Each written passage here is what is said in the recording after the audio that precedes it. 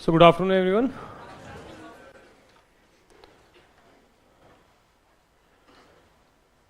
So we are basically going to discuss the mains questions from the modern history, world history and post-independence India. So there were total 4 questions from these sections.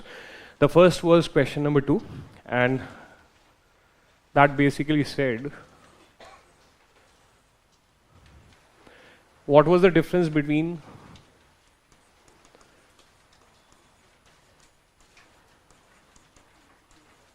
Mahatma Gandhi and Rabindranath Tagore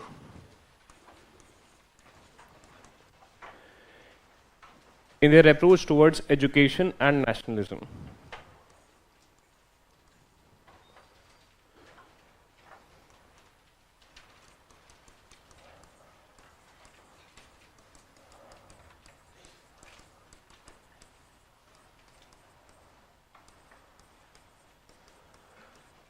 Right, so the question is simply straightforward. Important aspect ये नहीं है, देखो ऐसे तो you can simply ask ChatGPT also. Why to be here? You know, what is the value addition? So how should the mind of the student function? That becomes important. So A, from the perspective of the trend of the UPSC, if you notice the past 5 years, 7 years, then yes, UPSC has asked about ideologies and comparisons between different people. For example, they asked about Mahatma Gandhi's ideology, right? Or for Gandhiji, constructive work was very important. So in another year, in the last 5 years, they simply asked about constructive work also. That is nothing but part of the ideology, because in constructive work, you will be talking about why part of things also and not just regular constructive work. Then UPSC also asked another time the difference between the approaches of Netaji Subhash Chandra Bose and Mahatma Gandhi. So therefore, from how do you analyze the previous year questions, right? There is no shortcut. When you analyze the previous year questions, you are not looking for any shortcut. You are basically trying to see that for UPSC, what is important and how UPSC is asking questions. X and Y is not important. Compare X, compare Y. From my perspective, that X, that Y can be anything. Right? But the point is that, okay, ideology is important for the UPSC, and if UPSC can ask comparison with Netaji Subhash Chandra Bose, then why not UPSC can ask comparison with Bal Gangadhar Tilak? Why cannot UPSC ask comparison with, Rabindranath Tagore like they asked? So this is how our mind should work. That is with respect to the trend aspect. Second aspect is the mind should work in a broad way, right? It should like you open one door and then you see 3 doors, then aisa kaam karna chahiye. So what is the broad overall theme? Well, Mahatma Gandhi's core theme was basically A, his ideology was of non-violence. Second, morality or spirituality. And obviously, he led the Indian national movement, and therefore, he was one of the top nationalists which we had. And the question is asking about education and nationalism. On the other hand, what was the ideology of Rabindranath Tagore? Now, if you study modern history, then the contribution of the Rabindranath Tagore to the Indian national movement is as such absent, right? Social reforms, maybe you do not talk about Rabindranath Tagore, right? Rabindranath Tagore is more about ethics. He is a thinker, right? He is a global thinker, right? He is a champion in the domain of art and culture. So you'll study much more about Rabindranath Tagore in ethics, right? So he actually comes of more use in ethics and in essay and these kind of scenarios, right? But fine. Usse mein kya pata chala? We get to know that UPSC, right? As I say otherwise also, in how many years our school education got completed? In 14 years. In how many years our college education got completed? In 3 years or 4 years. It is for administrative convenience purposes that we divided it into 4 years or into 14 years or 12 years. Right? Similar is the scenario with the UPSC syllabus. It is only for the purposes of administrative convenience that UPSC has divided, and what UPSC, it's like what we humans have divided the different disciplines into, right? So where we need more focus on society, we came out with sociology. Where we need more focus on individual's psyche, we came out with psychology. So basically otherwise everything it is a GS, and history is like a GS. Right? What is history? Is nothing but GS before this year, right? Hello. Common sense. No hello. Listen to me. right? So Rabindranath Tagore, the core feature of Rabindranath Tagore was that he was internationalist. And second thing that we know is that he was also a great personality, great thinker with respect to art and culture. And we call him Gurudev, right? So from that particular perspective, we can look at his education and all of these things also, right? So हमको कुछ नहीं पता अभी. This question is, let's say you are first attempter or second attempter, and for you this question is a bouncer. So how should your mind function, right? Begin with those things which are the core features of these two particular leaders, and then try to analyze education, and then try to nationalism, and then try to apply these core features in the domain of education and nationalism, right? So for example, first of all, if you begin with education, so Rabindranath Tagore, because he is an internationalist and because he is focusing on art and culture, right? Don't you think that a person who is an internationalist, then we should know what is the meaning of internationalist? Internationalist is a person who does not, nation is summation of people who feel one, equal and supreme. Internationalist is a person who feels that the whole world is one nation. That is internationalism, right? European Union is a supranational organization. United Nations is a supranational organization. Europeanness, Vasudhaiva Kutumbakam, these are internationalism concept. Workers of the world unite, said Karl Marx. He was an internationalist. He did not care that whether you are German or a French, you are a worker first, right? So in the domain of class, he implemented internationalism. Simple concept, right? So therefore, naturally, with respect to education, Rabindranath Tagore will be focusing on study of multiple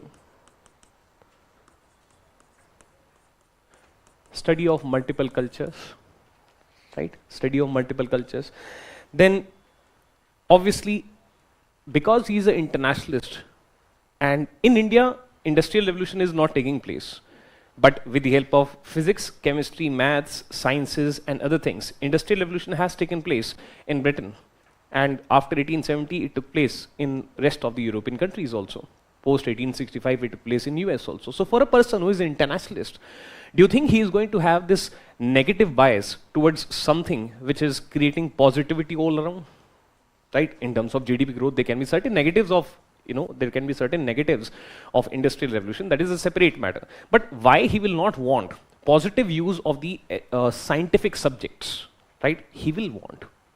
वो internationalist हैं, तो जिस तरीके से the way in which education has progressed in the west leading to industrialisation of the economy, development of machines, innovations, why he will not want those things to be there in India? Obviously he would want, right? In India kya? Everywhere he would want, because he is an internationalist, right? So therefore curriculum will be not just focusing on multiple cultures, but curriculum will also be focusing on multiple disciplines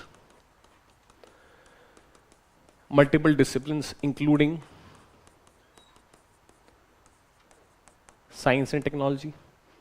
You're focusing on this question from a logical perspective on science and technology, right? And obviously, because he's a person of art and culture, so multiple cultures, so fine, you can say, different talents, right? Study, well, the point is key, I have an advantage because I had psychology, but there are multiple intelligences. Multiple intelligences mean a sports person is intelligent from the perspective of, kinesthetic intelligence, right? Similarly, a musician is a person who is intelligent in a different manner, right? And here we have a person who is famous for art and culture, right? So he would want development of aesthetic sense, or in general, study or the content should be such that different kind of abilities, right? Which can say, English word hai aesthetic sense, right? Or isko thoda sa elaborate karenge. So he would want music, he would want literature, he would want dance and other art forms,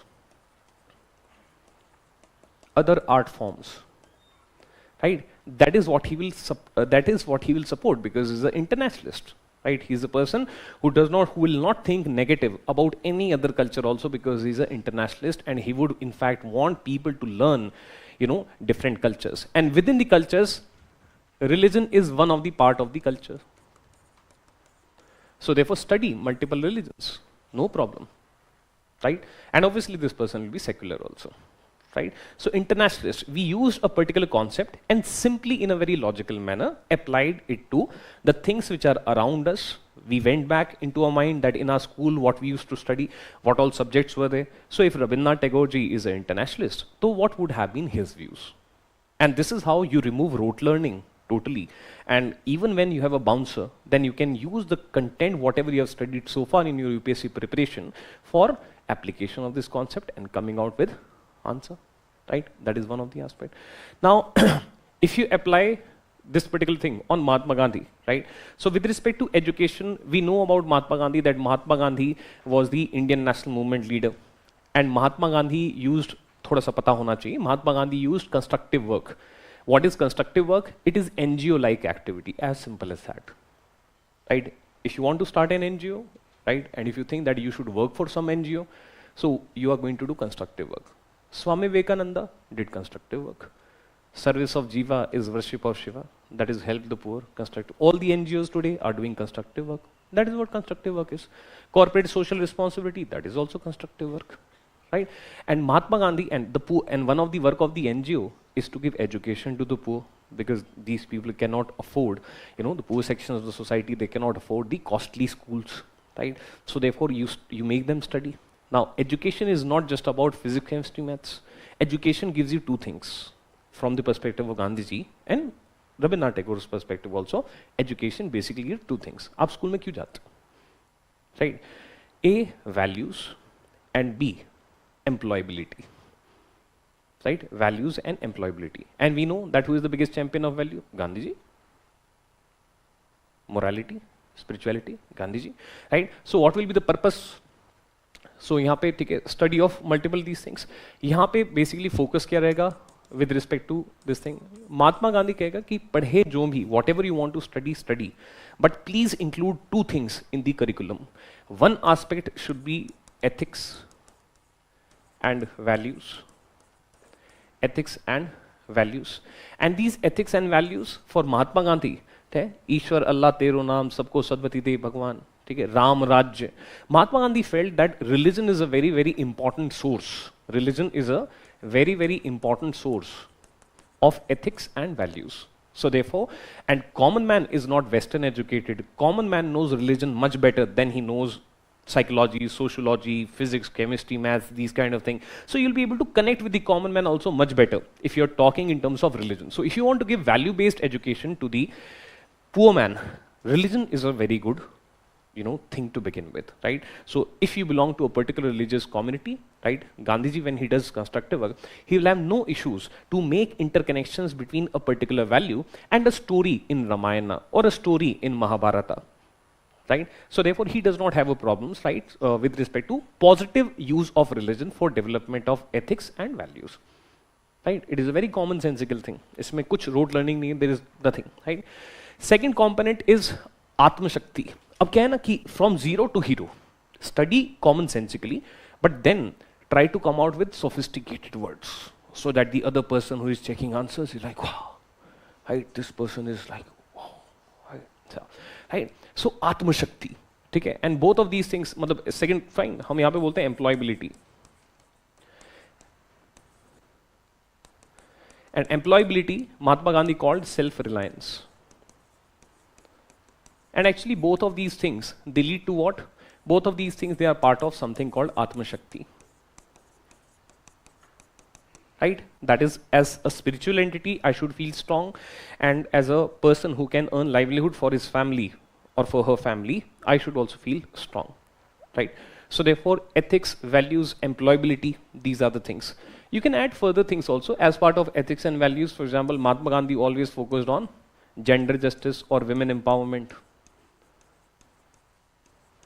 Right? So as part of the values, you can add women empowerment. As part of the values, you can add non-violence. Right? As part of values, you can add a word called morality. Right? So therefore, this becomes the purpose of Mahatma Gandhi. Okay? Education as part of values, for example, social unity. Gandhi did so much with respect to upper caste versus lower caste, with respect to Hindu versus Muslim. Gandhi did so much, right? And through education, you try to build social unity, right? So therefore, this will be the purpose of Mahatma Gandhi. and that will be the purpose of Rabindranath Tagore, right? That is the idea. Now, if you talk about, let's say, place of education, interconnection is very important. Second component in why do I say interconnection? Because when we study education reforms, as a student, we tend to not interconnect. We study education reforms as a separate entity, and we really hate it. And once we are done with it, after that, we'll see you some other day. Go, tata, bye bye. Right? But if you do interconnections between a topic which may not be that interesting or whatever, with other topics which are interesting, then you can come out with these things. For example, in the education reforms, we study about Vadhar scheme of education that was implemented in 1937, right?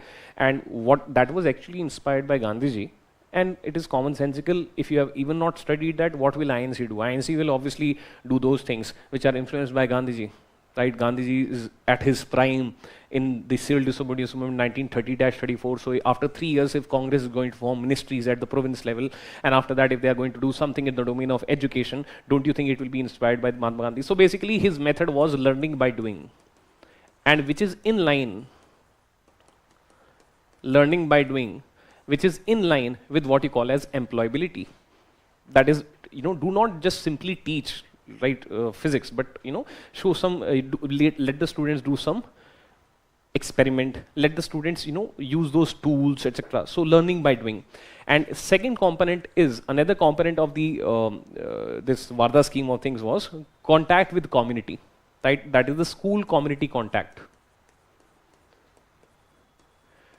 So if I'm teaching you permanent settlement, I should take you to Bengal. If I'm teaching you Jodhpur, and just in case if we are in Madras, then we should go to some agricultural field, maybe see for ourselves that okay, this is what irrigation is, this is how a high yield variety of crop looks, etc., etc., whatever, right? So therefore, that was the focus of Mahatma Gandhi. Whereas, अब ये थोड़ा सा अलग हो जाता है, but fine. Rabindranath Tagore ji wanted study to take place in natural setting. Kind of similar, but here focus is more on community, whereas here focus is more on natural setting. Natural setting will include this also. I'm not saying that this is a difference. There are many commonalities also, because natural setting will include what I just said with respect to Gandhiji also. But because he's an aesthetic person, art and culture related person, so therefore, nature ke paas jao. Okay, that was one of the focus, right? So this is what is there. So this is how you can compare. Isme you can do further subdivisions. You can say that curriculum, it is based on this, goal is this. You can structure it further into subcategories. For example, you can say goal of education for Mahatma Gandhiji was ethics and employability, ethics and self-reliance. Then you can mention that therefore curriculum of education would be focused on vocational training. These kind of things you can mention.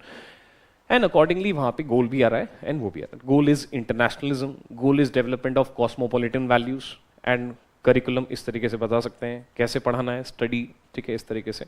तो this is how we can say, ठीक है. तो ये education में ये वाला चीज़ आ जाएगा. You can give certain examples also that Rabindranath Tagore ji, for example, he established Shanti Niketan in 1901, and later on, he also started a university, Vishwa Bharati University, right? So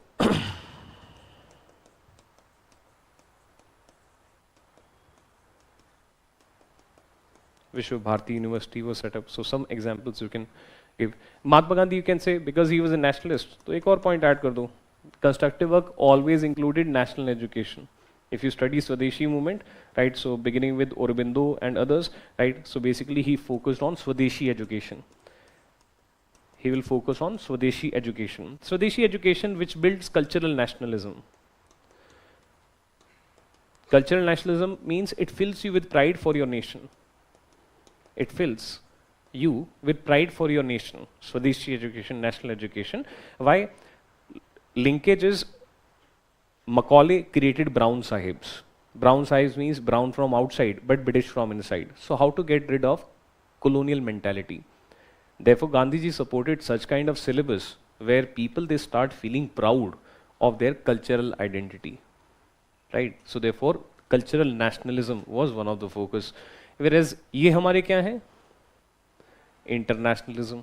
ये क्या focus करेंगे, study of multiple cultures, right? तो आप ऐसे difference भी आप निकाल सकते हैं, ठीक है ना? तो इस तरीके से ये दोनों चीजें, this is how you can compare with respect to education, right? 150 words are there, you can note down later on, ठीक है ना? तो we have to save time from the video etcetera, can note down अगर कुछ नहीं हुआ तो. Second component is nationalism, right? So on one side you have Mahatma Gandhi, on other side you have Rabindranath Tagore. With respect to Gandhiji, so if you talk about, let's say, concept of nation, right? So for Gandhiji, if you study about Gandhiji, he was in favor of civilizational basis. Civilizational basis of nation. Therefore, he is against Western concept of nation. He is against Western concept of nation. For that, first of all, you need to know what is nation. Nation is summation of people who feel one, equal and supreme. So, why are you an Indian? Why are you a French? Why are you a German? The Westerns, they used to say, that very shallow concept of nationalism was there of the West. If you look same and if you open your mouth and then you speak the same words, then you know you are one of us.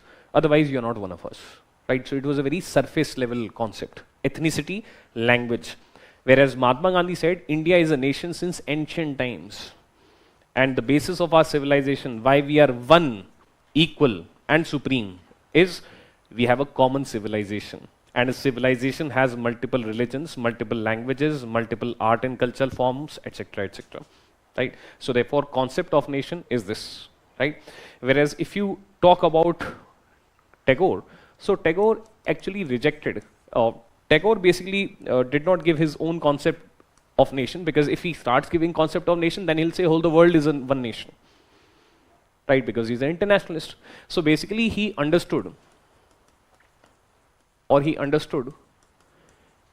the word nation as defined. He understood the word nation as defined by the West. And West mein ethnicity and language, right? That is, if these two things are same, then you are one of us, you are part of the nation. If these two things are different, then you're not one of us, you're not part of our nation, right? And from this understanding, because he accepted this definition, therefore, because he is an internationalist, therefore he rejected the concept of nation. And if you'll ask Tagore that what is a nation, he'll say whole world is a nation, which you are calling internationalism, right? So that is the difference with respect to the concept. Second point, because Tagore accepted the definition, this definition of the word nation. So if you'll ask Tagore that whether India was a nation, Tagore will say no, right? If only ethnicity and language, they are the basis to say whether we are a nation or not, then to India has multiple ethnicities, India has multiple languages. So on that basis, in the past times, India was not a nation, right? So India was not a nation in past. That will be the view of Tagore. And for Tagore, इससे कोई problem नहीं है. Tagore is an internationalist. For Tagore, there should not be any nation. In the world, there should not be any nation. Because if you define a nation on the basis of ethnicity and language, this is a very parochial, very narrow view. So one should not think that Tagore is anti-India. Tagore is anti any nation. Tagore wants the world to be one nation. Concept-wise, as we have said, so for Mahatma Gandhi, India is a nation since ancient times. Since ancient times. Why? Because of common civilizational values, common civilizational ethics, which are, for example, if you want to understand, like there are different religions, or there are different religions which have originated in India. Many of these religions, they have a lot of common philosophies. right? That is our ethical values, or that is our civilizational values. You can give it different format. You can choose any container, but 80%, 70% of the things, right, if they are same, that means there is some least common denominator which is there, which binds us, right? So that is what Mahatma Gandhi said. Then what was the goal of nationalism for Mahatma Gandhi? So Mahatma Gandhi wanted, so Mahatma Gandhi was against violent nationalism.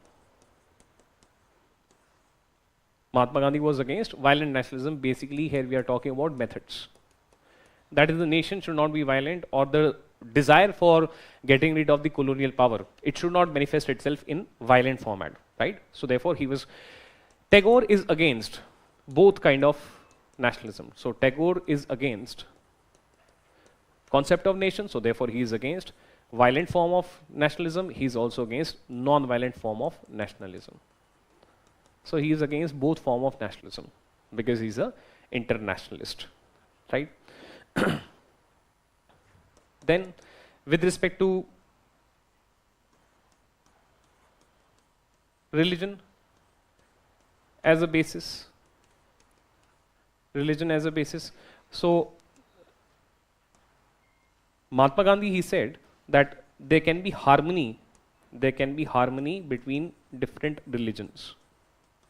Harmony between religions, right? So Mahatma Gandhi is not against religion. There can be harmony between religion, and therefore religion can also strengthen nationalism. Religion can also strengthen nationalism. Whereas for Rabindranath Tagore, it is going to be a repeat. So because he thinks of nationalism as defined by the West, so in that particular case, there cannot be any harmony between multiple religions also. Because if you add religion also to the ethnicity, so therefore he'll say, against, he is totally against the concept of nation, right? So basically he says that if religion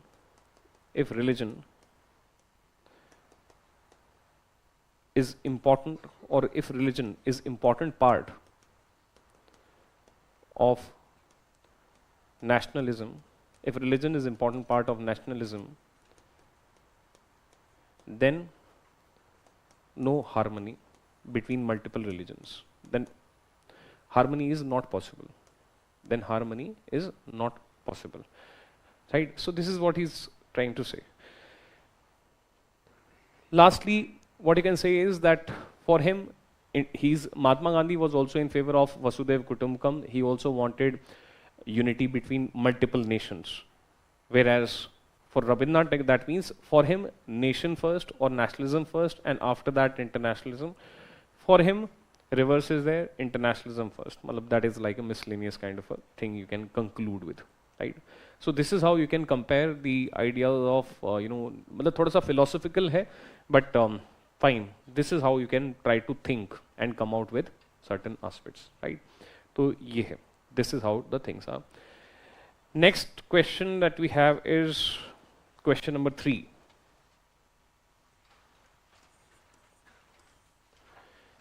Question number 3 says, bring out socio-economic effects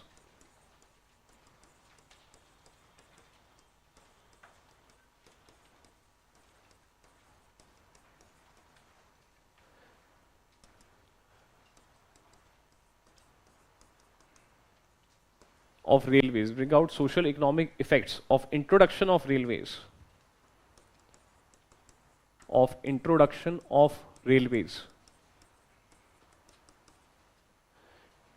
In different countries of the world.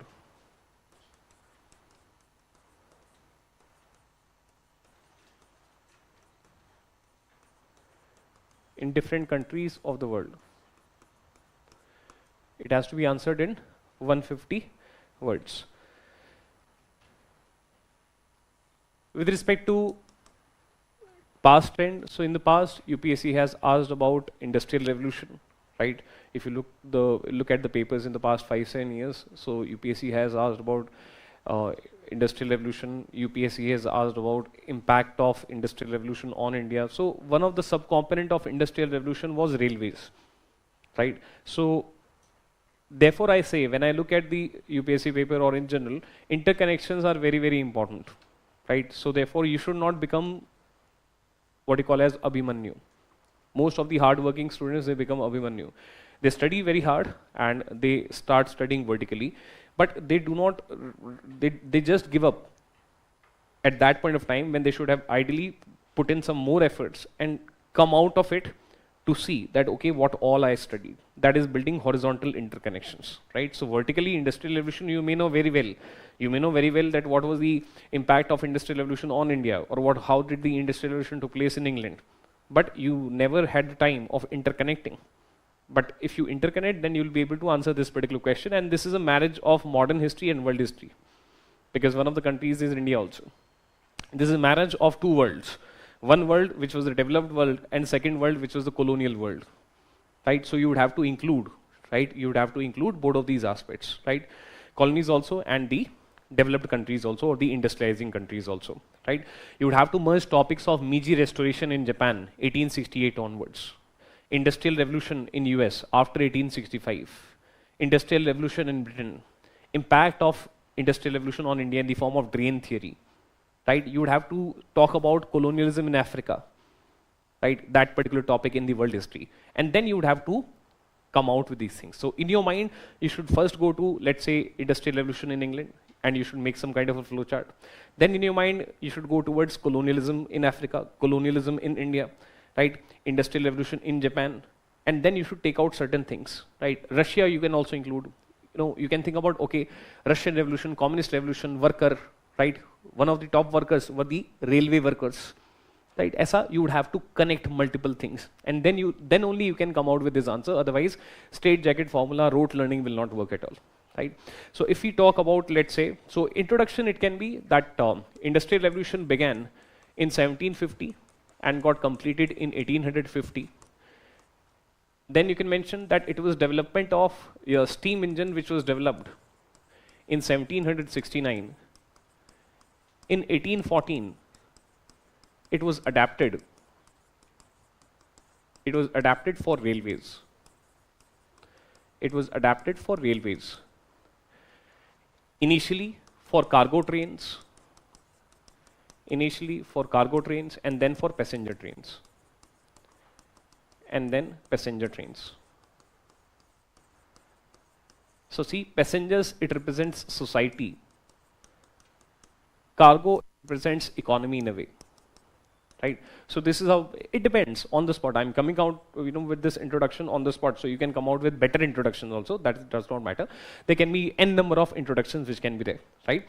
And then you mentioned that this had huge impact, huge socio-economic impact. That is, you basically repeat the language of the question in slightly different words, and you add some elaboration to the question itself, and fine. That is a very simple way of giving introductions and conclusions, right? So actually introduction or conclusion देने के दो तरीके हैं. एक तो तरीका है, the first way is you simply repeat the question but in different words. That is the easiest. And second is that if you can do some interconnection, right? In the interconnection with the past, in the introduction, or interconnection in the future, in the conclusion, right? So another introduction can be that Industrial Revolution began in Britain in 1750 and then spread to US and rest of the Europe and also Japan from middle of 19th century. Railways was an important part of it, right? And this resulted in huge socio-economic impacts. There can be n number of introductions, anyways, right? So if you talk about socio-economic impact of introduction of railways in different countries, so if you begin with one broad thing is that industrial revolution, it resulted in what all things it resulted. See, अगर हम economy में सोचें, ऐसा mind map बनाना है. Economy में सोचें, the first aspect that comes is GDP. Then second aspect is there are different sectors which are there in GDP. Next aspect is that economy, there is element of geography also. That is connection of what you call as buyers with sellers, connections of buyers with sellers, connection of raw materials to factories, and then connection of finished goods to buyers, right? Economy में ये होता है. और economy में क्या चीज होता है? इकोनॉमी में चलो उसको सोसाइटी का पार्ट भी मान सकते हैं. So therefore these are the aspects of the economy. Second component of industrial revolution, if you talk about society, then in society they are different. The first thing that comes to mind is in society there are different classes. One of the class is capitalist class. Another class is working class. Third class is, if you talk about the handicraft sector, that is artisan class. Then peasants are also there. That is agrarian economy. So in society there are classes which are there. Then there are landlords also, that is landed class. In society there are genders, that is men, women. In society there are age-wise also. Age-wise categories are also there. So for example here relevance, it is about of children. Right? In society there can be movements related to the working class. So for example working class movement. Right? So मतलब ऐसा कुछ आपको mind में आप ऐसा map बनाना. ये मैं आपको आंसर नहीं बता रहा हूँ. I am saying that this is how your mind can work in the exam. Just try to organize your thoughts into something and then start thinking about it. Right? Now if I start thinking about this, what do I get? The first component that comes into operation is economy. So fine. One of the positive aspect with respect to economy was that there was GDP growth. There was GDP growth. And GDP, which was smaller earlier, gradually it became very, very bigger. Because machines, they can engage in rapid production of goods. Right? Machines, handicraft sector person produces goods in a very slow manner. Whereas machines, they produce goods in a very big manner. Right? And initially what was there? This was the agriculture sector. And this was the artisan sector or the manufacturing sector. But after this, what happened? This became the agriculture sector and this became the manufacturing sector. So GDP did not just increase, but GDP also got diversified, right? The economy became industrialized, right? So ये pie chart जो है, this will change for you. That is one of the aspect. Second component is that as economy is expanding, a very natural product of this is that employment opportunities will increase. So there was increase in employment. A lot of jobs were created. And these jobs were new jobs. These jobs were new jobs. Right? Third point, that since the economy is expanding, so can we say that industrial revolution, it also resulted in availability of investment opportunities, which was the class which benefited the most. If investment opportunity for the capitalists. And in fact, you can further add that earlier it was the traders who dominated. Traders are a capitalist. But what do? They purchase goods from one place and sell it at another place to earn profits. But factory owner is a different kind of capitalist, who you call industrial capitalist.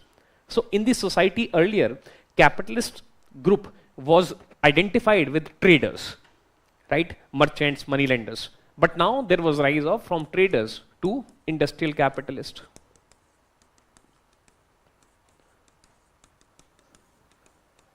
So therefore, again, the nature of the capitalist, like here, the GDP nature changed from agriculture to industrial. Here, nature of capitalism is also changing. If you want, you can write mercantile capitalism to industrial capitalism. From mercantile capitalism, mercantile capitalism to industrial capitalism. Why? Because you have mentioned that a lot of investment opportunities also got created for the capitalists. Why? It is basically taking place because of railways. It is basically taking place because of railways. If GDP has to increase from this industrial sector to the industrialized economy, there has to be movement of goods from one place to another. These goods, right, these vehicle or these goods or labor, raw material, finished goods, all are moving with the help of railways. They are moving with help of railways. Employment increase, new jobs where? Because of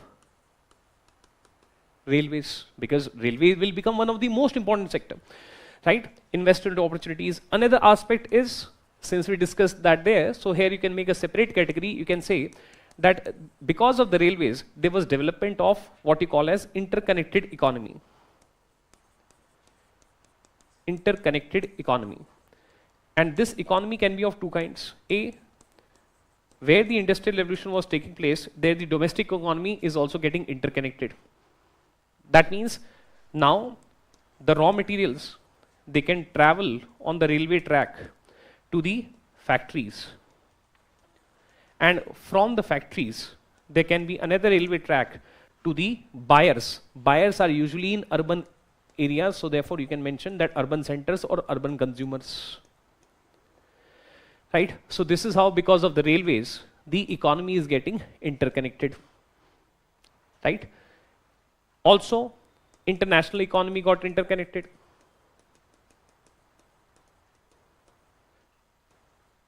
And here, not just railways, अब railways थोड़ी समुद्र में चलेंगी, railways will not travel in the oceans. But what is happening is that from this particular point, there is a railway line, and this is a port. And fine, then ship is there, that is a separate matter. And then let's say there is another country where there is another port, but again there is a railway line. Finished goods can move through this network, raw materials can move through this network, but ultimately a global economy, a global village in the domain of economy got created. An interconnected global economy got created because of rail to port infrastructure. Rail to port infrastructure.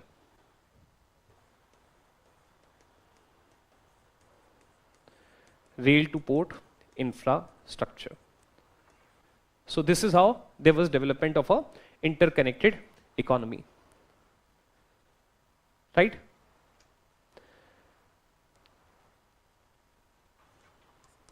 Another component that you can mention is, you can talk about some negatives now. For example, the railways, it basically resulted in what? There was rise of what you call as working class movement. There was rise of working class movement. Why? Because the workers engaged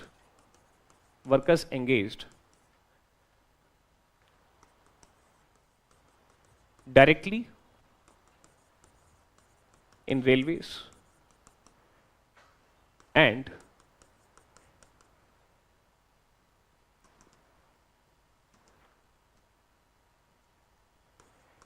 in sectors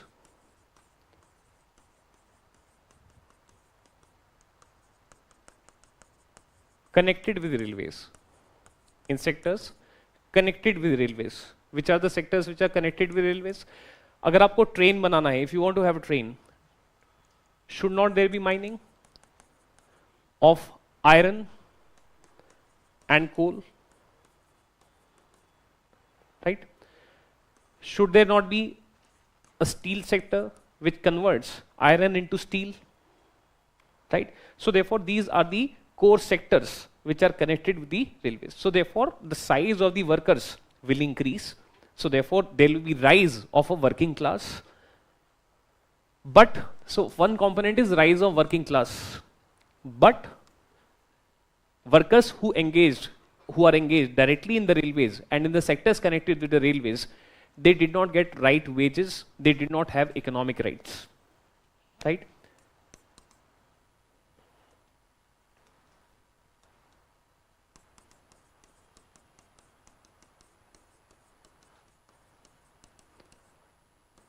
They did not have wages, They did not have social security. They did not have wages. They did not have social security. And therefore, there was rise of working class movement. And in this working class movement, the railway workers, they were the leaders, or the railway workers, they played a very important role. The railway workers played important role. How did they play an important role? When you think about working class movement, the first thing that comes to your mind is Russian Revolution. So in the Russian Revolution of 1905, in the Russian Revolution of 1917, Russian Revolution took place 3 times. Once in 1905, then in February 1917, then in October 1917. And in these Russian revolutions, the workers played a very, very important role. In fact, it resulted in birth of a communist state, right? So therefore, working class movement or class movement is part of society, right? Economically negatively impacted, risen politically, right? So this is what they are doing. Plus, in India also, the first strike that took place by the workers, it was actually by the railway workers. First working class strike, organized strike, it was in 1899. There was this signalers strike. Signalers strike. Therefore, by using one example from India and by using one example from the West, you can say that railways resulted in increase in number of workers, therefore rise of a working class. But this working class was not having rights, therefore there was rise of working class movement, which is a socio effect, right? Political effect also in that particular sense. Next that you can talk about is, for example, you can talk about impact on colonies.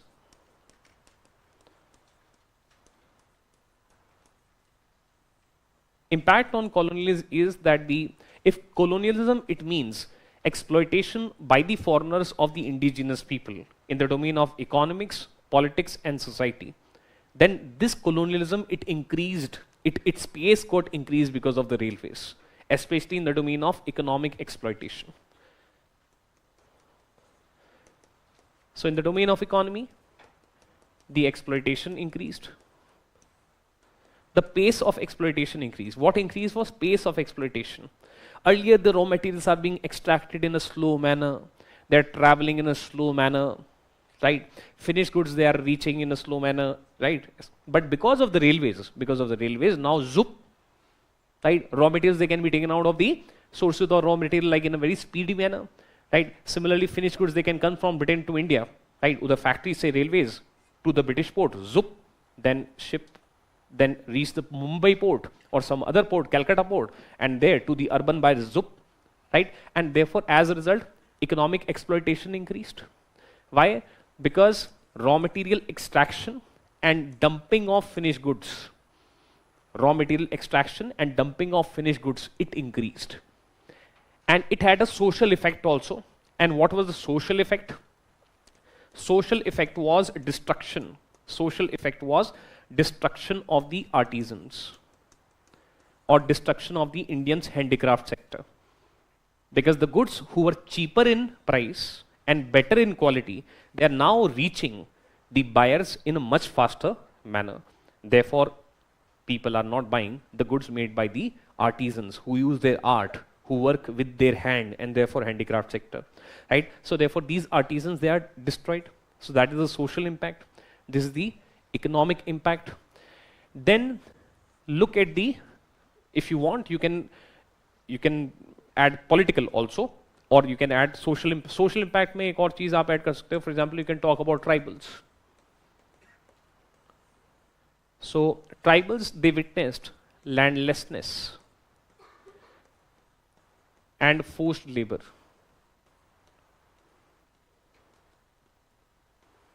Forced labor. And they also lost access to their forest produce. And what is this forest produce? This forest produce was called timber, because timber was used in the railways. Because, for example, in the case of India or in the case of US also, when the railways expanded, so land acquisition was done.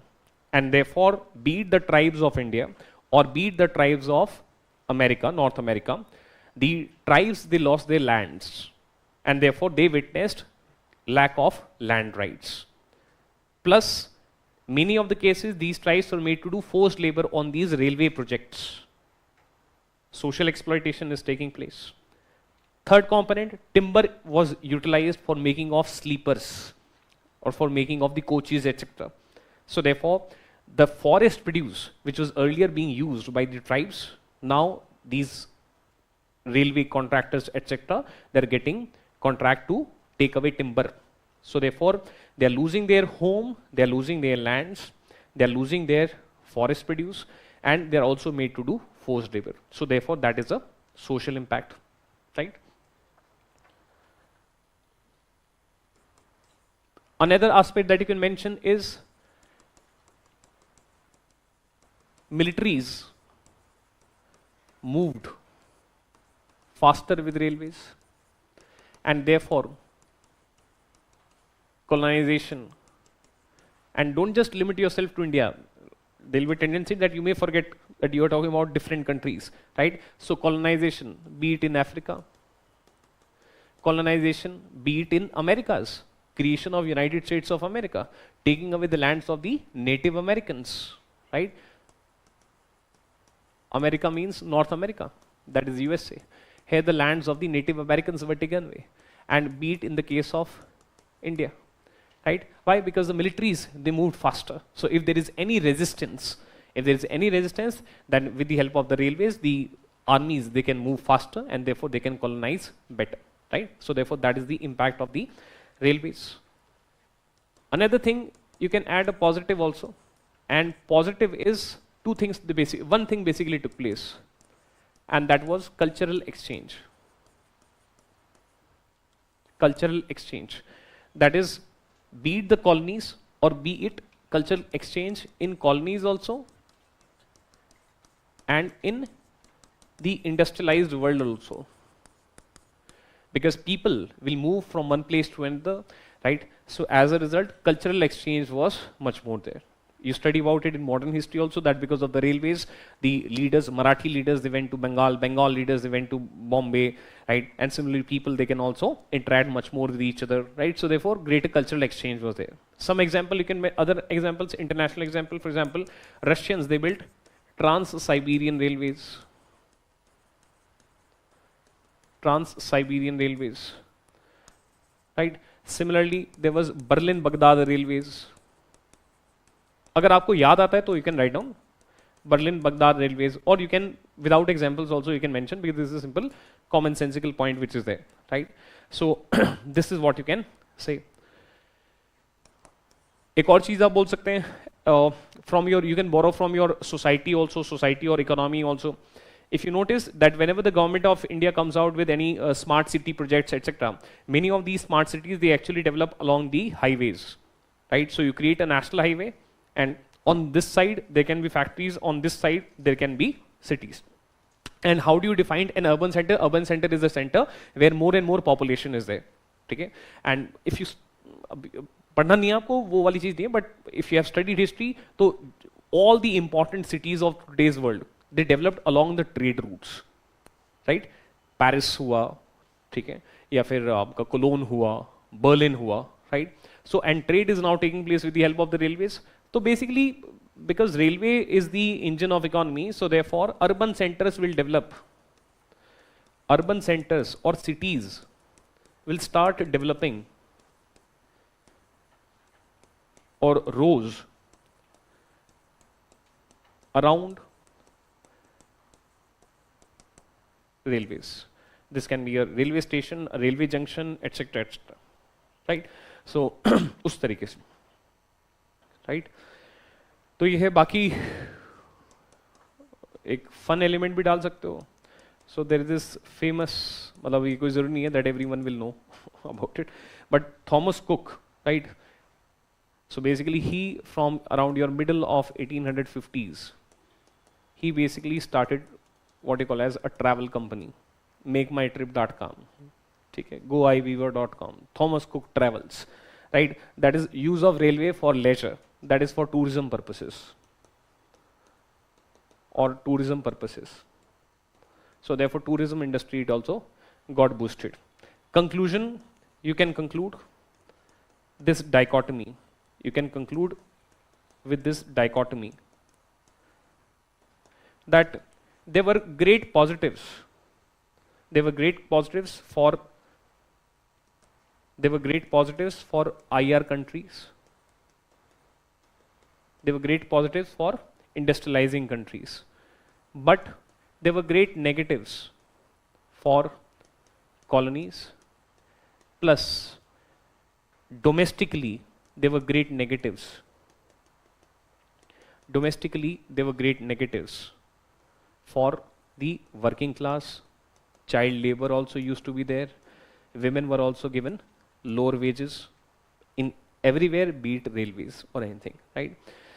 So, and this was brought to notice by Mahatma Gandhi when Mahatma Gandhi said that railways is looting India. Railways is looting India, right? So from this, so dichotomy is there. Railway Amrit bhi hai, railway Vish bhi hai. Railway is a boon also, it is a bane also. This is how you can mention, or this was the impact of the railways in the domain of socio-economic impact, right? Then next question that you have is question number 13. Question number 13 is very simple, right? Those students who have studied from me, उनके लिए तो ये तो मतलब हम करते हैं क्योंकि इसलिए, बाकी ऐसा कुछ वो नहीं है. Those students who have studied anywhere, ठीक है, be it vision, be it outside vision, this is a core topic, but ठीक है, हम इसको थोड़ा मसाला लगा के पढ़ाते हैं इस वजह से, तो बड़ा मजा आया मेरे को. So the question is, how did the colonial rule affect the tribals in India? And what was the tribal response? It is, if you look at this particular question, you can, in a very simple manner, you can learn so many, such a simple, but one of the most important thing of UPSC. Whenever you are studying anything, right, ultimately you should analyze three things. If there is any event, any phenomenon, why that event took place. Second, features of that event. And third, consequences of that event. If you'll copy this from the coaching institutes, it will not go here. But if you'll do it on your own, then it will be permanently stored here. And among these three also, what is most important is why and consequence. The features part, the what part is relatively less important, right? Because why we should study history as a bureaucrat? The mistakes which were done in the past, why did they happen? And what were their negative impacts and how to prevent them? And the good things which were done in the past, why did that happen? Why did they happen? And what were the positive consequences, right? So basically it is about learning from history. Those features are less important. You know, that, you know, this battle, you know, XYZ person attacked this person here, then that person there, etc. In fact, ये भी point आप रविन्द्रनाथ टैगोर में कह सकते हो. रविन्द्रनाथ टैगोर कहते थे, do not invest time in study of wars when you study history. Study culture. ठीक है, वॉर्स क्या स्टडी करो, इसने इसको मारा, इसको तब मारा, एक्सेट्रा. ठीक है, स्टडी कल्चर, ये वाला पॉइंट आरबीटी में भी ऐड कर सकते हो with respect to curriculum, right? And look at this question. Question is, how did the colonial rule affect? How colonial rule affect? How colonial rule affect tribals in India? Tribals in India. And what was the tribal response? And what was the tribal response? What was the tribal response to the colonial oppression? Tribal response to the colonial oppression. 250 words it is to be answered. Look, what was the impact of the colonial rule on tribals, right? And but both of these are basically what were the reasons why the Britishers oppressed the tribals? Impact, this and this is part of the impact, right? Consequences ही पूछा है, simple question, ठीक है ना? तो ऐसा, तो बहुत simple है actually, ठीक है? स्टोरी की तरह सुनाऊं थोड़ा सा, है? तो स्टोरी की तरह अगर ऐसा सुनाए तो एक तो पहले स्ट्रक्चर चलो बना देंगे आपका, बट स्टोरी की तरह हल्का सा बहुत जल्दी से स्टोरी सुन लेते हैं. So in general, how tribals are different from peasants. Tribals are different from peasants in the sense, tribals can also be peasant, just that tribals, they live in hills and forests. That is, they are geographically separated. Because they are geographically separated, so therefore they have always, their interaction with the people of the plains, with the outside world, was relatively less. And therefore they used to enjoy autonomy in their society, in their economics, in their politics. In politics, there was tribal chief who used to decide everything, right? In a way, he is a democratic choice of the tribals, by whichever system they are following, right? In the domain of economy, there were two kind of tribes. One who were peasants, that is occupation-wise, kisani karte the. Second, they were hunter and gatherers. That is those who used to hunt animals and those used to gather forest produce for consumption, hunter-gatherers. And at times they used to sell these things to the people of the plains. Right? So this is their economy. In the domain of society, they had their different kind of religions, different kind of practices. Right? In terms of polity, tribal chief, tribal laws, tribal code of conduct used to operate. That is their particular way of life. Which marriages are right, which marriages are illegal, social laws, wo bhi unke apne hisab se. Everything was as per themselves. Okay. But then what happens, and the Indian rulers, they used to respect their autonomy. But Britishers were lalchi kauwe. Okay. Britishers were greedy. So when the Britishers, they came, right, they're like, what was the source of why did the Britishers colonize India? The Britishers colonized India because they wanted more money. How did they want more money? They wanted more money in the form of land revenue, that is the taxes. So why these people are not paying taxes? So therefore the Britishers, they expanded their land revenue systems into these areas. Which were the land revenue systems of the Britishers? Permanent settlement, farming system, 1772, permanent settlement, 1793, Ryotwari settlement 1801, 1820, and then Mehalwari settlement 1822. These were the four land revenue systems of the British. In the permanent settlement, what they used to do, for example, broadly, permanent settlement thodi discuss karna hai. Broad things are there. Either you make a big landlord, or you create the Ryot as the land owner. So impact kya hai?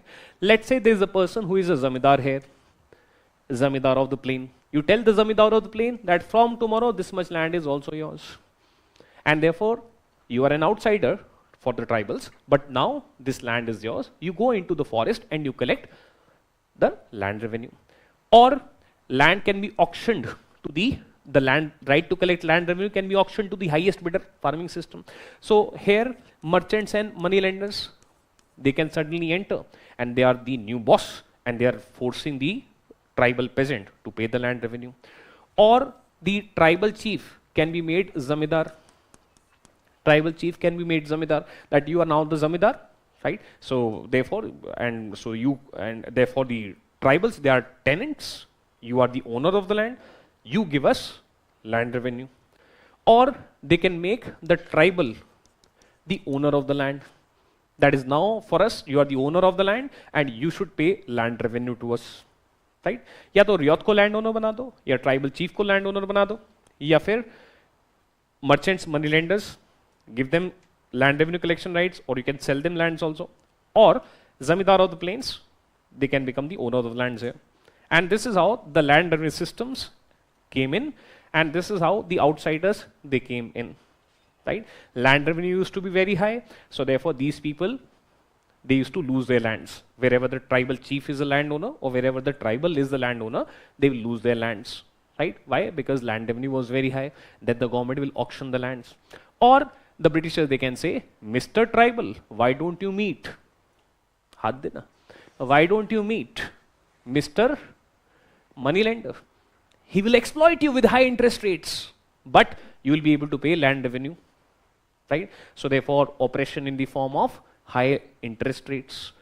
There will come a day when you will not be able to pay the loan, and therefore, just in case if the Britishers they made you landowner, then you are going to lose that land to the moneylender. And this is how oppression of the outsiders, Indian Dikus, outsiders were of two kinds, Firangi and Indian. Here the Firangi outsider is the Firangi law, but the person is the Indian outsider, right? Second, for example, the Britishers, they wanted land revenue, so they banned hunting. Why? Because they wanted the hunter-gatherers to pay some money. So therefore, they wanted to change their occupation, right? They banned jhum cultivation, which is slash and burn cultivation. Why? Because they wanted settled peasant communities. If I am a British officer, I came and did all the survey, etc. I told you, Mr. Tribal One, you should pay this much amount of land revenue from this particular plot, okay? When I came to collect the land revenue, yahan sab धुआं धुआं. Everything is burning, right? Everything is burning. So therefore, what to do? ठीक है? तो ऐसा. तो settled peasant community, तो shifting cultivation was banned, right? Their focus is only money. So this is how their way of life is changing. I was a hunter-gatherer, but now change. ठीक है? ऐसा. Overall ये हो रहा है. Then land acquisition because of railroad projects, made to do forced labor on these projects. So this is how outsiders are also coming. Forests Act said that these forests are reserved forests. Tribals are not allowed here. These forests are protected forests. Tribals can be here, but they cannot sell the forest produced to anyone. Third category, uncategorized, open to all. Right? So this is how broadly the things are taking place. Right? We will apply CPC, IPC, CRPC to the tribes. So the tribal chief feels that till yesterday, I was the political person. Now these British district magistrates, etc., they have come. So basically, broadly, this is the aspect. And on these aspects, you can categorize your answer into. First point, you can mention about autonomy.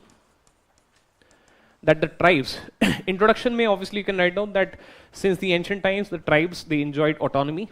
Right? There was limited interaction with the people of the plains, but the Indian rulers did not hurt the autonomy and the way of life of the tribals. That can be the introduction. However, these things changed with colonial rule. First point, you mention autonomy, and in the domain of autonomy, you can say that the tribes, the tribal chief, and the tribes, they lost their political autonomy. They lost their political autonomy. Why? Because British laws by British officers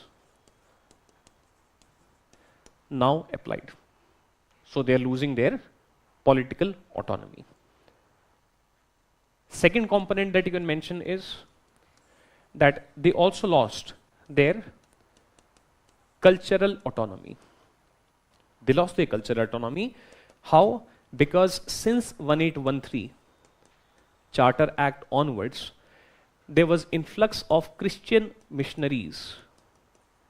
There was influx of Christian missionaries. There was an influx of Christian missionaries hurting the cultural practices of the tribes, or religious conversions are also taking place, and as a result, they are losing their cultural autonomy. Right? Third component that you can mention is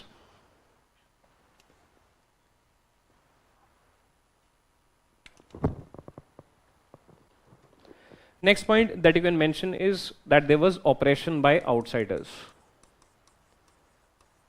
There was oppression by outsiders. Oppression by outsiders. And outsiders were of two kinds, British and Indian. British outsiders in the form of British laws plus British businesses who invested in railroad projects, mining projects, timber projects, plus Christian missionaries, and obviously the British officers. So therefore these are the British outsiders. Then there were Indian outsiders in the form of zamindars of the plains, in the form of merchants, in the form of moneylenders, in the form of Indian employees or Indian agents of British businesses.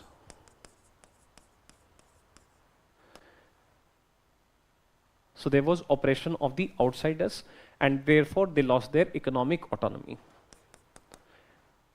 Right? This is what you can say. Next point, you can mention that these people, they lost or they witnessed landlessness, and loss of home. Landlessness and loss of home. Why? One reason was land acquisition because of different projects, right? And therefore loss of home also, right? Loss of home, right? Again, because basically it is because of land acquisition. Another thing that they are losing is they are losing their right to forest produce. They are losing their right to forest produce. How? The Indian Forests Act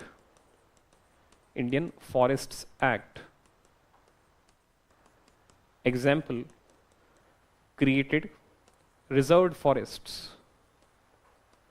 where tribals, they were not allowed, and protected forests where tribals could not sell the forest produce.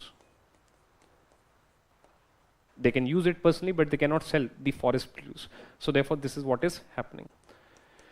Then another component that you can mention is impact on livelihood or way of life. Their way of life changed. Their way of life changed. How? Because of influx of outsiders. Way of life or livelihood. Influx of outsiders and British. Outsiders and British laws. And here you can talk about the LR systems which were brought by the Britishers in the form of permanent settlement, zamindars of the plains, they are made owners of the land, or tribal chief is made the owner of the land, etc. Land revenue systems. Then you can mention example, jhum cultivation, it is banned. Hunting is banned, right?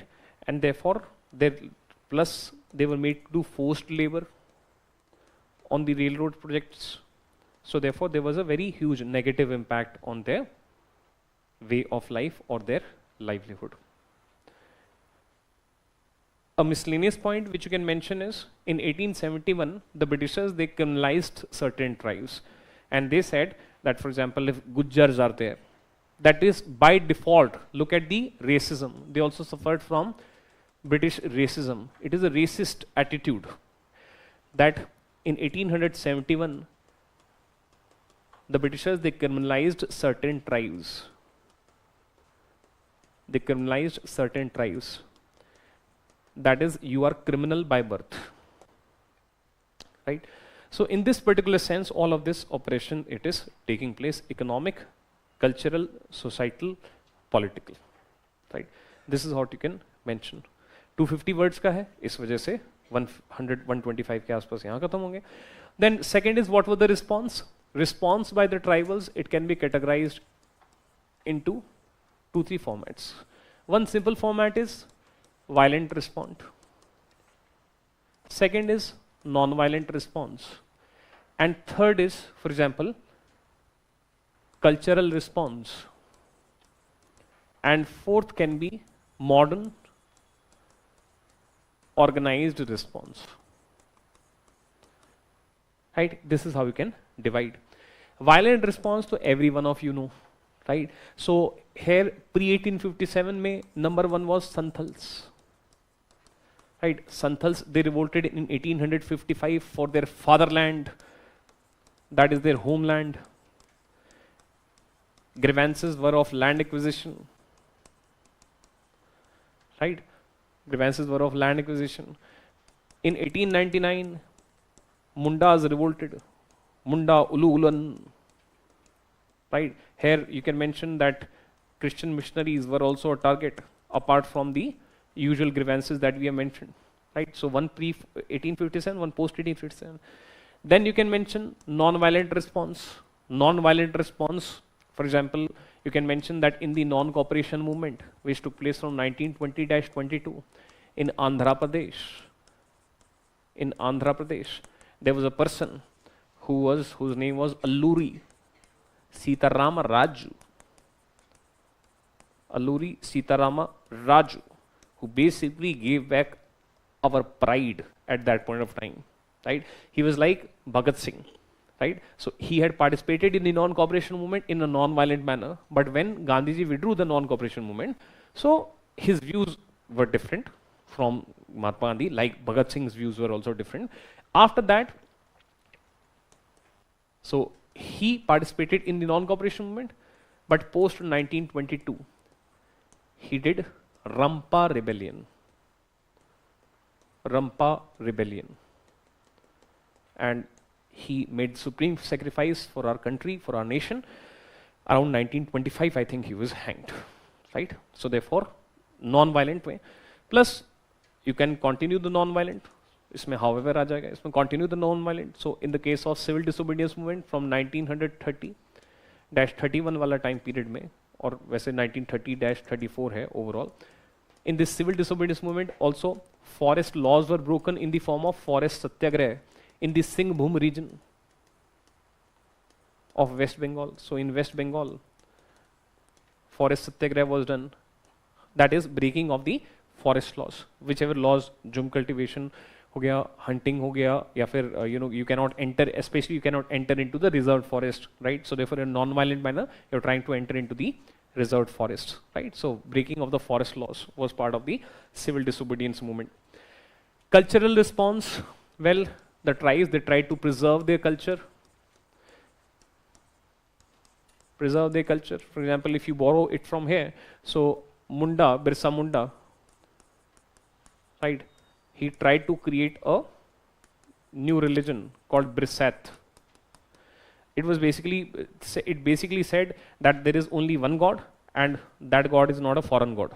But basically it is against Birsa Munda. He started a Brisat as a religion, or he highlighted this thing where he basically talked against the foreign God. Right? So they tried to preserve. Anyways, modern organized response. So for example, in 1935, this organization was set up called All India Tribal League. All India Tribal League was set up in 1935. Or you can say that अगर आपको ये नहीं भी याद है, then you can mention that at least post 1947, after 1947, the tribes, they campaigned for their separate state, example in the form of Jharkhand, right? They campaigned for tribal rights and the constitution also. So post 1947, the government also and the tribals also, both of them, they are trying to give a organized benefit to the tribals. इस तरीके से you can conclude. Last question that we have is, जल्दी करो, late हो गए. Next question is question number 17. Right? Question number 17 says, from being net food importer in 1960s, from food importer in 1960s, from food importer in 1960s, India has emerged as a net. So today we are a food exporter. Today we are a food exporter. Question number 17 to the world. Provide reasons. Provide reasons. And you have to answer in 250 words. Provide reasons. So this can be considered as part of economics also. This can be considered as part of post-independence India also. As I told you, history is what? History is general studies before 1947, modern Indian history. What is post-independence India? The history before after 1947, right? And history is what? It is general studies of everything. So when you study history, you come to know about kind of like everything, right? So anyways, from food important in 1960. Introduction wise, here you can simply mention, you can borrow from post-independent India, you can begin with the impact. So for example, you can say that during 1965 war,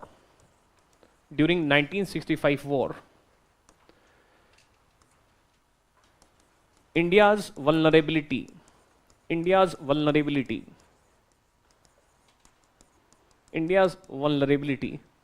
at the rate food security, at the rate means with respect to food security,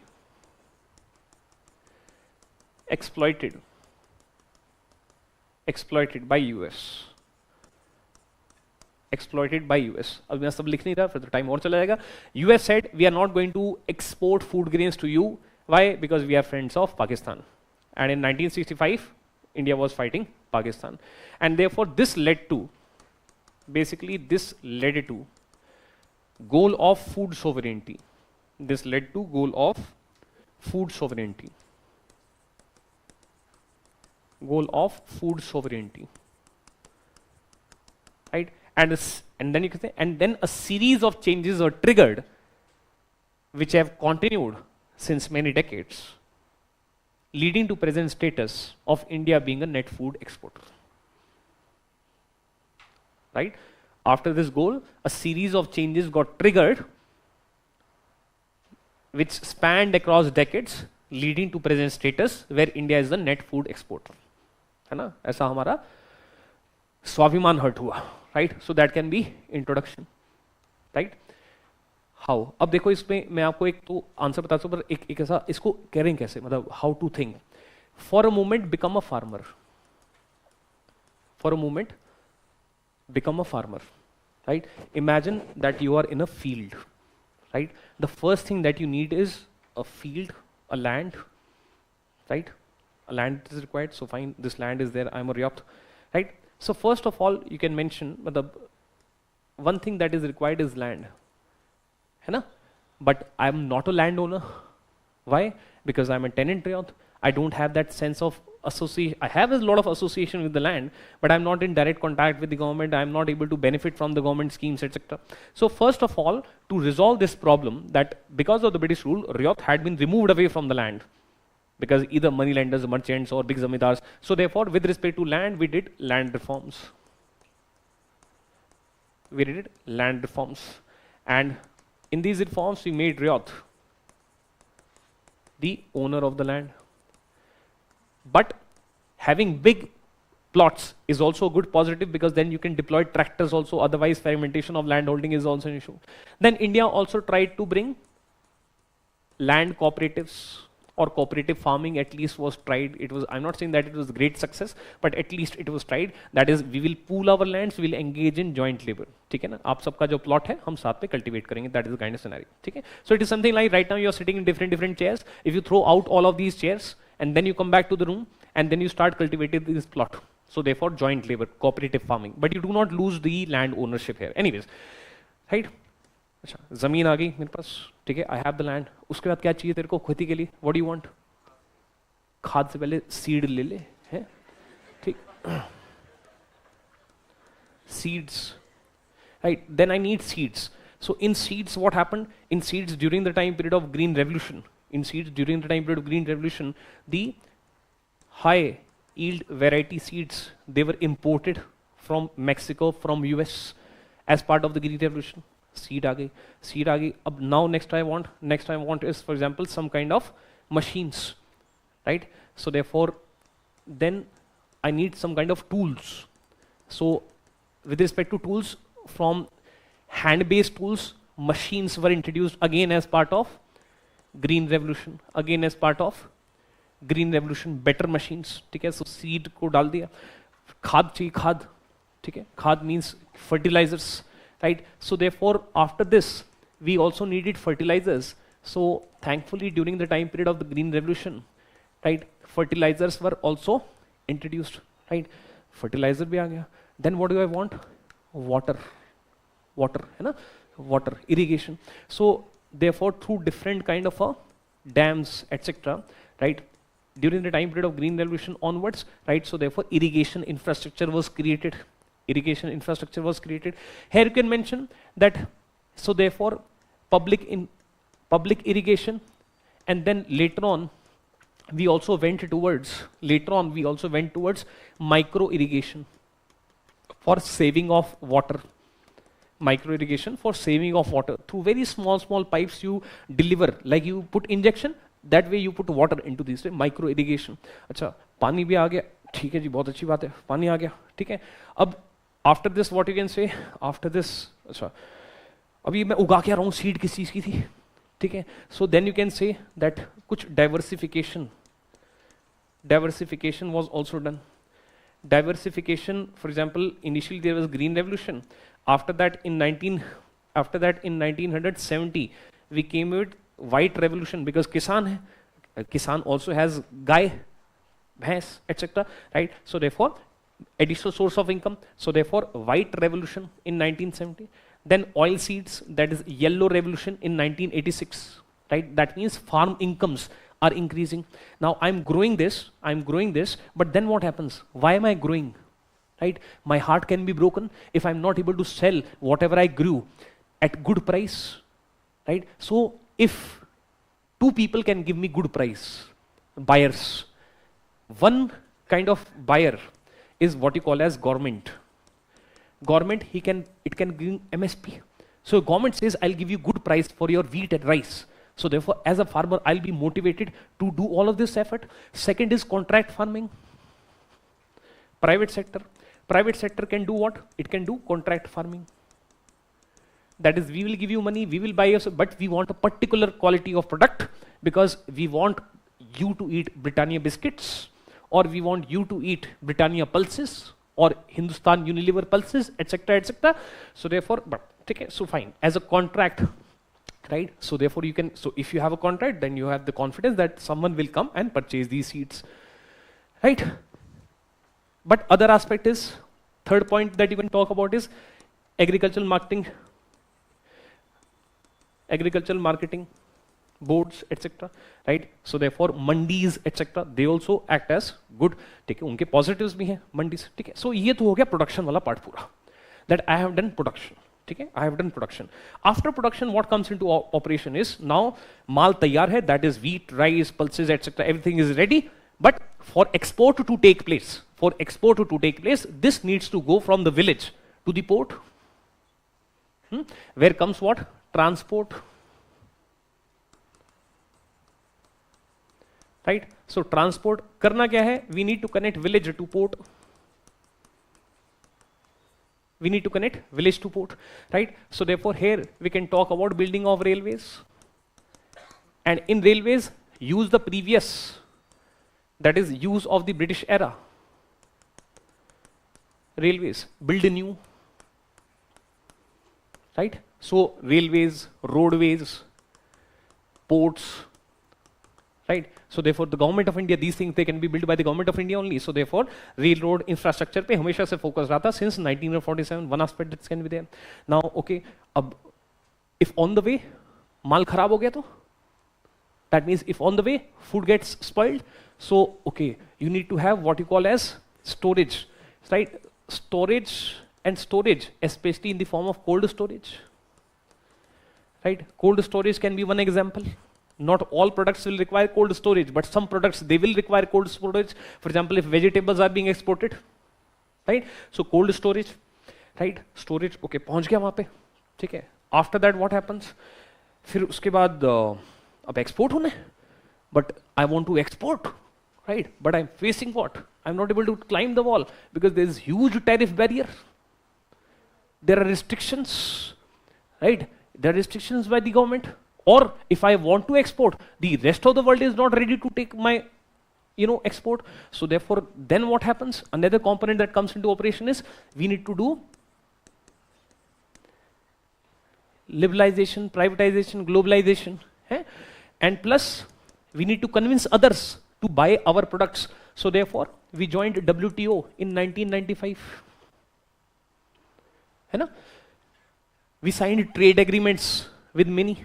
Right? So because of being part of the WTO, the rest of the world is ready to take our products. Why? Because we have done LPG. So therefore, because we are also now ready to take your products, so they are also now ready to take our products. Import, export will increase. Right? Export के लिए ये तो होना जरूरी है ना. Right? So this is what happened. But when our product reached there, right? The Firangi Babu said,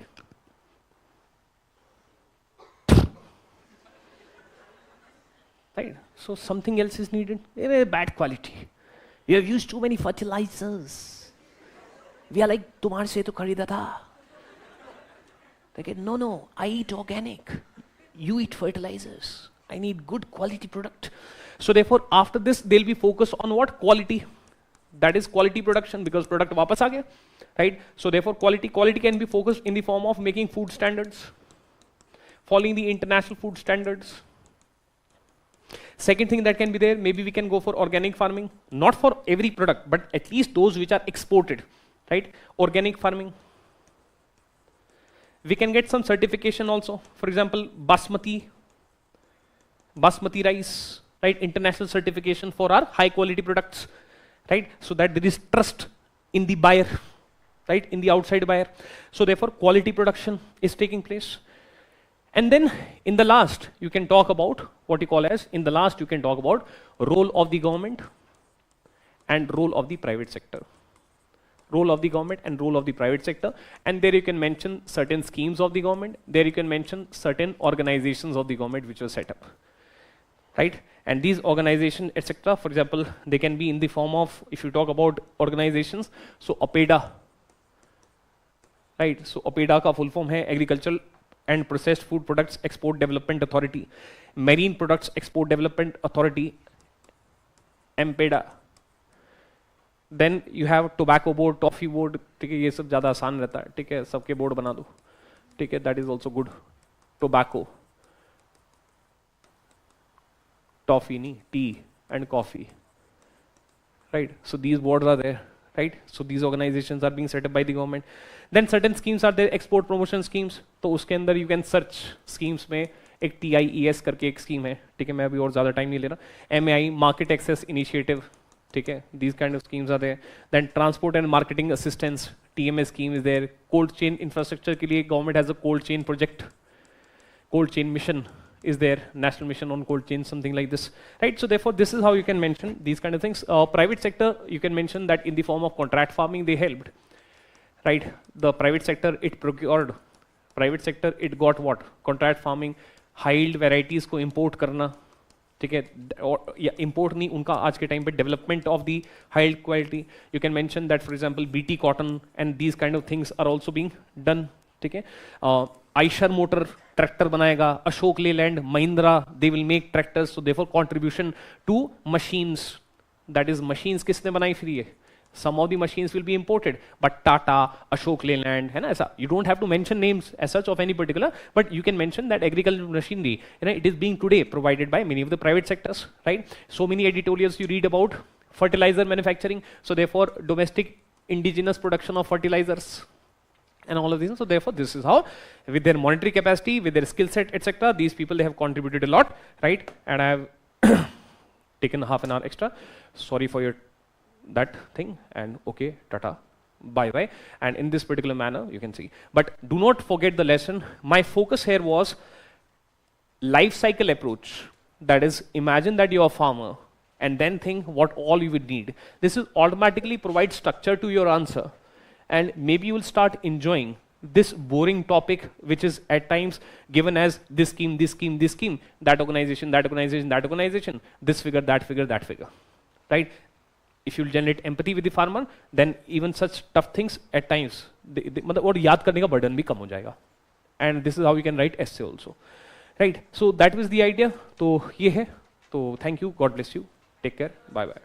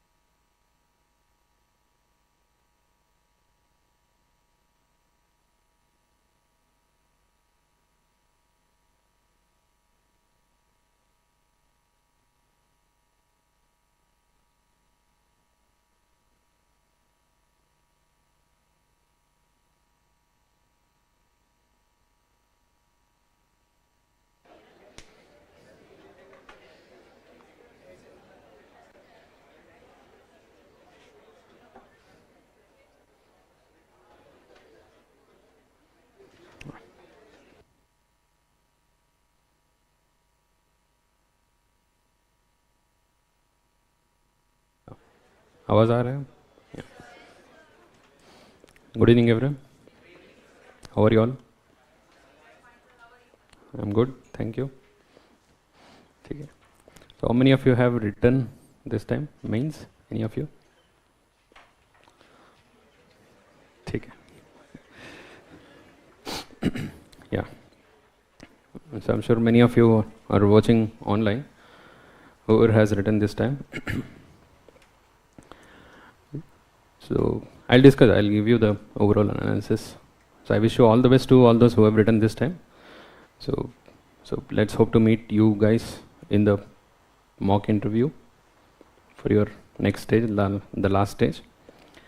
Okay. So coming to those who have not written and who are here to see this session, so definitely this is going to be more helpful for you guys. Okay, this will give you a thorough understanding of this year's paper, and I'll give you the pattern also since the last few years, how exactly it has changed and what is the expectation for the next year. So this is more important. How exactly we have to orient our studies, so in order to score well in paper 1. So I hope all of you have done your foundation course, basic preparation. So in the next 1 year, you are going to prepare for the prelims as well as mains. And this is the time you have to actually concentrate more on the mains. Okay, so till December, January taka. See, this year paper, the general studies paper 1, coming to the geography questions. So yeah, you guys tell me, like, how was the question? Kaise laga? So your opinion first, then I'll give you my opinion. So easy, medium, difficult? Medium. Okay. So all medium, no difficult questions? Okay. 1 or 2 difficult questions. Any easy questions? Easy questions? You know? Fjord? Easy question? ठीक है. ठीक है. See, the idea is to understand the pattern, to understand the overall change which has happened since last 1 year and last few years, and how to prepare for the next year, and is there any requirement of sources? Do you have to change any sources in your preparation? So all of this will analyze and discuss in detail. So before we begin, so we'll start with the most basic part. Geography का syllabus क्या है वो देख लेते पहले, है ना? तो for many of you have already shown this. Okay, so it's okay. We'll do it again. So we have 3 main topics given in the syllabus. Okay, so the main syllabus, the first, the salient features of world's physical geography. The second, distribution of key natural resources and the factors responsible for the location of primary, secondary, tertiary sectors.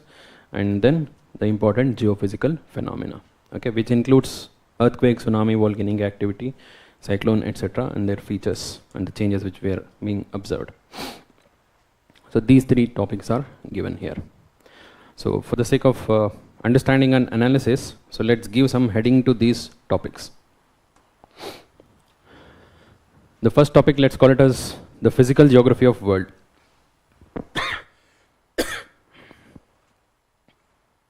Okay, so this is number 1 topic. And I hope all of you know this. This last topic is also related to the physical geography. But those changes which are currently happening, particularly the disasters and the critical changes which are being observed in the geographical features on the surface of Earth, whether it is mountains or the glaciers or the water bodies. All these is included in this topic. So let's call it as geophysical phenomena. The third topic would be the distribution of natural resources. We can call it as natural resources. And within this, we can identify 4th topic, factors responsible for the location of primary, secondary, and tertiary sector industries. So basically, we can call it as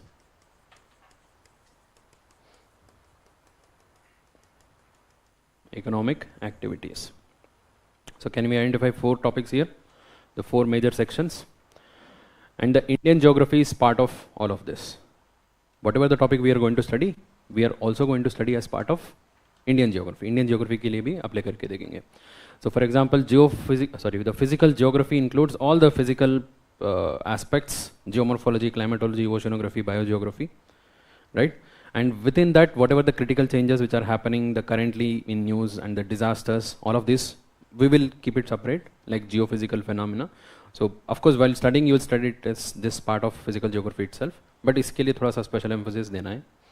Okay, since it is separately mentioned in the syllabus. And the third topic would be natural resources. That includes, most importantly, water resource, vegetation, and mineral, energy resource. Okay, so all the natural resources which are available on the surface of Earth. And then economic activities include the primary, secondary, and tertiary activities. Okay, primary activity, agriculture, mining, fishing. Secondary activity, manufacturing industry. Tertiary activity, services, transportation, trade, communication. All of this. Okay, so this is our syllabus.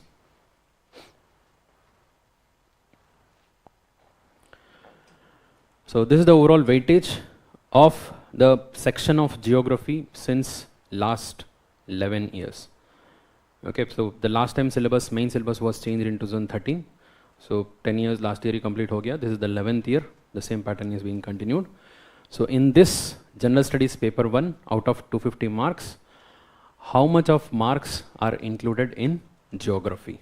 Okay, so initially you can see there was some amount of variation between 70 to 115. So now it is almost settled. So we can expect on an average 100 marks. It has been consistently 100 marks. This year also we have 100 marks out of 250, a total of 8 questions. Okay, total of 8 questions we can consider to be part of geography. So one question overlaps between geography and post-independence. Okay, so in fact there is one question overlapping between geography and society also. The question on urbanization, so it's between geography and society. And one question on the net importer, net exporter. So we can consider it as the question of both geography as well as post-independence. Okay, so including that, I have not included urbanization because that the major demand of the question is about the vulnerable sections. है ना, वो society में include कर सकते हैं. So but we can include the net importer, net exporter वाला question है ना. So that is totally related to agricultural revolution. Okay, agricultural revolution and the changes which have happened after the independence. So considering that, we have total of 100 marks out of 250. So this is with respect to weightage. And for your understanding, I have given all these 10 questions together. You can see this question. I'll just briefly introduce this, then we'll go in detail. Okay, we'll go one by one. So most of you would have seen these questions already. The first question is on the consequence of climate change on the food security. Okay, climate change and the food security. Second, regarding the fresh water resources. Third, जो most famous हो गया अभी, fjords. And the fourth, पूर्वैया, ये भी famous हो गया अभी. And the fifth question is the resource potential of coastline of India. Okay, coastline of India ka resource potential and their hazard preparedness. And the sixth question is on the natural vegetation, the overall diversity, what are the factors responsible for the diversity, and the significance of having these wildlife sanctuaries in the forest regions, rainforest regions of India. Okay, specifically about the rainforest region, not any region as such. And the seventh question is between the human development and the economic development. Okay, the comparison and between the human development, economic development. So you may ask, is this the question of geography? Yes, totally. Okay, so this is the traditional question between the economic geography and human geography. Human geography talks about the human development, economic geography talks about the economic development. Okay, तो उसी को ही application जैसे बना के question पूछा है. And this is regarding the agriculture revolution. Okay, including the green revolution and few other measures which have been taken. So total of 8 questions. So clear?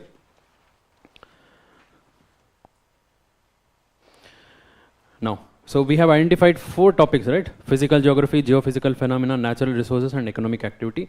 In these topics, how many questions have come from how many of these areas? Okay, let's just see this. So there is one question from physical geography, that is, I would say, the question on the monsoon, Purvaya. Okay, this is a proper physical geography question, physical geography of India. So it's about the way monsoon branch gets distributed. Okay, so we'll come to this question. So we can say the physical geography of India. geophysical phenomena, we have two questions. One is related to the climate change, another one is related to the fjords. So I'll tell you, I'll explain why fjords should be included as part of this geophysical phenomena. And there are three questions on the natural resources. Fresh water resource के ऊपर जो question था, coastline resources and then natural vegetation, all the three are resources. है ना? So resources in the context of, two in the context of India, one in the context of world. ठीक है? Economic geography, we have two questions about the comparison between the economic and human development, and then the net exporter of food. Okay, so agriculture topic में आ जाएगा ये. So this is in general applicable to Indian economic development. Overall development के ऊपर question है. This is in the context of agriculture. We have a total of 8 questions. So is that clear? इस साल का जो weightage है, so you can see maximum questions have come from these aspects. Out of 8 questions, 5 questions are from this economic geography, economic as well as the resources, economic activities as well as resources. So now let's compare this with the last 10 years of pattern. Okay, so if you compare this division of the sector subject wise, मतलब topic wise जो division है, let's compare this with the last 10 years of division.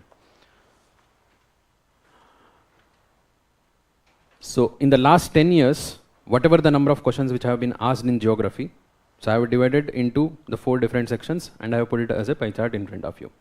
So in this you can see, so around 15% of the questions are from physical geography, around 37% of the questions are from geophysical phenomena.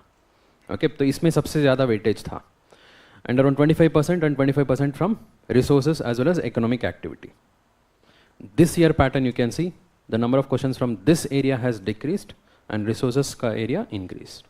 So ये almost same ही है, ये भी almost same ही है. Okay, so usually 1 or 2 questions will be there. This time we have 1 question from this physical geography of India as well as world, and then economic activity again 2 questions would be there. Here also 2 questions are there. तो यहाँ पर 2 question usually जो होना चाहिए था वो cut करके तो यहाँ पर डाल दिया. Okay, so the weightage in the geophysical phenomena has decreased and natural resources has increased. So what do we imply from this? Should we give more importance to natural resources? Yes, of course we should give more importance to natural resource as such, natural economic activity. Okay, so anything related to the economic activity we have to understand in more detail, because even if you see the prelims paper also, so there were good number of questions from the economic aspects. However, we cannot neglect this part. Okay, so this part has been, in the last 10 years, there were good weightage in this part and they are more related to the current aspects. तो इस साल बस 1-2 question नहीं आया है तो उसके चक्कर में इसको इग्नोर नहीं कर सकते. Okay, so whoever has studied thoroughly the physical geography as well as the geography of the India, they know this. The core of the geography lies in this area only. इसको neglect नहीं करना है. Okay, just based on 1 year pattern, we have to continue to give more importance to this area. However, इसमें usually neglected था, तो एक simple hint है, तो यहाँ पर थोड़ा सा और focus करना पड़ेगा. Economic geography, ठीक है? I have also divided the questions as per their nature. Okay, we have total of 8 questions. So there are 4 types of questions usually which are asked. The first type of question is static and basic. Okay, these questions which are asked directly from textbook. Okay, simple and direct questions. Okay, for example, any of the questions related to the formation of fold mountains. Okay, so our last year का जो question आया था, the primary rocks. What are primary rocks? Explain the characteristics, like that. Simple and direct questions. Second type of question is static and applied. Okay, these are the questions which are from traditional part of geography. Okay, traditional topics of geography.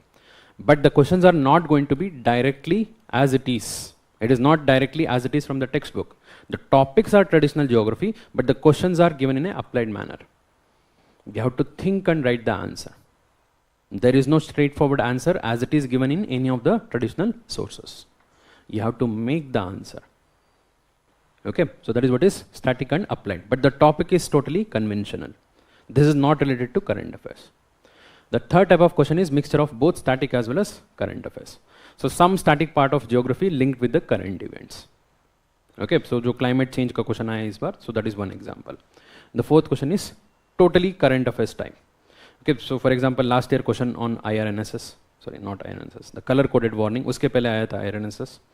Okay, colour coded warning on the cyclone warning system, है ना, तो जो IMD का colour coded warning के ऊपर last year question आया था. So that is the best example, totally current affairs question. ठीक है, we have 4 types of questions and this year 5 questions were totally from static and applied, 3 questions were static and current affairs. Okay, I will show you which one. You can see this. Consequences of climate change on food security, static plus current affairs. All of you agree? Okay, you have to link the climate change on the food security. Okay, climate change, of course, it should be considered as like some part of it is traditional part of geography. Okay, geophysical phenomenon में directly दिया है. Water resource, water crisis, again static and current affairs. This is currently in news. Environment में भी आप पढ़ोगे इसके बारे में, right? At the same time, like water resource is a traditional part of economic geography, natural resources का part है, आपको पढ़ना है वहाँ पर भी. It's a mix of both. Fjords, static and applied, because it is not a direct question on fjords. What are fjords? ऐसे तो नहीं पूछा है कैसे बनता है. And second part, most importantly, why they constitute some of the most picturesque areas of the world.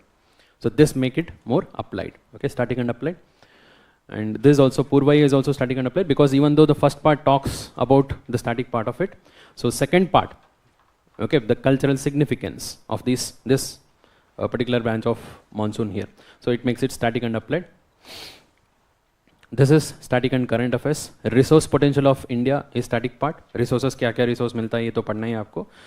But the preparation in terms of natural hazard, that is your current affairs. The current events which have happened, the current initiatives which have been taken. So that makes it mix of both. Factors responsible for diversity of natural vegetation. This is static but applied. Okay, so this is just not asking कौन सा forest मिलता है India में बताओ. So they're asking why there is diversity of forest. You have to think and write the answer. And second part also, ये भी थोड़ा सा applied part ही है. They're asking what is the significance of wildlife sanctuaries in the rainforest of India. है ना, ये भी सोच के लिखना है, ऐसे तो कोई कहीं पे भी आपको स्टैंडर्ड आंसर नहीं मिलेगा. And human development and economic development, this is totally static and applied part. So there is no direct straightforward here. And net importer of food, again static and applied. Because overview आपको देना पड़ेगा, तो not just one area. Okay, so you have to give the overview of all the different events which have happened.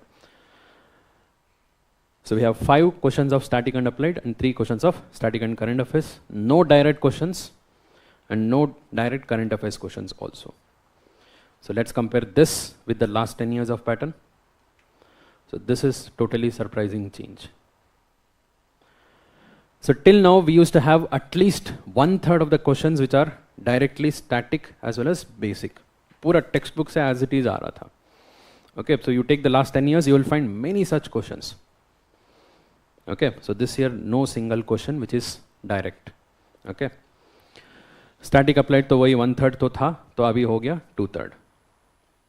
So here current affairs, traditional current affairs and static and current affairs, rest of it.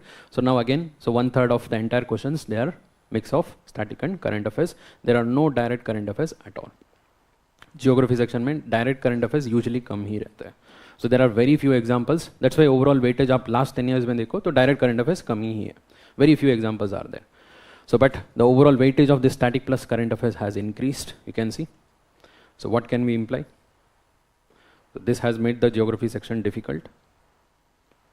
No, geography section is as it is, and the answer which you have to write ये भी ज़्यादा difficult नहीं है, provided you do some answer writing practice. Okay, so when you go through the questions, you will understand this. The questions appear to be difficult, but they are not difficult.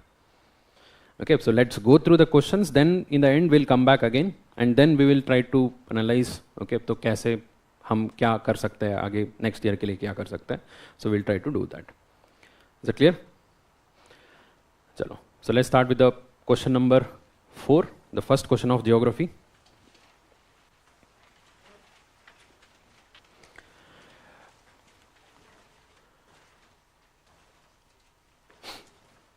See, the overall agenda of this part is to analyze the nature of questions and orient our preparation accordingly.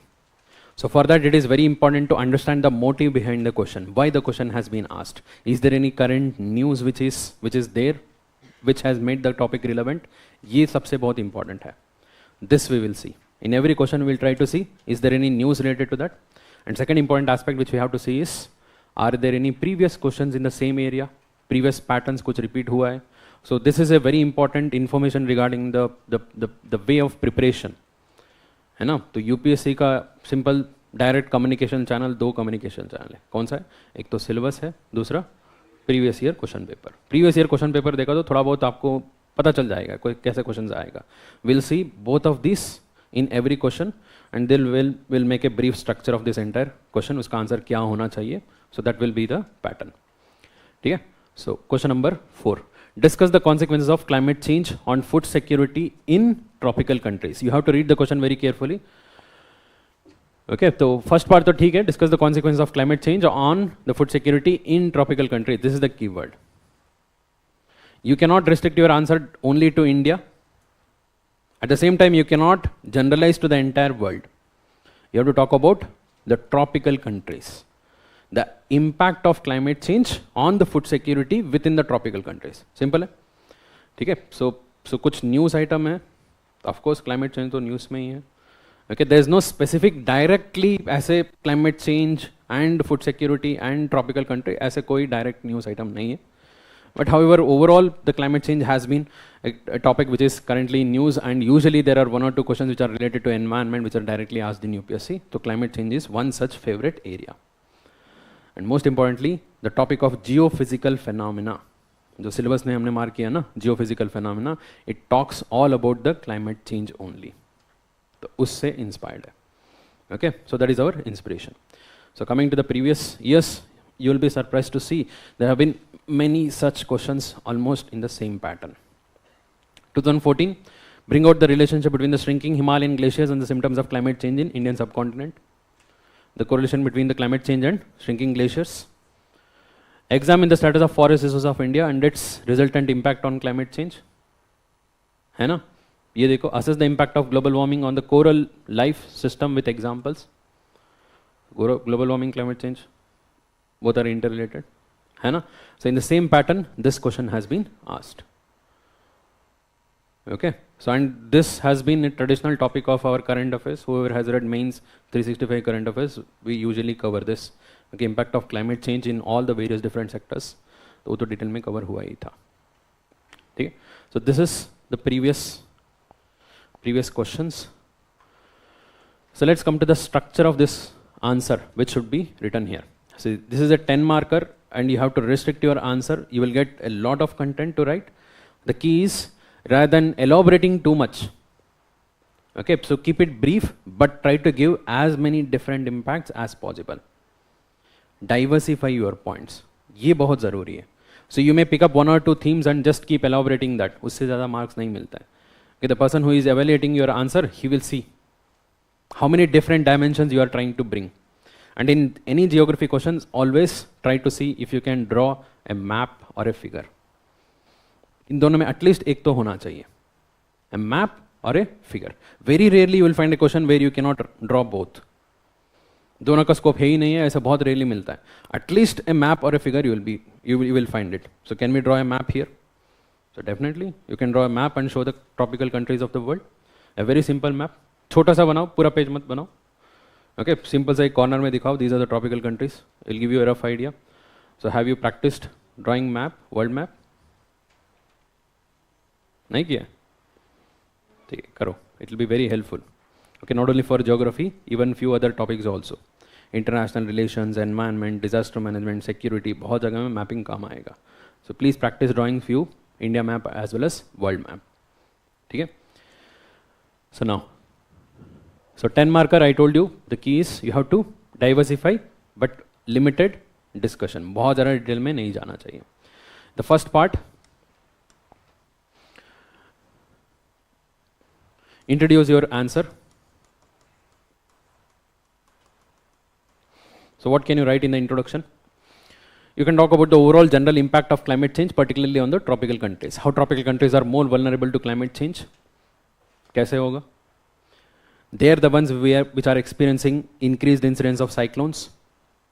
Okay, so increased storms, rise in the sea level, submergence of land, shrinking of glaciers. Okay, they are the ones which are most impacted. And second, what makes them more vulnerable? Higher population. Okay, so the major population of the world is concentrated in the tropical countries. So because of this, they are more vulnerable to the impacts of climate change. Okay, so briefly introduce this. Then directly come to the main body of the question, that is discuss the consequence of climate change on the food security. Okay, so directly come to the consequences. और कहानी नहीं चाहिए.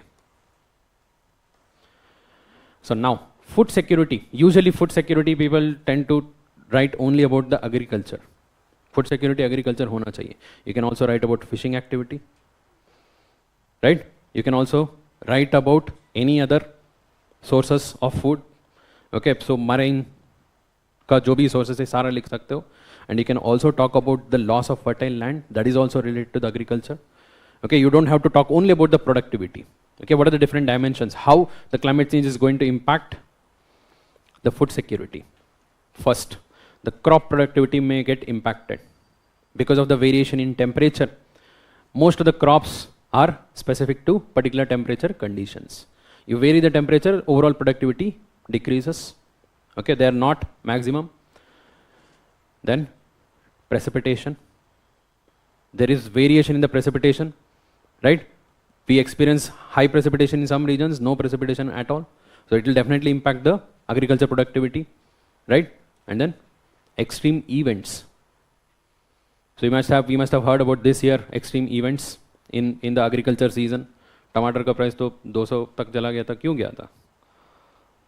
So because of unseasonal rainfall, right? And there was also some kind of virus, right? So all of this you have to explain with examples from the tropical regions. Tropical regions से example देके explain करना है. ठीक है? So and don't restrict yourself to India alone. ठीक है? And then you can talk about the availability of water. With the melting of glaciers, the water availability decreases for agriculture. Okay, you can give examples of the glaciers of Andes, the mountains of Africa. जिससे rivers आते हैं तो even they will get impacted, right? So of course include India also. India में Himalayas ही नहीं है. So we have Suleiman range, okay, so Hindu Kush range, and most of the countries of South Asia.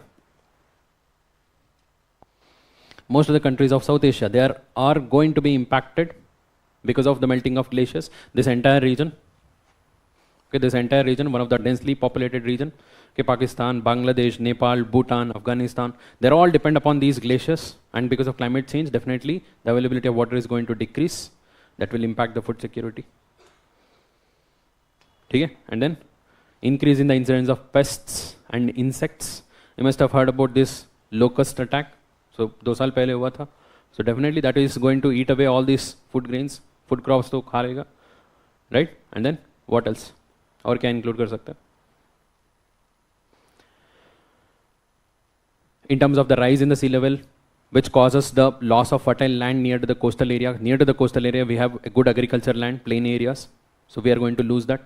Fishing activity is going to get impacted because of the variation in the sea level, temperature, acidification. Coral reefs are going to get impacted. The coral reefs are majorly present in the tropical region, and coral reefs provide livelihood in terms of fishing activity, right? And not only that, food security not only means supply, it also about the capacity of the people to afford this food. Even that will be impacted. Why? Because of loss, economic loss hoga. The income levels will drop because of climate change, and the government will not be able to spend too much on the agriculture sector, primary sector, because the government's concentration will be more on the disaster management, right? So affordability will also get impacted. That will also impact the food security, right? So you can see so many factors, so many ideas you can bring. जितना dimensions लेके आओगे उतना अच्छा रहेगा. So do you need a conclusion here? So definitely. See, the simple rule is whenever you talk about any issue, don't leave it as it is. Try to bring some way forward. Whenever you talk about some problem or issue, try to give a way forward, even if it is not asked in the question. Okay, there you can bring the conclusion. So here you can bring, most importantly, the SDG, Sustainable Development Goal, SDG 2, you might have heard. Zero hunger, that will definitely get impacted because of climate change. So we need international effort in order to face this issue. A coordinated effort is required. Is that clear? That will be your answer. Any doubts here?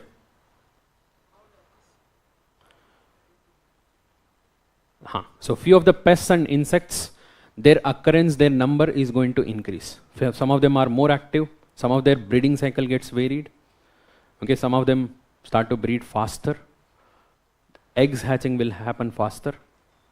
So because of that, we may experience increased incidence of pests and insects. That will definitely directly impact the agriculture.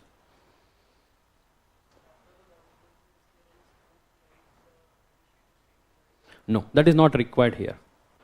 Okay, so it's a good question. So do we have to write the initiatives taken? So either you write that initiative, conclusion में वही एक दो लिखो, उसी को ही conclude कर लो, or you can just say और क्या कर सकते हैं.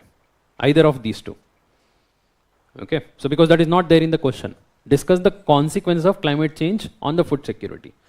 So what is the impact of climate change on the food security? Just restrict to the demand. ठीक है? चलो. The next question. Question number 5. Why is the world today confronted with a crisis of availability of and access to fresh water resources?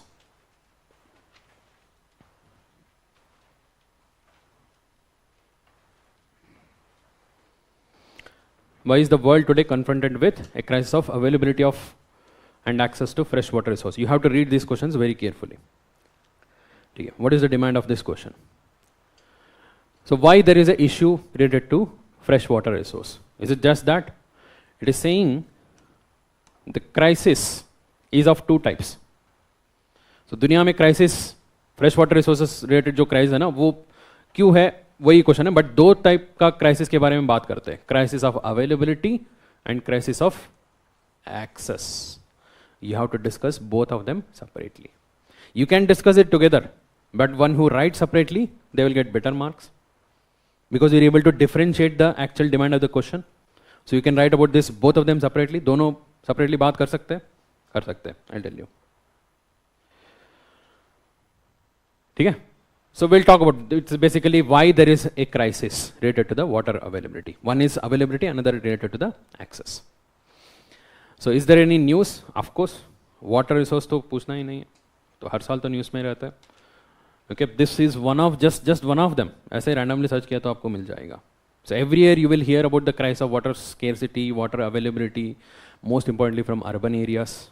Many of our cities are saying that we are in the path of moving towards the 0 day. What is 0 day? 0 day is a day when the government has to stop tap water supply. There is no water available for the distribution. That is what is 0 day. So major urban metropolitan cities are facing this crisis. Okay, so Bangalore, Hyderabad, Chennai, not only in India, so even at the world level. Cape Town you might have heard. So one of the most crises in terms of water availability. Right? So that is the inspiration. And not only that, ये UPSC का सबसे favorite area है. So these are the number of questions which have been asked on water resources. Directly, I'm not linking to other areas. Directly about the water availability, water scarcity के ऊपर ही है. You can see, you can start from 2015. India is well endowed with fresh water resources. Critically examine why it still suffers from water scarcity. Almost same ही है. यहाँ पर India का बात हुआ है, यहाँ पर world का बात हुआ है. Effective management of land and water resources will drastically reduce the human miseries. कैसे manage करना है? तो overall idea थोड़ा सा अलग है, but water scarcity, water issue के ऊपर ही है. Okay, थोड़ा सा demand अलग है, but this is almost direct है. Right? This is India level at the world level. The ideal solution of depleting groundwater resource in India is water harvesting system. Can it be made more effective in urban areas? Basically about the urban areas and the water scarcity, water issues. This is related to urban areas.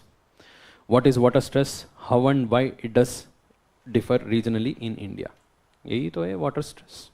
Water stress is about availability as well as access. That is what is water stress. What are the environmental implications of reclamation of water bodies into urban land use? Explain with example. 2021 का question है. This is again about the urban areas water scarcity. So this is one of the most favorite area of UPSC. तो usually एक question तो रहता है. ठीक है?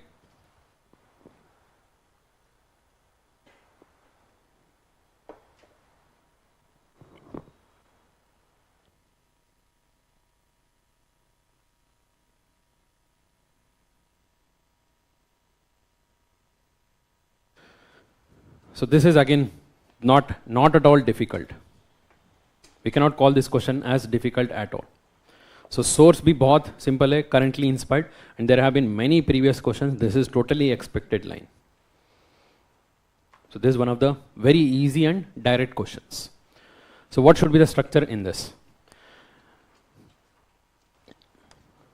Introduce your answer.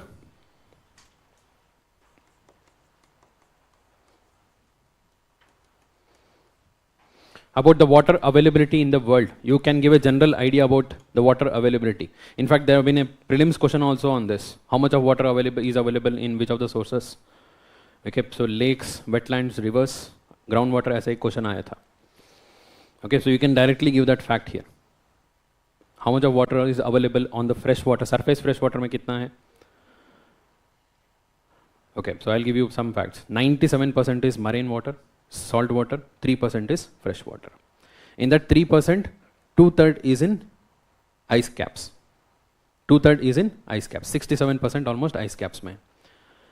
Around 31% is in groundwater. बचा है almost 1%. 1% है. So that 1% is on the surface, is in the soil as well as in the atmosphere. Very limited amount of water is available on the surface. Surface fresh water is very less. You can directly write that here, introduction में. That gives you the overall significance, overall issue का एक significance को starting में ये highlight कर दोगे. Or you can even give the examples of these recent crisis. Okay, कोई भी city का example ले लो, वो भी दे सकते हो. All of these are currently in news. So in the second part, try to differentiate this separately. Crisis of availability should be your second part. Crisis of access should be your third part.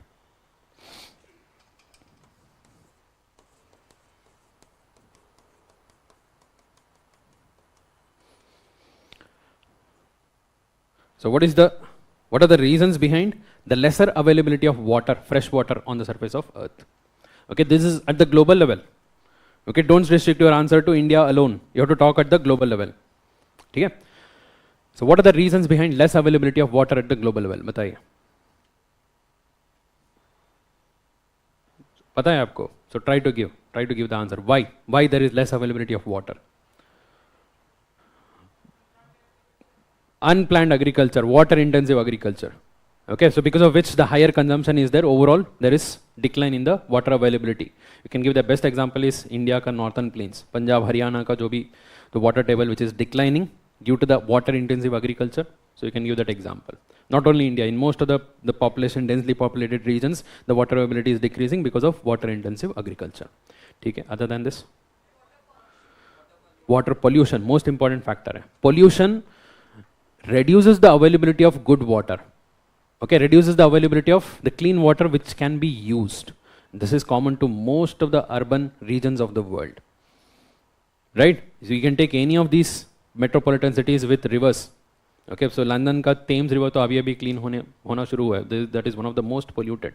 Water availability बहुत कम हो जाएगा because of pollution. Then deforestation. Deforestation reduces the water availability because it will reduce the percolation, increase the surface runoff. Land degradation, desertification, dryness of the land. Supply side का बात कीजिए, supply side का. Why there is lesser availability? ठीक है, so that we can include as unplanned urbanization. Industrialization, ठीक है. So industry, in fact, industries का है ना contribution, they are more towards the pollution rather than the consumption. They use in fact less water, but they pollute more. That is their contribution actually. So of course there is a contribution in terms of pollution. Most importantly, climate change. Climate change. Climate change impacts the water availability in various different manner. हमने तो पूरा UPSC का question ही देख लिया. How exactly the climate change impacts the water availability. 3-4 points यहाँ पर add कर सकते हो. It will reduce the water availability by melting the glaciers. It will disturb the water cycle. It will vary the monsoon cycle. Okay, it causes unseasonal rainfall. It causes unseasonal drought, flash drought. ये सब चीजें आ जाएगा सब climate change की वजह से. So water availability is getting impacted. Other than this, there are also some geographical factors. Traditionally, some of the areas, some of the regions of the world receive lesser water itself. Desert areas, subtropical deserts, hot deserts. Traditionally, वहाँ पर कमी है. ठीक है? And the nature of monsoon. Not only in India, monsoon climate is present in different parts of the world. Wherever there is monsoon climate, the availability is just seasonal. That is one of the important issue of availability. Whatever the water which is received in these 3-4 months, we cannot hold it all together. It will go waste. If the same water is distributed uniformly throughout there, we can make better use. So there comes availability. Right? So और कुछ add कर सकते हो?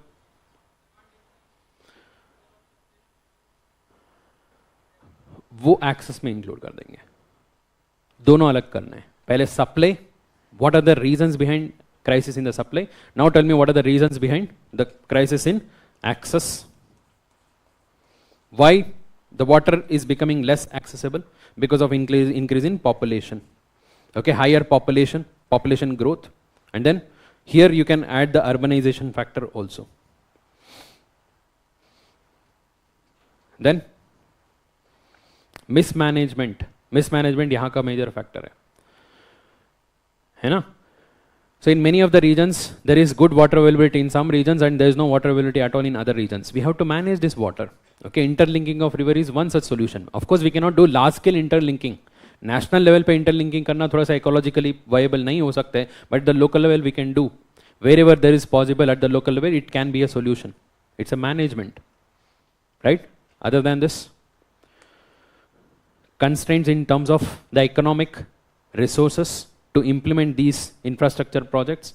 Many of these less developed countries, developing countries, they cannot implement these infrastructure projects, dams, reservoirs to control the flow of water, to regulate the flow of water, ensure equitable access. Dams, reservoirs ensure equitable access. ठीक है? तो हर जगह में तो economic crisis की वजह से हो सकता है. Other than this, many of these rivers are geopolitical, मतलब they cross the border. They move from one country to another. There is not much proper cooperation between different countries. So not every country act like India. ठीक है, हमने तो जो भी crisis war के time में भी हमने Indus Water Treaty को बंद नहीं करवाया. Okay, but China is building continuously dams over there. Okay, so there is a crisis. Not only in South Asia, in many different parts of Africa, South America. So there are many rivers which flow from one country to another. There are many inter-country, inter-basin rivers are there. So there is difficulty in terms of management over there.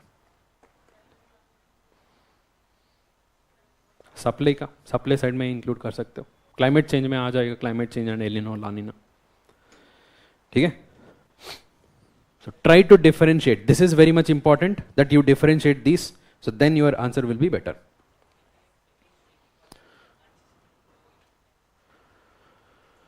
So that depends upon the policy. Should we make the water as a public good or a private good, commodity करना है, तो वहाँ पर debate आ जाएगा. Okay, so that you can include in the access. Okay, because of the climate change overall, the impact on the vulnerable sections and their affordability towards the water resource is decreasing. Urban areas में सबसे ज़्यादा water crisis तो आपने देखा ही होगा. But which areas? Even though there is uniform crisis everywhere in most of the cities, but the people who can afford, they will buy water. Okay, you can give the best example of Bangalore. Bangalore, most of the areas they are depend upon the water tanker. Okay, water tanker के ऊपर depend है. Not everyone can afford this, right? The people, vulnerable section, the migrants, the poor, laborers, they cannot afford this. So there is a issue of accessibility over there, right? Conclusion. So again, this is a question which is at the global level. You need to bring the conclusion or solution or way forward. Okay, so you can mention any of the international initiatives taken to ensure about the water availability, water scarcity को कम करने के लिए, और क्या कर सकता है. Okay, so or you can even bring the angle of climate change. Okay, so in the context of climate change, this crisis is going to increase much more. We need urgent efforts.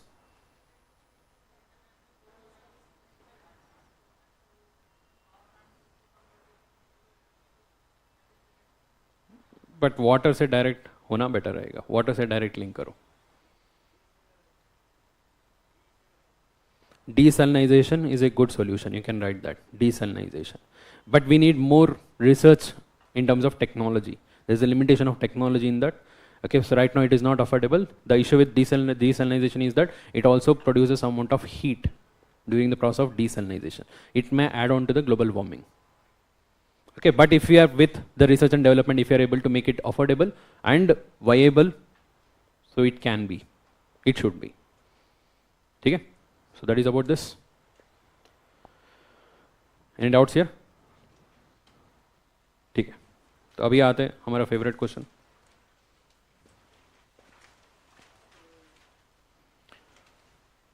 How are fjords formed?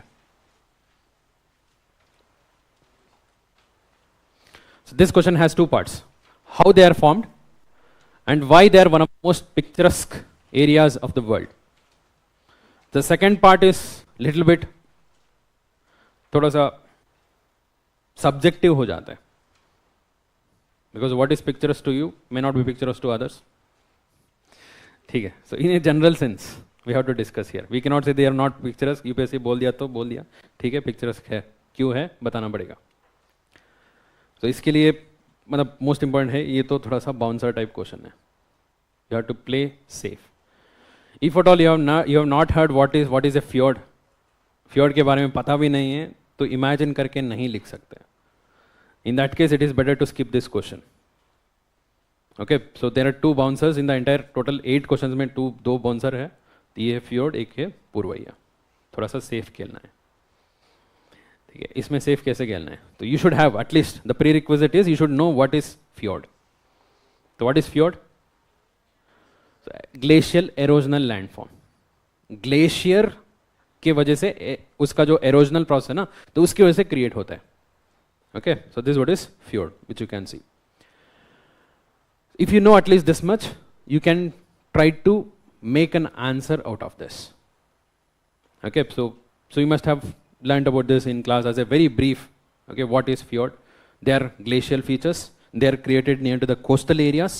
Whenever the glaciers come near to the coastal areas, whenever they come near to the sea waters, so that creates a very deep valleys.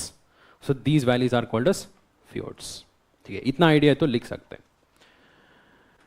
So let's come to the why part. Okay, so previous year there is no question. So this is one of the only question asked in this topic of landforms. The geomorphology last topic है landforms. Okay, in that landforms usually there have been no question, no single question has been asked in mains. Okay, so prelims में भी बहुत indirect questions आए हैं उसमें. So this is for the first time the question on this landform, particularly about their formation and about their nature, which has been asked. So little bit difficult question. ये थोड़ा सा difficult question है. Okay, so but however, how to tackle these kind of questions? I told you prerequisite आपको पता होना चाहिए. Why this has been asked? These fjords, they are recently in news in many of the occasions because of climate change and global warming. Okay, I've just got 1 or 2 articles for you guys. Okay, उसका date देखो आप. This is March 2023. This is July 2023. Of course, they are not in the India. India में तो news में नहीं होगा क्योंकि India में fjords ही नहीं है ना?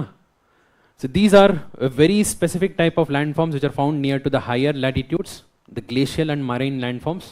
Okay, so दोनों का combination है, and they are known for a specific type of topography, specific type of life and biodiversity, and their nature are changing in the recent times due to global warming and climate change. Many of these regions are formed due to glacial erosion की वजह से हुआ है, and that is directly linked with the climate change. Because of global warming, these glaciers are melting faster. And the sea level is rising in this region. They're all in the higher latitudes. Okay, 60 degree north latitude या 60 degree south latitude. 50-60 degree के ऊपर ही मिलेगा आपको. And these regions are experiencing one of the most crisis situation due to the climate change. Temperature is rising, ice is melting faster. Okay, sea level is rising. The currents, oceanic currents are getting changed. The nature of the wildlife which is present, the biodiversity which is present over there, all of these are getting changed. So their overall nature of this ecosystem itself is under threat. So that is why this question has been asked. So that is why I have linked this to geophysical phenomena. Okay, even though this is traditional part of geography, why this question has been asked, because this is related to current affairs. Of course, current affairs which is not in India in news, that makes this question difficult. Okay? So now how to address this?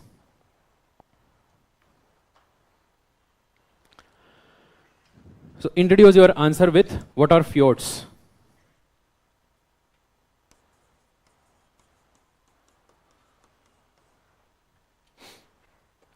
So what are fjords? Very briefly you can write.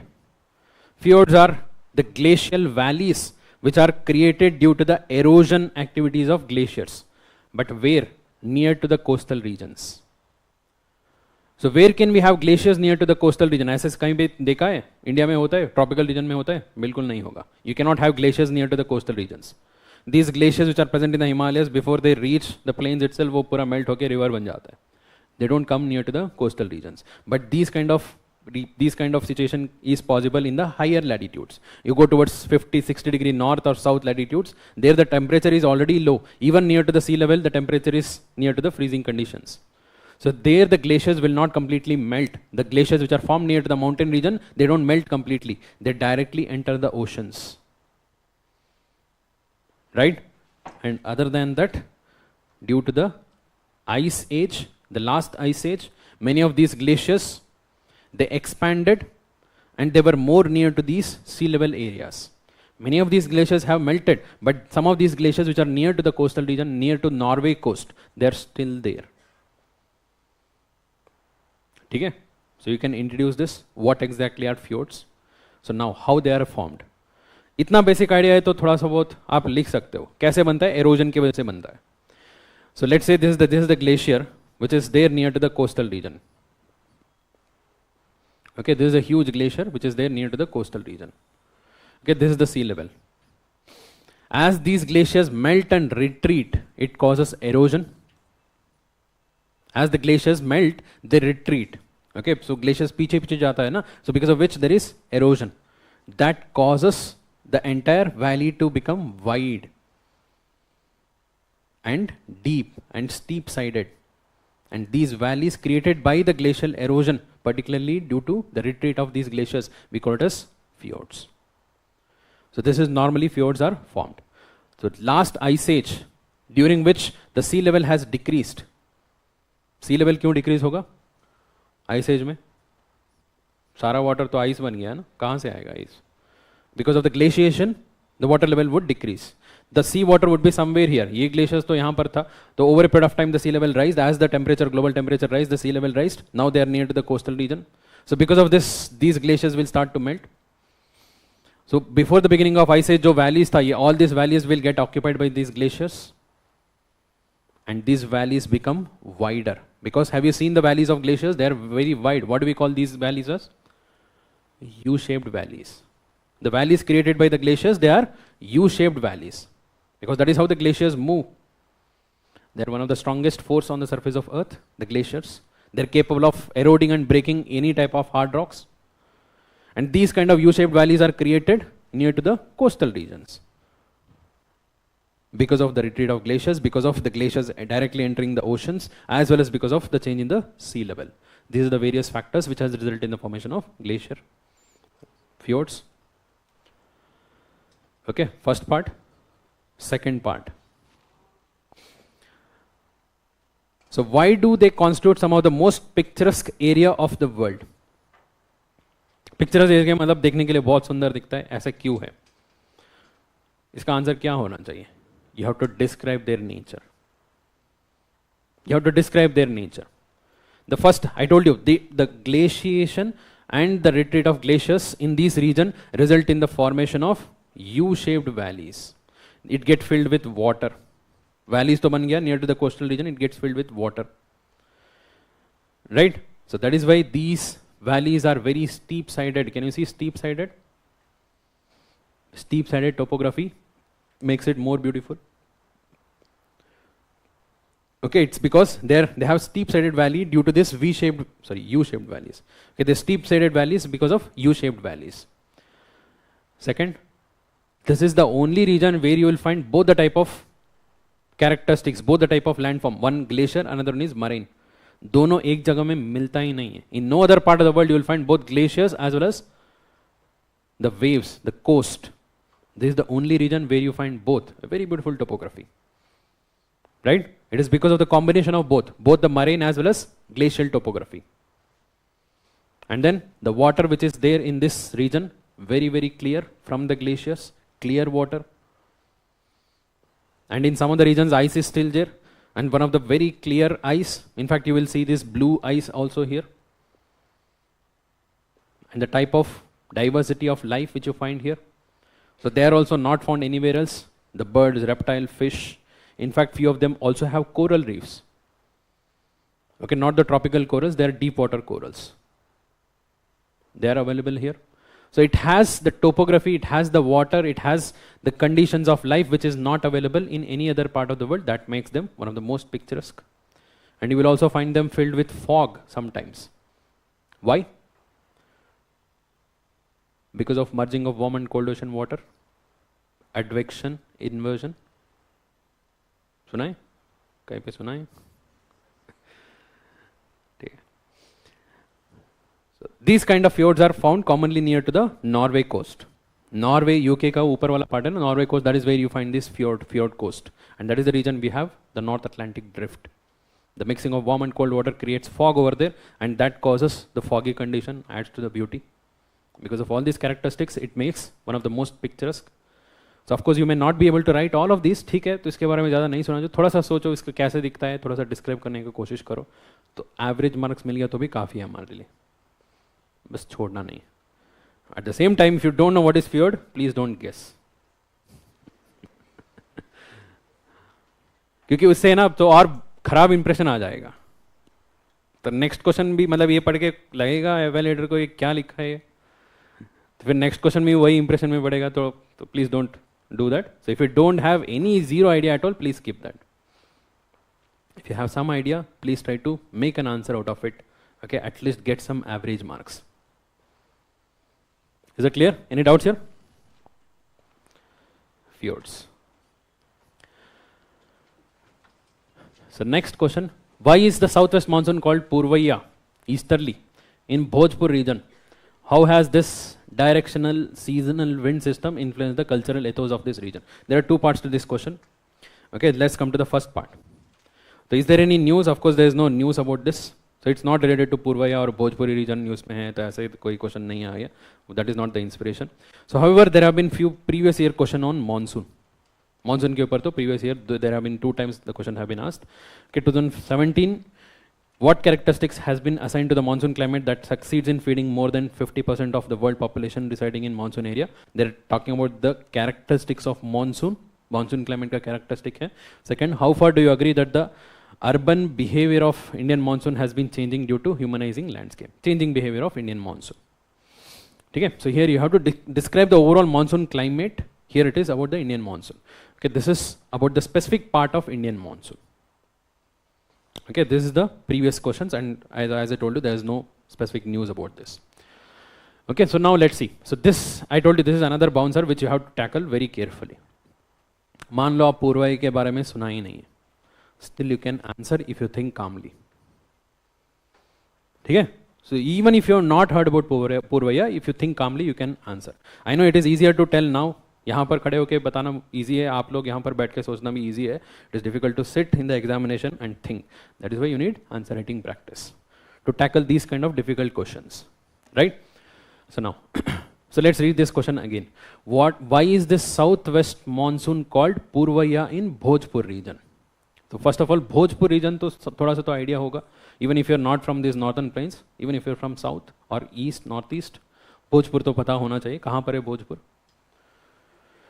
UP Bihar का जो border area है ना, UP Bihar and some parts of Jharkhand, so that region is what is called as Bhojpur. In fact, some of the regions of the Nepal border area भी उसमें include हो जाते हैं. The culture, it's a overall region. In that particular part, the southwest monsoon is called as Purvaya.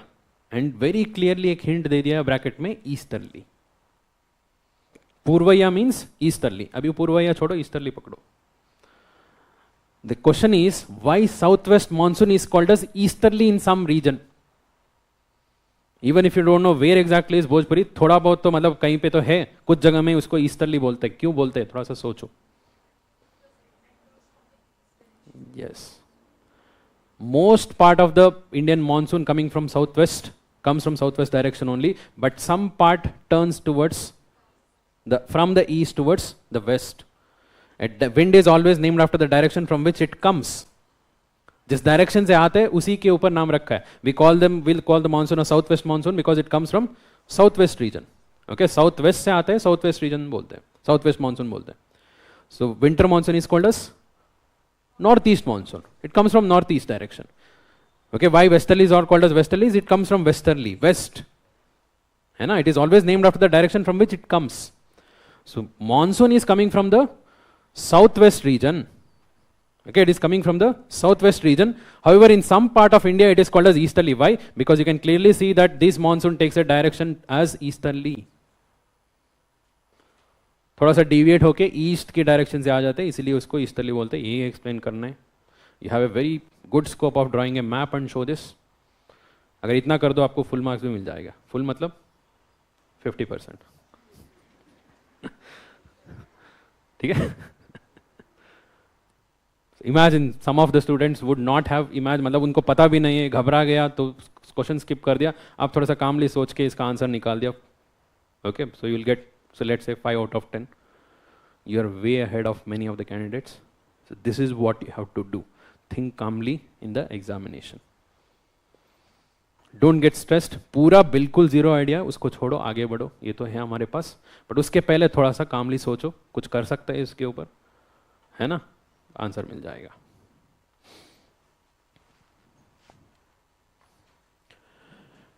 The question, the first part is clearly about why it is called as easterly. You have to explain that.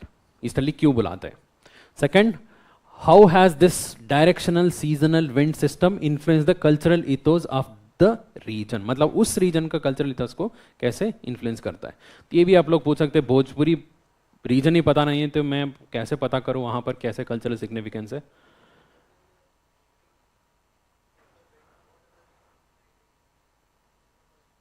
वही reason है और कोई reason नहीं. It's the naming only.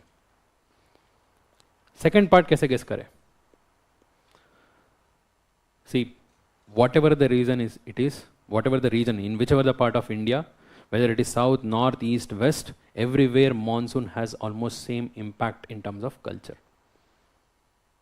थोड़ा सा general point यहाँ पर लिख सकते हो आप. Everywhere the farmers wait for monsoon for sowing. Everywhere the food habits change during the monsoon. Everywhere the clothing habit change during the monsoon. There are some local songs, local dance, okay, local theatre related to monsoon. यहाँ पर भी वही होगा, वही तो होना चाहिए ना. तो लिखो थोड़ा सा जनरल पॉइंट लिखो, बहुत ज़्यादा स्पेसिफिकली इमेजिन करके मत लिखो अगर नहीं पता है तो. ठीक है. So that is the second part. Try to generalize and write. So you have to deal with it. You have to play safe here. First 2 question तो पूरा फुल टॉस मिला था, है ना. फर्स्ट 2 क्वेश्चन तो पूरा प्रिडिक्टेबल था, direct answer. You can score very well. तो यहां पर एवरेज आंसर लेके आओ तो बन गया, right. So let's come to the answer. So why it is called as Purvaiya. So it is because of the direction.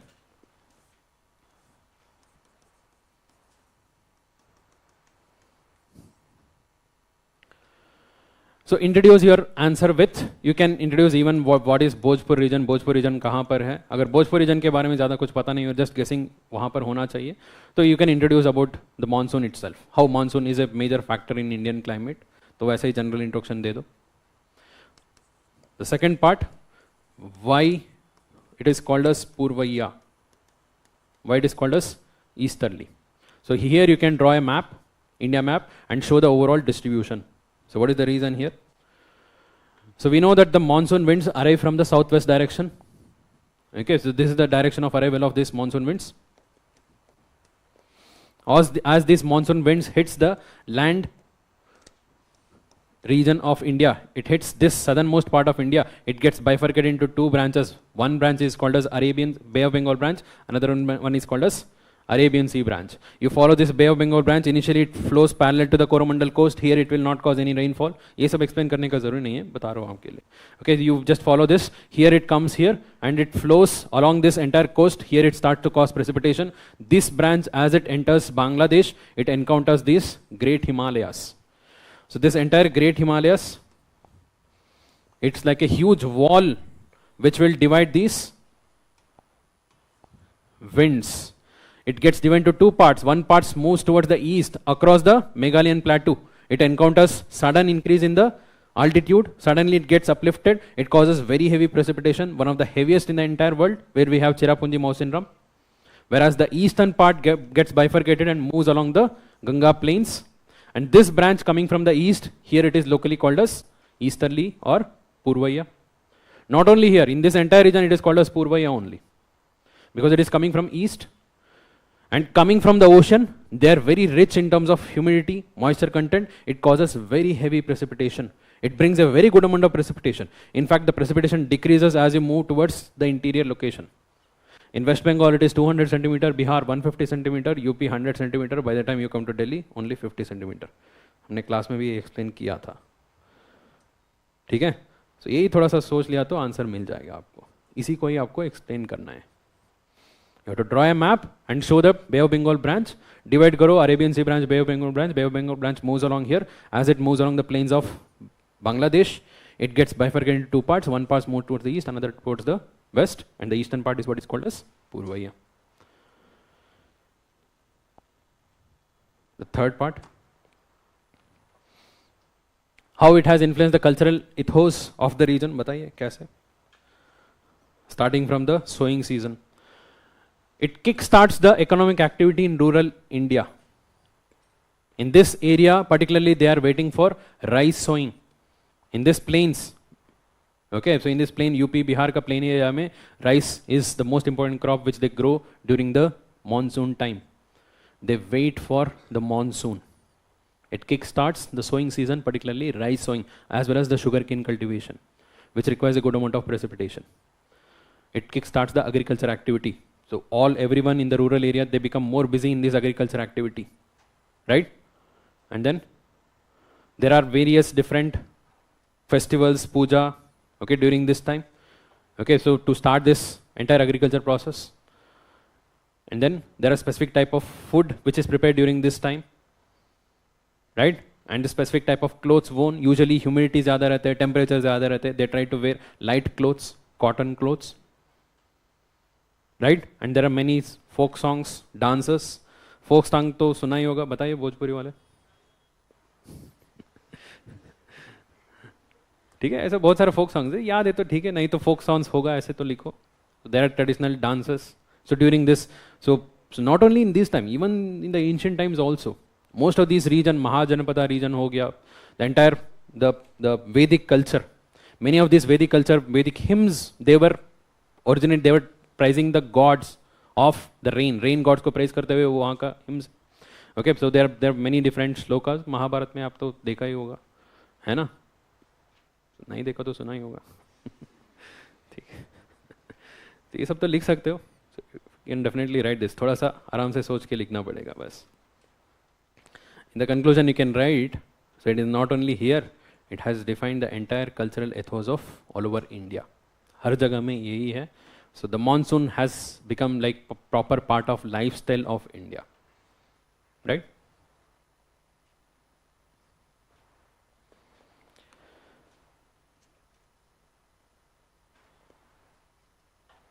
ठीक है. That is question number 7. So question number 14.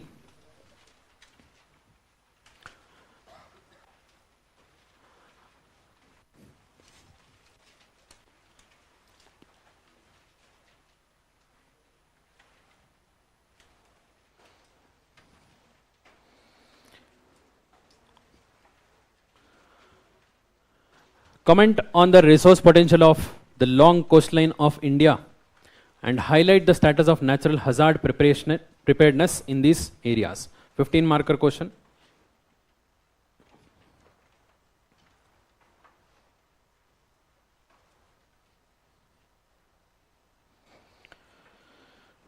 Is there any news item related to this? There's no specific news item as such. Coastline का ही, but coastline related तो बहुत सारा initiative है, बहुत सारा programs है, तो वो सब तो लिख ही सकते हो, including the deep ocean mission. Okay, deep ocean mission का related news भी था, तो बहुत सारा है, but directly तो नहीं है, तो many things are there. हाँ, साइक्लोन, हाँ, तो हमारा बिपर जो आया था, ठीक है, उसके कंटेस्ट में सेकंड पार्ट इंस्पायर्ड हो सकते हैं, but usually disaster related question जो होता है ना पेपर 1 में, usually they are of the nature that they it asks us to explain the reason behind the disasters. Okay, so preparedness is a topic of disaster management, so that is part of your paper 3. Okay, so once in a while they bring that question, that type of question in paper 1 also. Okay, landslide के लिए क्या measures लेना है वो भी question आया था. Okay, ऐसे कभी कभी आता है, but otherwise ठीक है. So both are interrelated, both paper 3 and paper 1, geography as well as disaster management. So in that sense this is in news, we can say so. So previous questions आपको देखो बहुत सारा ऐसे related previous question है, and most importantly last year he question आया था. Okay, so you take this last year's question only, exact word to word region change कर दिया. Discuss the natural resource potential of Deccan traps. Comment on the resource potential of long coastline of India. Resource potential के बारे में ही question था. In fact last year का इस question हम ही देख के सरप्राइज हो गया था, क्योंकि इसमें ज़्यादा कुछ रिसोर्स पोटेंशियल है ही नहीं है, except for the black soil, okay, except for the wind energy and the freshwater resource and few other things. There is no major mineral resource available in the Deccan Traps region. Deccan Plateau में है, Deccan Traps में नहीं है. Both are different. Okay, I have explained this last year. तो जिसको चाहिए वो last year वाला वीडियो देख लेना. तो coming to this, the resource potential of coastal area. इसका आंसर आप अगर कोई previous year solve कर लिया तो इसमें बहुत सारा मिल जाएगा.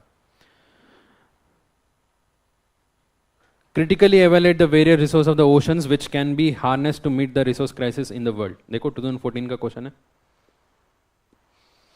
The oceanic resources of the world, right? 2020 का देखो. India has immense potential of solar energy in terms of potential of particular group of energy. 2022 immense potential of wind energy. ये तो और स्पेसिफिक है, यहाँ पर आपके लिए लिखने के लिए बहुत ज़्यादा स्कोप है. You can write all the different resources which is available here, right? And there is a huge potential. ये वाला क्वेश्चन तो डायरेक्ट है. Resources of the ocean, most of them are the resources of the oceans only. The second part, highlight the status of natural hazard preparedness. So we'll talk about that.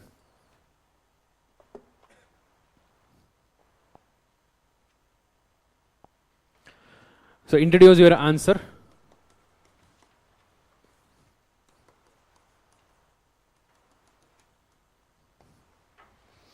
You can talk about the overall coastline of India. So we have a huge coastline. So it goes for nearly 7,500 kilometers. There is a huge coastline, and the coastline includes the western coast, eastern coast. Not only that, we also have islands. A large group of islands, Andaman Nicobar, Lakshadweep group of islands. So there also we have a vast coast, right? So we have a huge coast, and there is a huge potential in terms of the natural resources. That is first part. Second part, what is the overall potential? क्या क्या मिलता है? Here you can write in different headings. So जितना चाहिए आप उतना लिख सकते हो. You can start with the mineral energy. Mineral, what are the different types of mineral energy? Mineral resources. Okay, so चलो mineral energy अलग कर लेते हैं. Mineral resources which we can extract from the oceans or the coastlines. Okay, mineral हो गया, energy हो गया, food resource भी लिखो, water in terms of fresh water, or in terms of the land area, plain land area, fertile land area,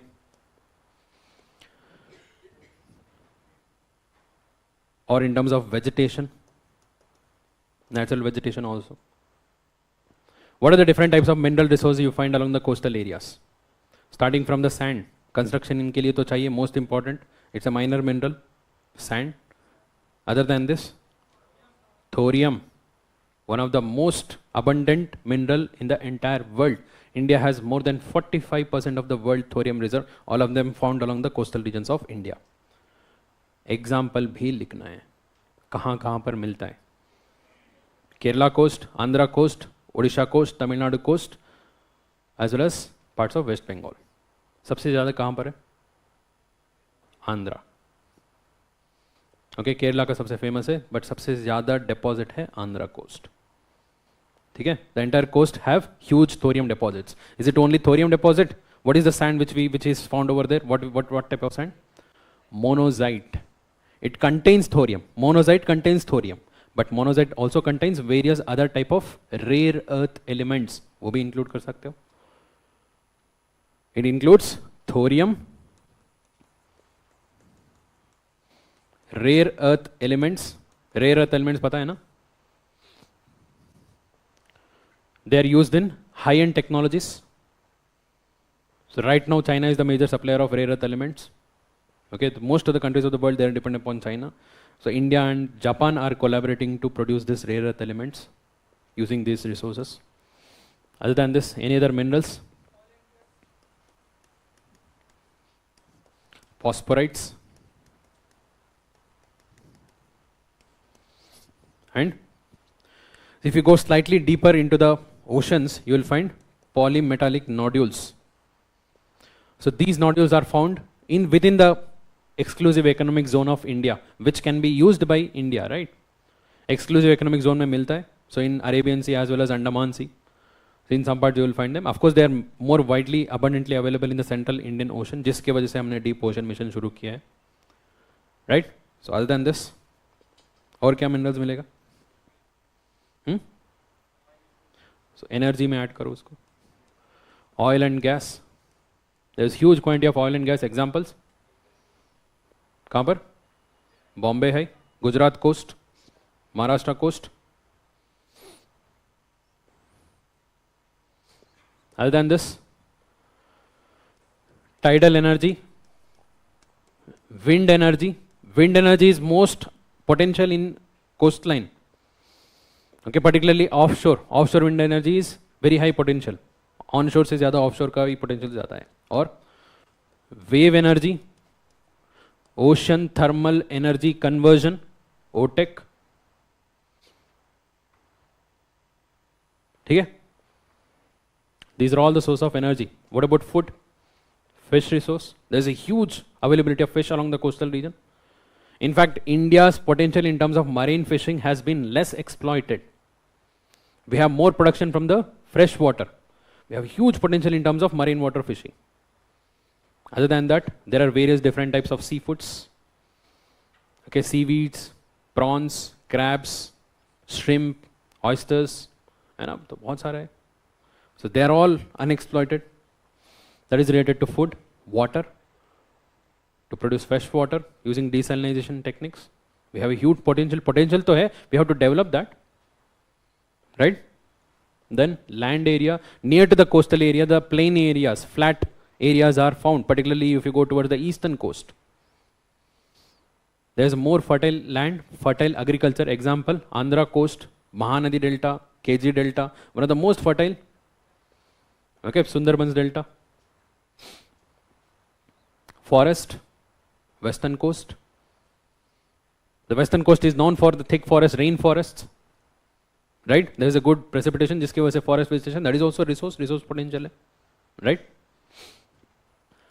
इसमें भी आपको लिखने के लिए बहुत ज़्यादा रहेगा. You better restrict yourself to each point rather than elaborating too much. Diversify करना है. Okay, जितना diversify करोगे उतना अच्छा रहेगा.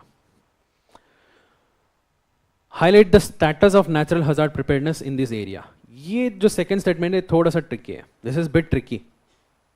It is not saying that what are the preparation which we have taken. Of course you have to mention that. But you have to tell what is the present status. इसका मतलब क्या है? Are we 100% ready to face the hazards along the coastal area? What are the lacunas? वो भी mention करना है.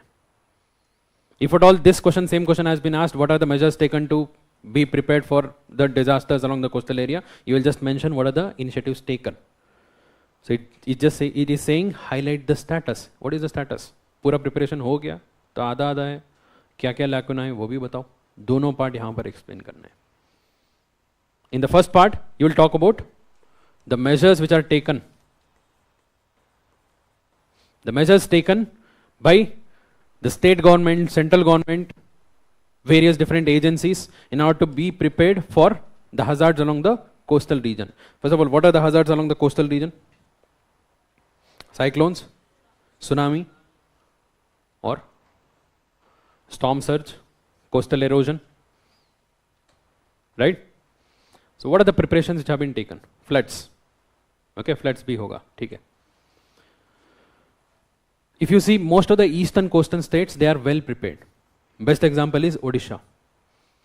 Odisha encountered a super cyclone in 1999.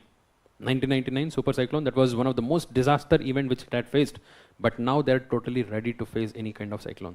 3 साल पहले भी एक super cyclone आया था. You did not hear about large scale damage because they are prepared. They have put in total measures for preparation of cyclone. Everything is ready. Okay, from the block level, from the community level, okay, at the district level, what kind of measures to be taken? Because they get a regular update from IMD. Okay, satellite imagery से हमें clearly पता चलता है in which direction a cyclone is moving. Okay, so in which area it is going to make a landfall. It will immediately issue warning. The warning system is well established. Preparedness for cyclone, Odisha का example आप देख सकते हो. Andhra Pradesh, along the coastal region, they are experiencing various disaster. Okay, for that they have various initiatives related to the farmer insurance, agriculture insurance related. Coastal areas में वो बहुत successfully implement हुआ है. Tamil Nadu. So recently, the few of the steps have been taken to integrate, to reduce the overall risk along the coastal region due to the disasters. Okay. So, however, along the western coast, the preparedness is minimal. And in the recent times, this is very much required. Because we are seeing more number of cyclones along the Arabian Sea. Okay. So, thanks to the variation of global temperature and pressure conditions, the number of cyclones in Arabian Sea is increasing. And the preparedness of the western coast is very less. अगर western coast में cyclone आ भी गया तो normal cyclone है तो क्या होगा? तो it moves in this direction. That is the normal direction of cyclone. But some of the cyclones are totally turning towards India. So ऐसे हमने क्या गलती किया था? Special target कर रहे हैं. So what do we call this process?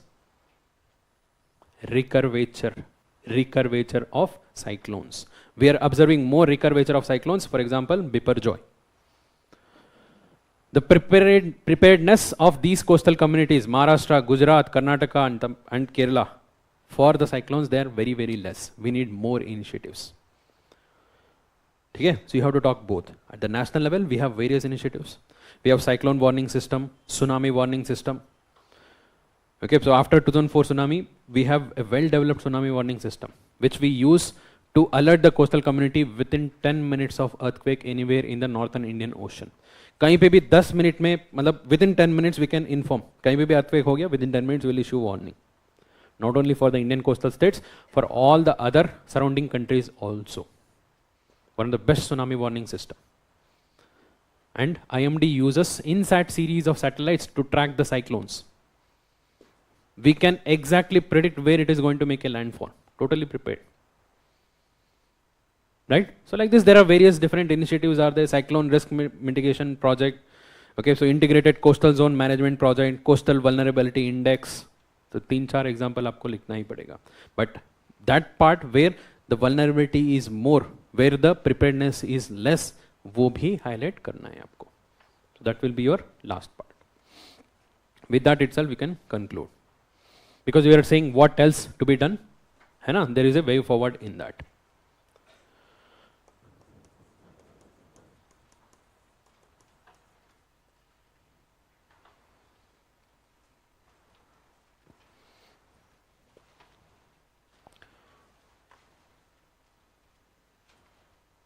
Of course, we can draw a map here for both the parts.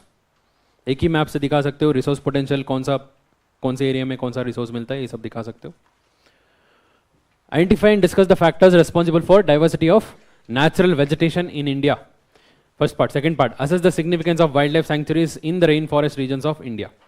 So again, no direct topic as such in news, but there are many indirect topics which are related to the natural vegetation, okay, degradation of forest, forest fire, ऐसे बहुत सारा मिल जाएगा. Forest related तो मिल जाएगा आपको topic. And this is not something which is totally unrelated. This is proper static part of your economic geography, where you have to study the distribution of natural vegetation at the world level as well as at the India level. What are the different types of vegetation at the world level? What are the different types of vegetation at the India level? What are the reasons behind this variation? Distribution तो आपने पढ़ा होगा, तो reasons आपको relate करना पड़ेगा. ठीक है? So there has been one previous year's question in 2020 on the natural vegetation. You can see this. Examine the status of natural resources of India and its resultant impact on the climate change. First part. Okay, the status of overall natural vegetation. Okay, forest vegetation.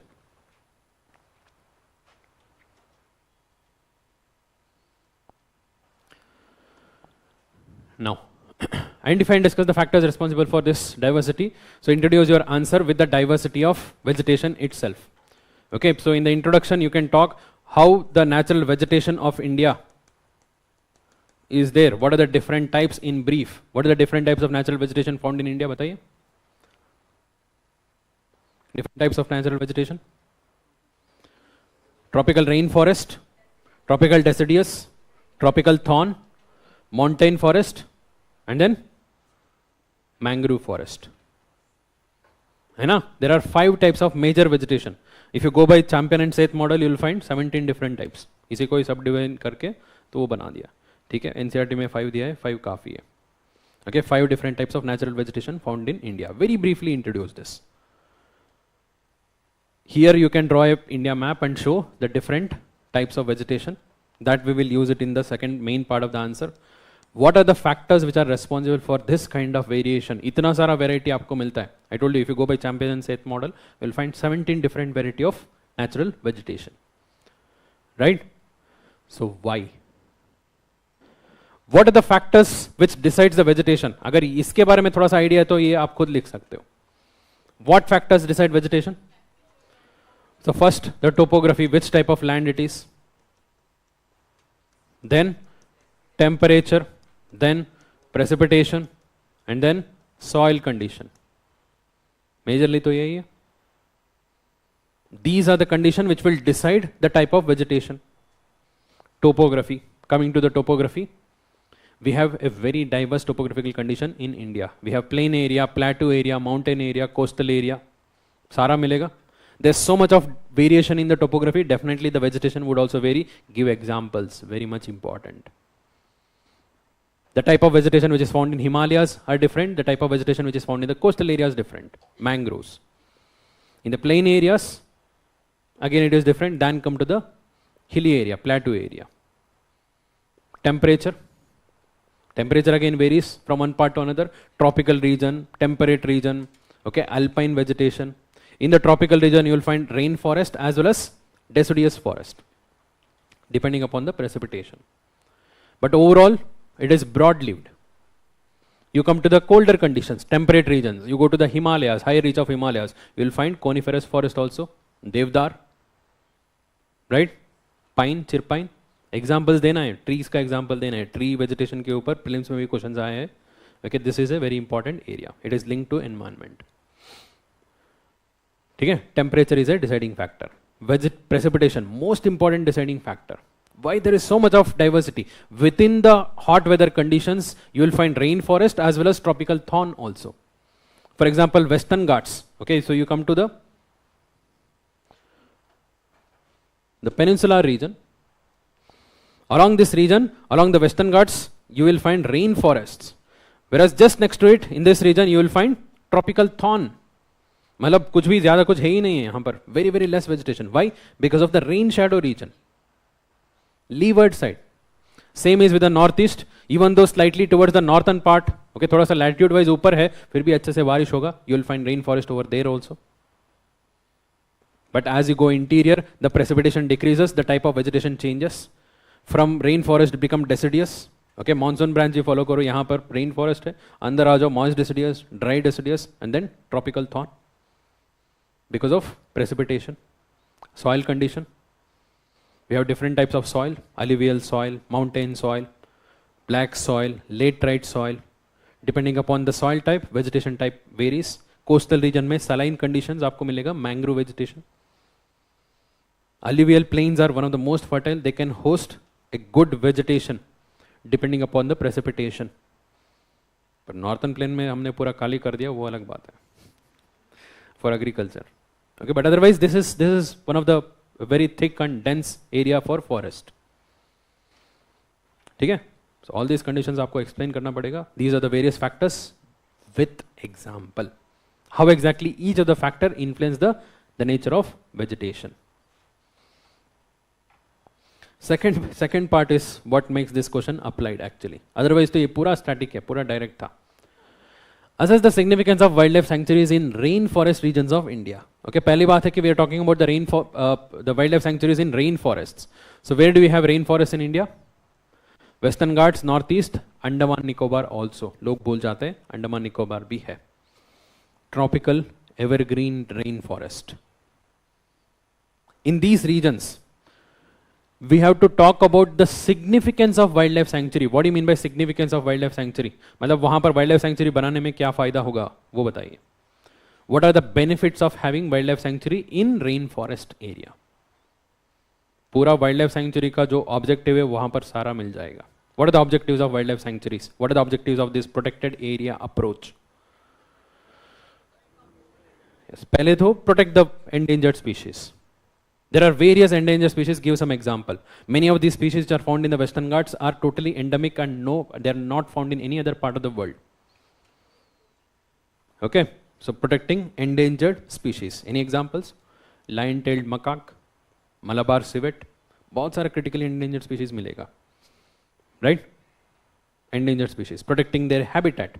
Most of these rainforests are facing the threat of habitat destruction due to developmental activities. By protecting them with the wildlife sanctuaries, we can protect the habitat. We can protect their biodiversity.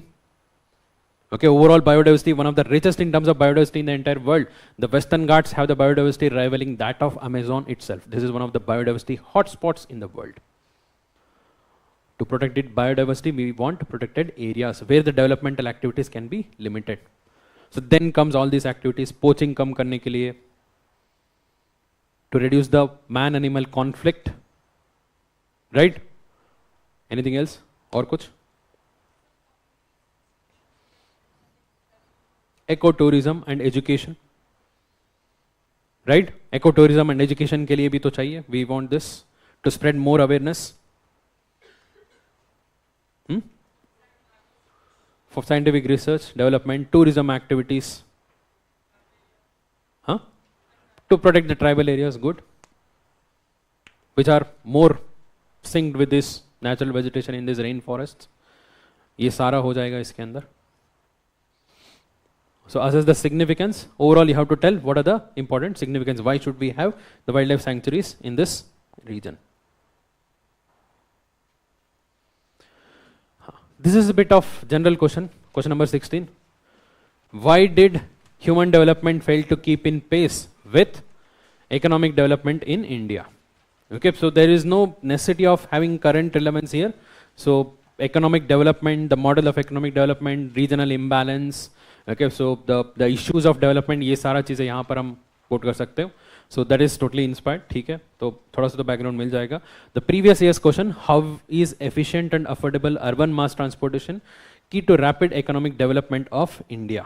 Okay, तो एक question तो related आपको मिलता है economic development. Usually economic development related. So this is like we can say overlapping between the social aspect and the economic aspect. है ना? तो थोड़ा सा society का भी correlation यहाँ पर लेके आना पड़ेगा.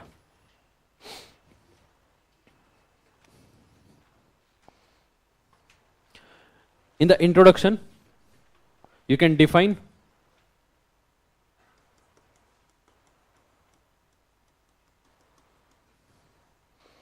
what is economic development, what is human development.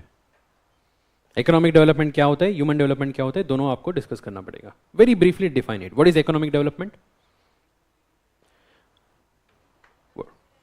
Increase in economic productivity, increase in the economic production. What is human development? उससे क्या होगा? What is the objective of human development? To increase the choice, increase the freedom, reduce the restrictions on human beings. That is what is human development. Okay, so why we have to keep it separate? Will the economic development not result in human development? Yes, it will not guarantee it. because traditionally the economic development is measured in terms of GDP. Okay, so in terms of GDP कितना value हुआ है, okay, कितना addition हुआ है in terms of the services or production, that is what is economic development. Human development, how much of education, how much of literacy, how much of health service, how much of the human empowerment is happening actually, how much of this economic development is distributed uniformly, that is what is human development. So normal economic development, we have GDP measure, GDP, GNP, ये सब चीजें हैं. Human development, we have human development report. So this comparison is very important in the context of India, because India is the 5th largest economy in the world. However, in terms of HDR report, we are one of the last. So recently we have seen the recent report have shown that our overall the value of this human development index has decreased. थोड़ा सा decrease हुआ है. So in that context, we can say this question is asked. तो अभी बताइए what are the reasons? So you can directly come to the reasons. You can either list all the different reasons or club it into 4 major categories. The first, economic aspect, political aspect, social and environmental.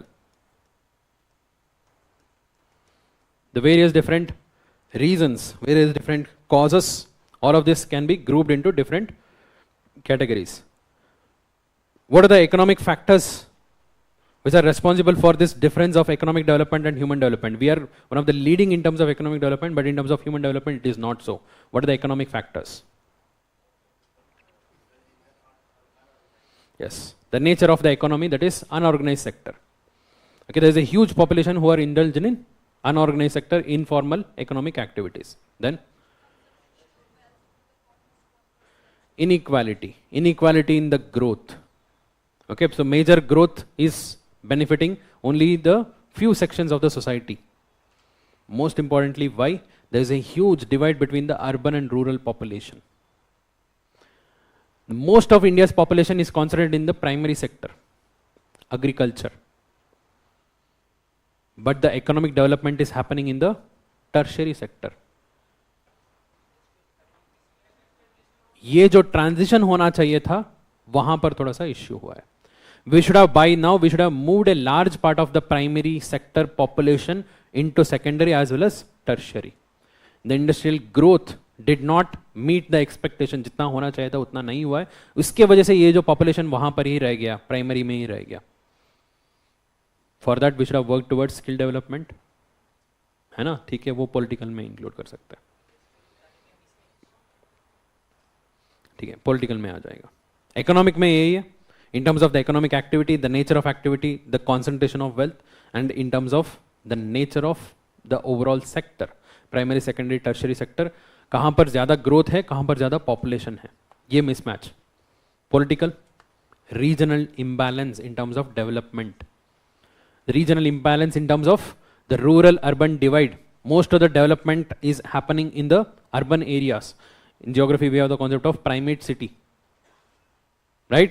So major cities are the centers of economic development, whereas we have huge population in rural areas. जहाँ पर population है वहाँ पर ज़्यादा economic development नहीं हो रहा है, जहाँ पर कम population है वहाँ पर बहुत ज़्यादा development हो रहा है. Of course, urban areas they have good amount of population, but compared to the overall population of India, so this is very less. The concentration of economic activities is more in the urban areas. So for that, the regional imbalance, we call it as regional imbalance. Regional development is very much required. Uniform development. Other than this, the political factors, the government policies in terms of the which sector they are giving more importance to. Of course, up till 1990, they gave more importance to the primary and secondary sector. Now it has been shifted towards the tertiary sector. But however, still the major population is stuck in the primary sector. We need government support over there in terms of skill development, skill training, so that we can move them towards the secondary and tertiary sector. Then only we can ensure there is a human development over there. And failure of trickle-down effect. Initially, we thought this concentration in these large-scale projects would trickle down gradually towards the human development. Economic development के लिए large-scale projects बना देते, steel plants, hydropower plants ये सब बना देंगे, तो उसका benefits तो ट्रिकल डाउन हो जाएगा, वो तो ट्रिकल डाउन नहीं हुआ because of corruption. Okay, so because of various issues in the governance, so all of this you can write in the political factors. Social factors, education, health, unemployment, and other discrimination, gender discrimination, caste discrimination, all of these social factors which has inhibited a large section, particularly rural areas में ये सबसे ज़्यादा होता है, which have inhibited the economic growth. Various different poor population, they are not able to take up new economic activity because they are restricted by these inhibitions. Best example, the fishing activity. There is a huge potential of fishing sector in India, but in India fishing activity is caste based economic activity. Okay, people don't see it as some kind of economic opportunity, right? So there is a mismatch over there. So environmental, pollution, climate change, that impacts the vulnerable section more. The people who have the resources, who have the access to resources, they will be able to do well. That will definitely widen the gap between them. Okay? And conclusion, what can we write in the conclusion? You can definitely talk about the demographic dividend here. This is the best time to reap the benefits of demographic dividend. If we don't bring this gap, if we don't reduce this gap, so we will lose this demographic dividend and it will become demographic burden. Right? Demographic disaster be. So that is question number 16. Question number 70. So this is both of geography as well as the question of post-independence, you can say, or you can also link it with the society. So let's discuss this from the geographic perspective. Okay, geography perspective बता दें तो. So what is the news? News तो बहुत clear है. Recently there have been few articles which talked about India's number one, मतलब India's good position in terms of exports. Okay, so we have reached a good status in terms of the export. Overall we are making more export than imports. Import zero नहीं हुआ है. There is still dependency in which oil seeds, pulses. One of the largest dependency is there. But थोड़ा बहुत अच्छी वाला बात है कि दूसरा सेक्टर से बहुत ज़्यादा एक्सपोर्ट हो रहे हैं, वो न्यूट्रलाइज हो जाएगा. Still we have to reduce the dependency over there. Overall net we are exporting. Okay, so net बराबर कर दिया तो एक्सपोर्ट ज़्यादा हो रहा है. So in that context this is in news. Recently recent June 2 2023 का आर्टिकल है. Okay, so India's export के ऊपर बहुत ऐसा बड़ा सा आर्टिकल आया था. Fine. And even without that also you can still answer. There have been few questions in geography related to the agriculture development, green revolution, blue revolution. इसके बारे में तो already question आ चुका है. You can see this 2014 about the green revolution. Okay, why green revolution has not been very successful in some parts. Okay, why, what is blue revolution? What are the problems and strategies? तो अभी बताइए इसमें क्या होना चाहिए? You can introduce your answer with the overall recent news item हो गया.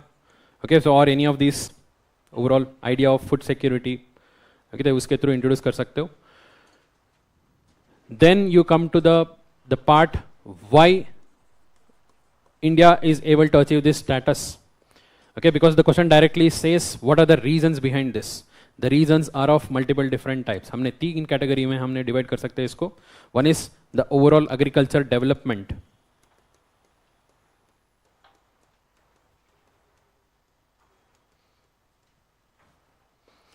The second, the government policy. Third, international cooperation.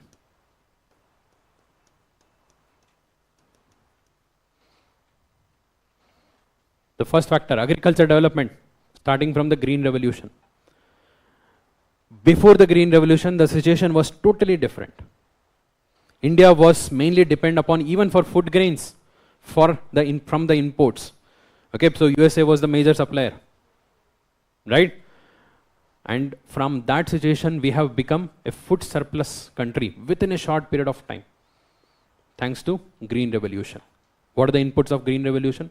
High yielding variety seeds, irrigation, fertilizer, chemical fertilizers, and then pesticides, mechanization. Because of all of this, we are able to drastically increase the production of food grains. Is it only food grains? We have seen the revolution in milk production, white revolution. We have seen the revolution in fishery production. ये सारा food related है ना? You can include all of that. Overall sector of agriculture has seen a revolution in the last 60-70 years. So that is agriculture development. Government policy, land reforms. Various different initiatives taken for land reforms, and then various different policies, including the PDS, public distribution system, without which the farmers would not have produced surplus. है ना? तो हमने तो बोल दिया अच्छा सा variety seeds भी दे दिया, तो फार्मर्स वुड आस्क इतना सारा हमने प्रोड्यूस कर लिया तो कौन खरीदेंगे, तो मार्केट प्राइस गिर जाएगा. गवर्नमेंट ने बोला हम खरीदेंगे. That is what PDS.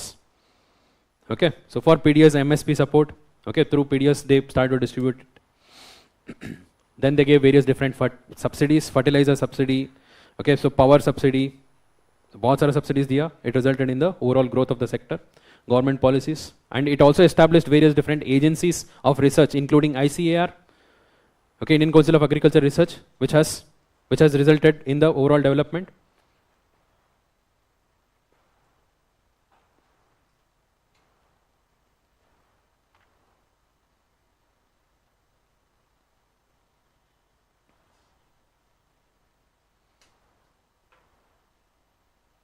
It is thanks to this we have green revolution.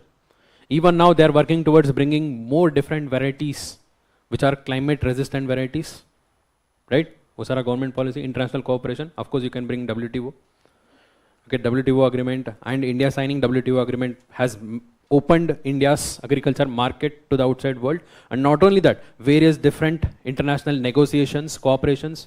Okay, बहुत जगह में जो इंडिया के तरफ से जो हमने forcefully जो agriculture products के लिए support किया है ना?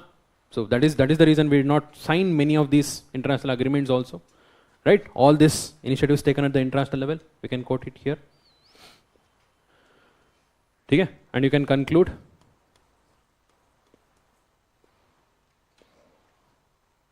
With the overall few other initiatives which are required to be taken, you can talk about this pulse and oil seeds. वो लेके आ सकते हो यहाँ पर, है ना? Necessity to reduce the overall dependency over there. ठीक है? Last part. ये सबसे इंपॉर्टेंट पार्ट है एनालिसिस, जो आपके लिए फायदा होगा. So what is the overall analysis of geography section? One thing is very clear, the nature of questions have changed. Earlier it was totally direct, many of the questions were direct and basic, now it has become applied in nature. And second important change we can observe, they are more current relevant, and they are more related to the social and economic development. Okay, current and related to the social and economic development. So will it make geography less scoring? No, it is still scoring. Geography has remained one of the most scoring section in paper 1. It always usually pushed the overall score of the paper 1 to little bit higher. Okay, one who has studied geography thoroughly, they would have scored very easily in this part. है ना? Still it applies the same. Even though the nature of questions have become different, okay, it has become different. I won't say difficult, it has become little bit different. But still you can score well if you practice well and prepare geography thoroughly. Because it is not only this geography section, ये तो मैंने 8 question का ही दिखाया है.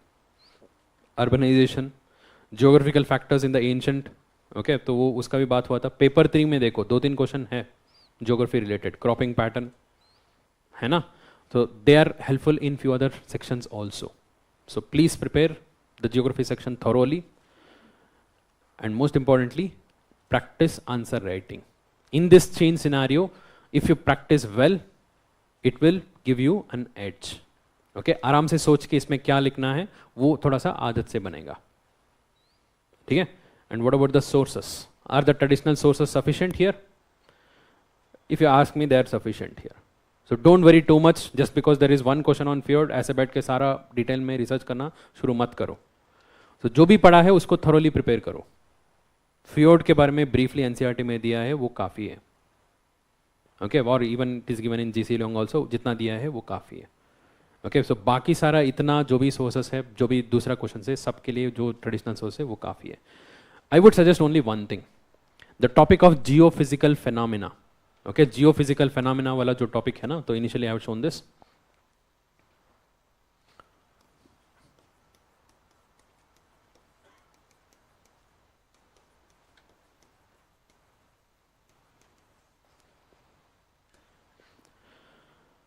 There try to give more attention. Try to be more attention, give more attention.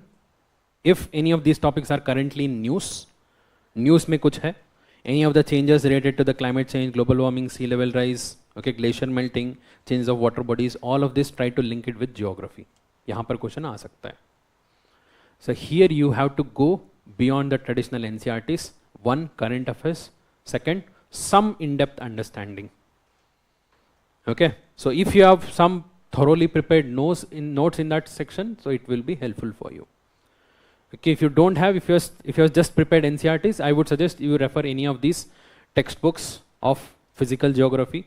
Okay, so for example, Savinder Singh, I'm not suggesting that you have to read Savinder Singh. You can just refer only few important topics. It will give you deeper insights. And make a brief note and use that. Okay? So that is it from my end. Any doubts? Okay? So I wish you all the best to all of you who are going to write next time and those who are going to give interview this time. So this is my mail ID. You can use this and you can send me if you have any queries. Thank you very much.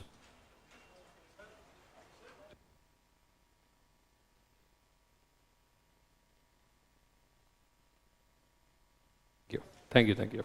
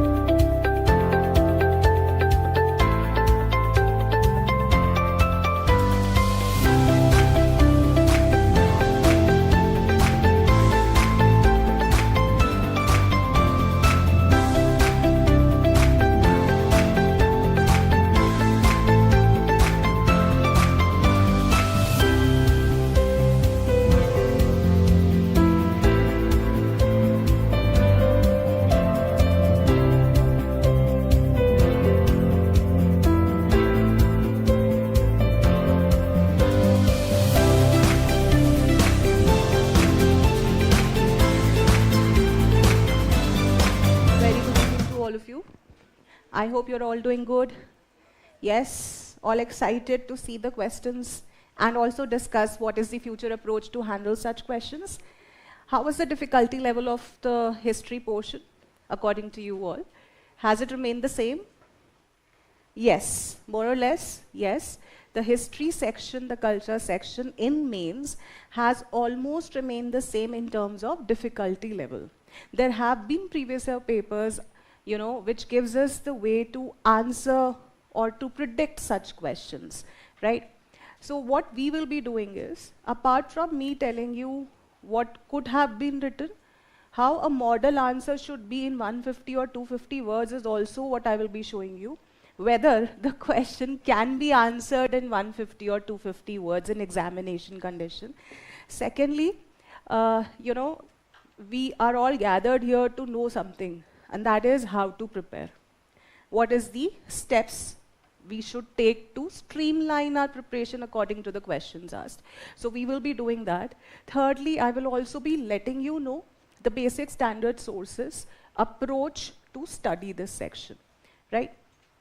So let's start with the class. So basically what we have to do is that in mains, there are, few things which we are going to understand, right? That is syllabus. Second is the demand of the question, because ultimately you have to, understand the approach, the demand there and then, right? Third, the nature of questions asked in UPSC almost in, 5-7 years back, and whether the trend is continuing or not. Fourthly, very, very important that, what happens when you write the answers, you are, swaying in emotions because you have practiced so much, because you have prepared so much. You write what you know, right? But eventually you have to complete the paper in the, stipulated time period. So assessment of marks, weightage given to every question is also what you will be practicing in your test series or classes, whatever you are adopting, right, to prepare for UPSC. So that's very important, right? Next thing is, very briefly, we will be discussing the syllabus. Whether the questions come from the syllabus? Yes, the questions do come from the syllabus. The questions do come from the keywords used in the syllabus, right? So what is the syllabus saying? Syllabus says that there is a topic called Indian heritage and culture, which is very wide, which is very open, right? Questions do come from this topic. What does it require for you to understand in this topic? That what is actually our Indian heritage and culture, right? So when we see the past year questions, we understand that there have been questions asked by UPSC on the relevance to study Indian heritage and culture. What interlinkages we can draw from culture in society, in economics, in geography, right? Thirdly, the last part of your syllabus keyword says ancient to modern times. That means, are we still continuing with our heritage and culture, right? So this is what first you have to understand, that when you are doing any static topic, you have to make sure that you are not only doing that topic, but also, interlinking that topic with the present day times, right? Otherwise, why are we preserving our Indian heritage and culture? Why are we doing that? Have you come across newspapers articles saying that Vedic education or, in the course curriculum of UGC or college or even in schools, in new education policy, Vedic education, our, Puranas, our, moral studies or moral values will be included in the school curriculum as well as in the UGC level, right? Why are we doing that? Because we want to establish that link. We do not have to forego our ancient past, right? So when such articles come, you have to make sure that you are going back to your static portion. Jaise recently you must have come across articles saying or, laying down the significance of Singal. How many of you have come across that? New Parliament building mein Singal has been presented to our honorable Prime Minister. So what is the cultural legacy of Singhal, right? So that's how you have to re-establish the link between the current affairs and our static portion, right? There are 3 keywords given apart from Indian heritage and culture: art forms, literature, and architecture, from ancient to modern times. That means there are questions also almost every year on these aspects. So this is how you will be, making note of the keywords used in the syllabus, right? We will be, after the discussion of the questions, I will be telling you how to approach this section separately, but this understanding of syllabus has to be done at your end, right? Next thing, what we need to understand is that there are, different nature of questions asked by UPSC. Specifically, I'm talking about art and culture and history. There are 3 types of question. One is static question, which requires you to have the conceptual understanding. That means, agar ye question aata hai, either you know it or you don't know it. Either you know the topic or you don't know it, right? So these are theoretical, conceptual, and static questions, right? Second type of questions which we have seen is the dynamic ones or the analytical ones. What these questions check? These questions check your static knowledge plus the applicability or understanding of that static knowledge in different facets of life, like society, economy, right, geography, or the present times, right? So this is static plus analytical questions. Third type of questions are, which are current affairs inspired, directly picked up from, articles coming in the newspaper, right? Jaise I'll be giving you examples of such questions. You will understand there has been a question, asked by UPSC last year on the significance of bull, lion, right? So there have been many newspaper articles carrying different kinds of, news, like, so there was a, a movie, right? So if movie comes, any, movie which is having a rich heritage past, any TV series come or any OTT platform pe koi, any controversy has happened because of any historical past, those themes are picked up and then questions are asked, right? So there were news items carrying information on Chola dynasty, right? What was that movie of Aishwarya Rai? PS1, है ना? So उस पे बहुत articles आ रहे थे. So they picked up, those issues and themes from that time period and had asked a question, right? In questions pe you don't have content, ready-made content, right? These kind of questions you have to prepare on your own, and they come as a bouncer to you in the examination hall. And it is new for everyone. Yahan par, in these 2 kind of questions, you can actually practice, right? These kind of questions are difficult for everyone. ठीक है? तो ये याद रखना, right?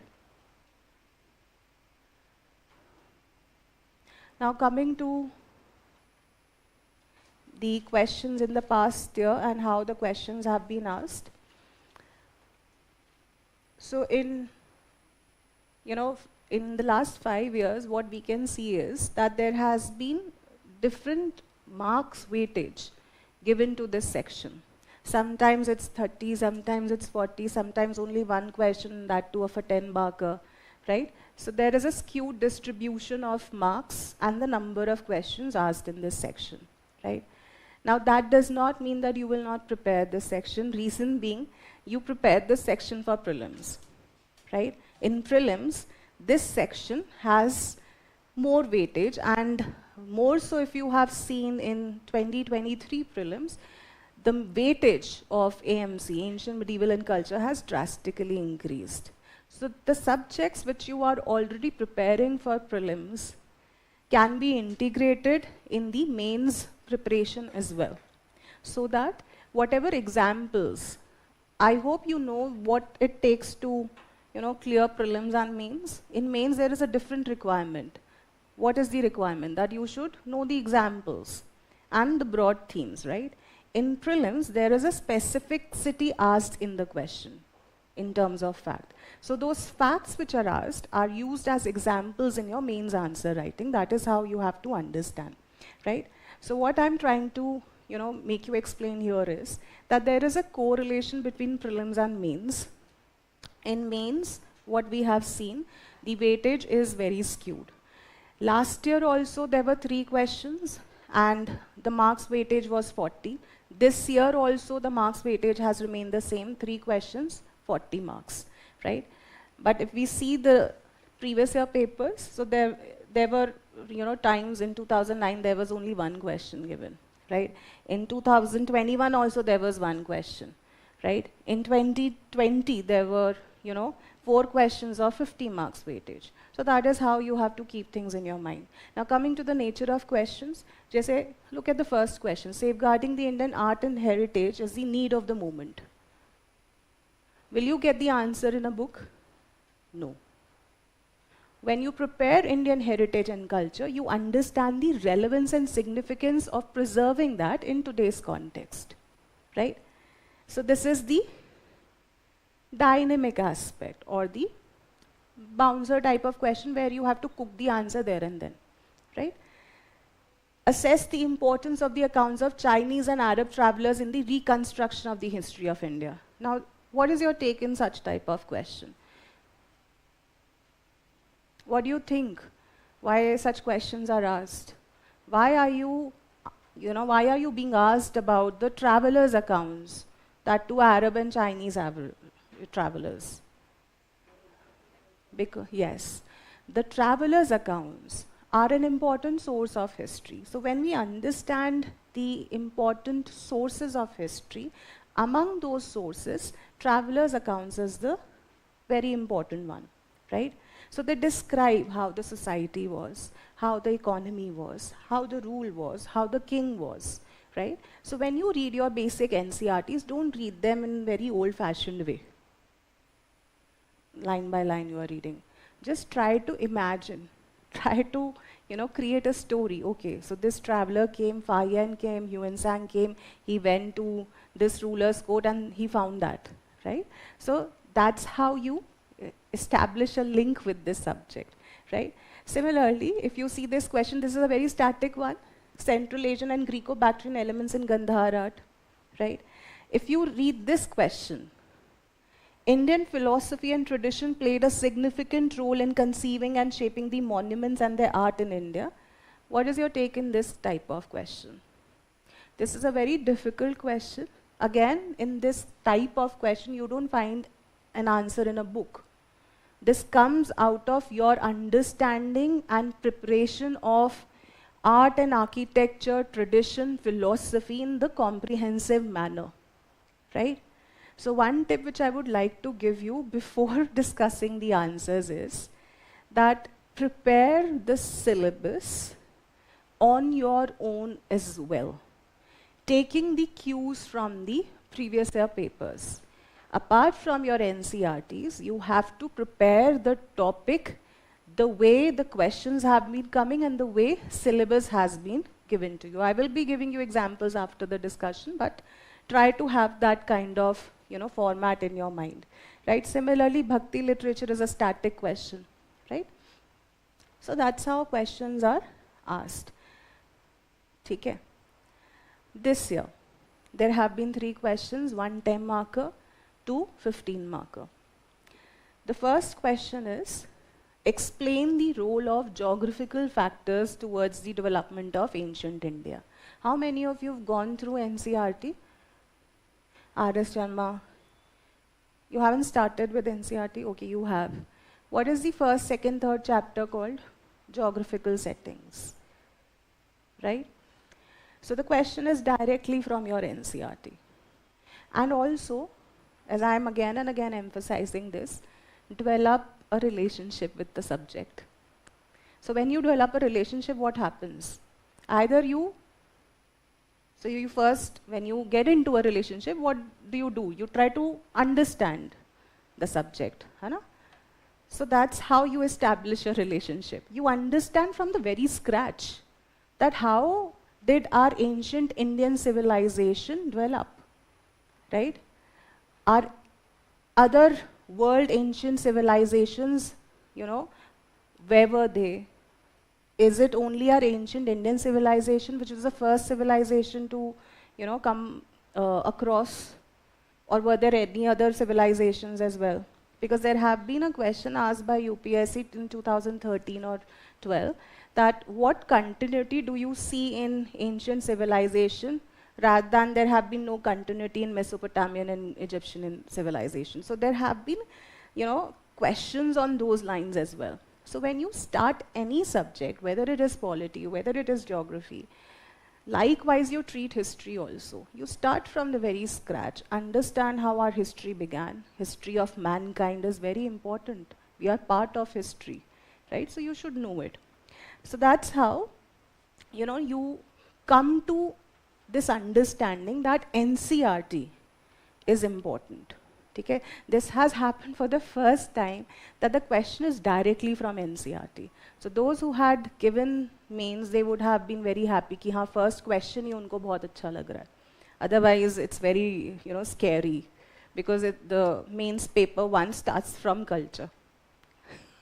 So this was the easiest question of the paper and very direct from your NCERT. Second question also is very manageable and has a current affairs link as well. Question is, what are the main features of Vedic society and religion? Do you think some of the features are still prevailing in Indian society? Continuity with the present, because your syllabus says ancient to modern times, right? So this is very easy. You know the features. It's just that one has to develop this analysis of how our Vedic society features are still prevailing, right? You're all part of Indian society. And you all know what are the features of Vedic society. So the answer was very manageable. One could write it in 15 marker also very easily, right? Third question is the most challenging and difficult one because आप लोग medieval India को neglect करते हो, right? Even in prelims, you neglect it.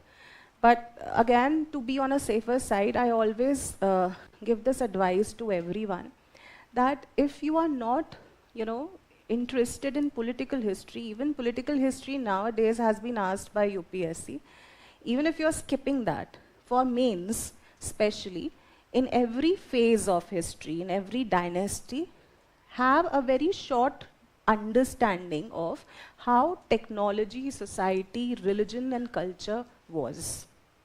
If someone prepares along that line, certain difficult questions for many would be handled by you easily, right? I am again saying that this question is difficult, not only on the basis of whether you neglect it or not, but also because of the content. You are not revising that properly and you are not so well versed with the terms used in the medieval period in terms of technology, so this is difficult. But still, these questions give us the insight as to how we need to make our entry into UPSC and clear UPSC in the most safest method possible. So that is how you have to do, because competition is relative. Many of the aspirants would be leaving such things, but if you prepare it, it's good for you, right? So let's discuss the questions, right? So for the first question is the easiest one. Explain the role of geography, or explain the role of geographical factors towards the development of ancient India, right? So what is the demand of the question? What is the demand of the question? Are there two parts in the question, or is there only one part in the question? So someone is saying that there is only one part. Someone is saying that there are two parts to the question. So yes, there can be two approaches to write this answer. One could be by explaining the role of geographical factors. You explain development of ancient India side by side, right?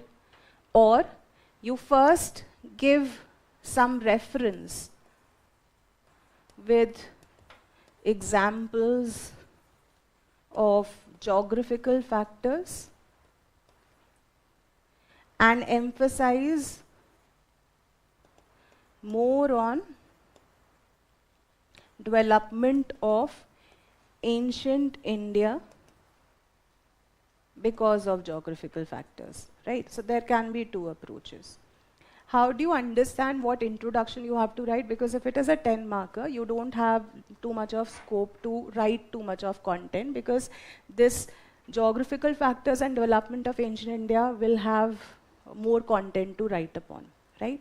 So there is a notion that you have to write introduction, you have to write conclusion. But the question demands, or the paper checker demands the answer, right? तो answer क्या होता है? What is the answer?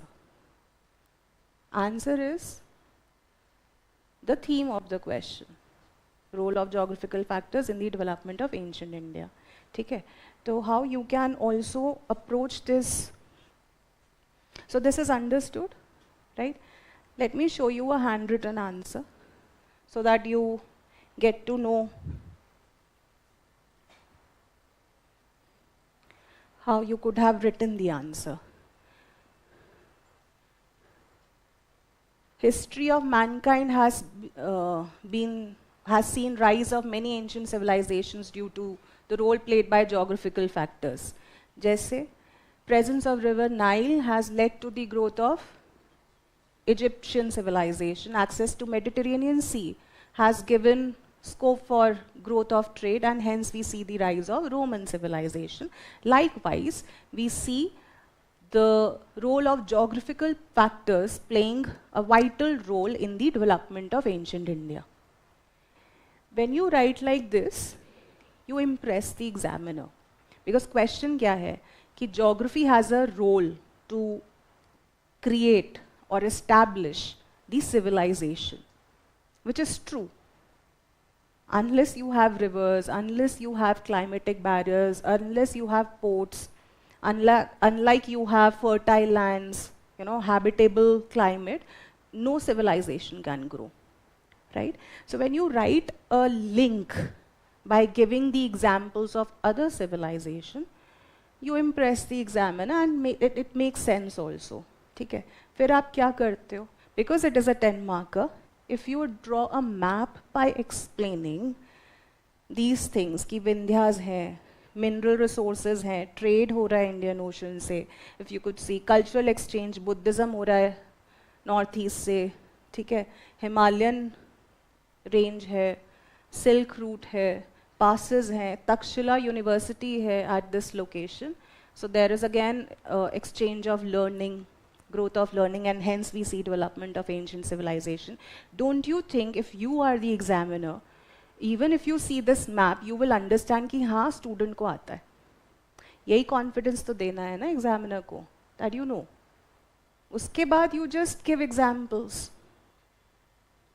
That is how you trim down the content and expose the your knowledge to the examiner in the best possible manner, unlike others who will be just writing content. Yes or no?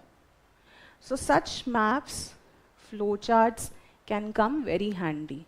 Let's assume you have not drawn a map. What is the other way to write the introduction and still convey the message, right? So what you can do is,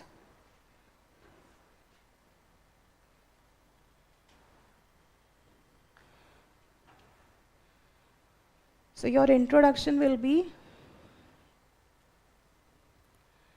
कि since millions of years,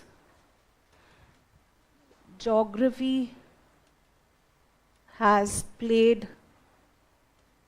a vital role in the growth of many civilizations,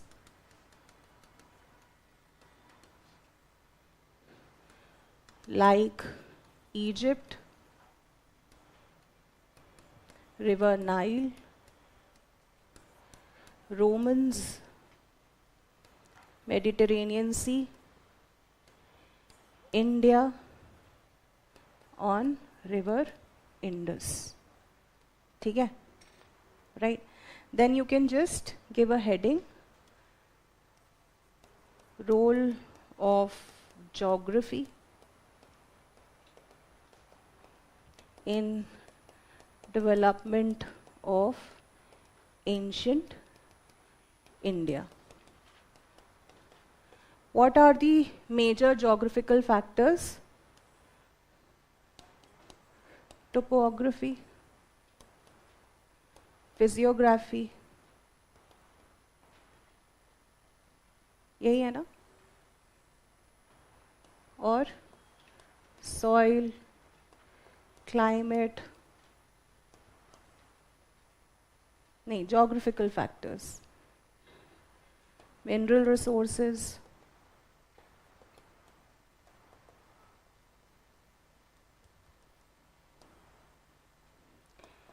rivers, seas, oceans. These are the geographical factors, main broad, which otherwise also, if someone knows what is geography, can write, right? How does it lead to the development of any civilization? Leave aside India. क्या करता है? So what does topography or physiography does? Act as a climatic barrier, right? Make climate habitable. Thus we see population density, right? Agriculture. और rivers और seas क्या करते हैं? What does doabs do? Fertile land, agriculture. What else? Mineral sources होती हैं. What happens? Rise in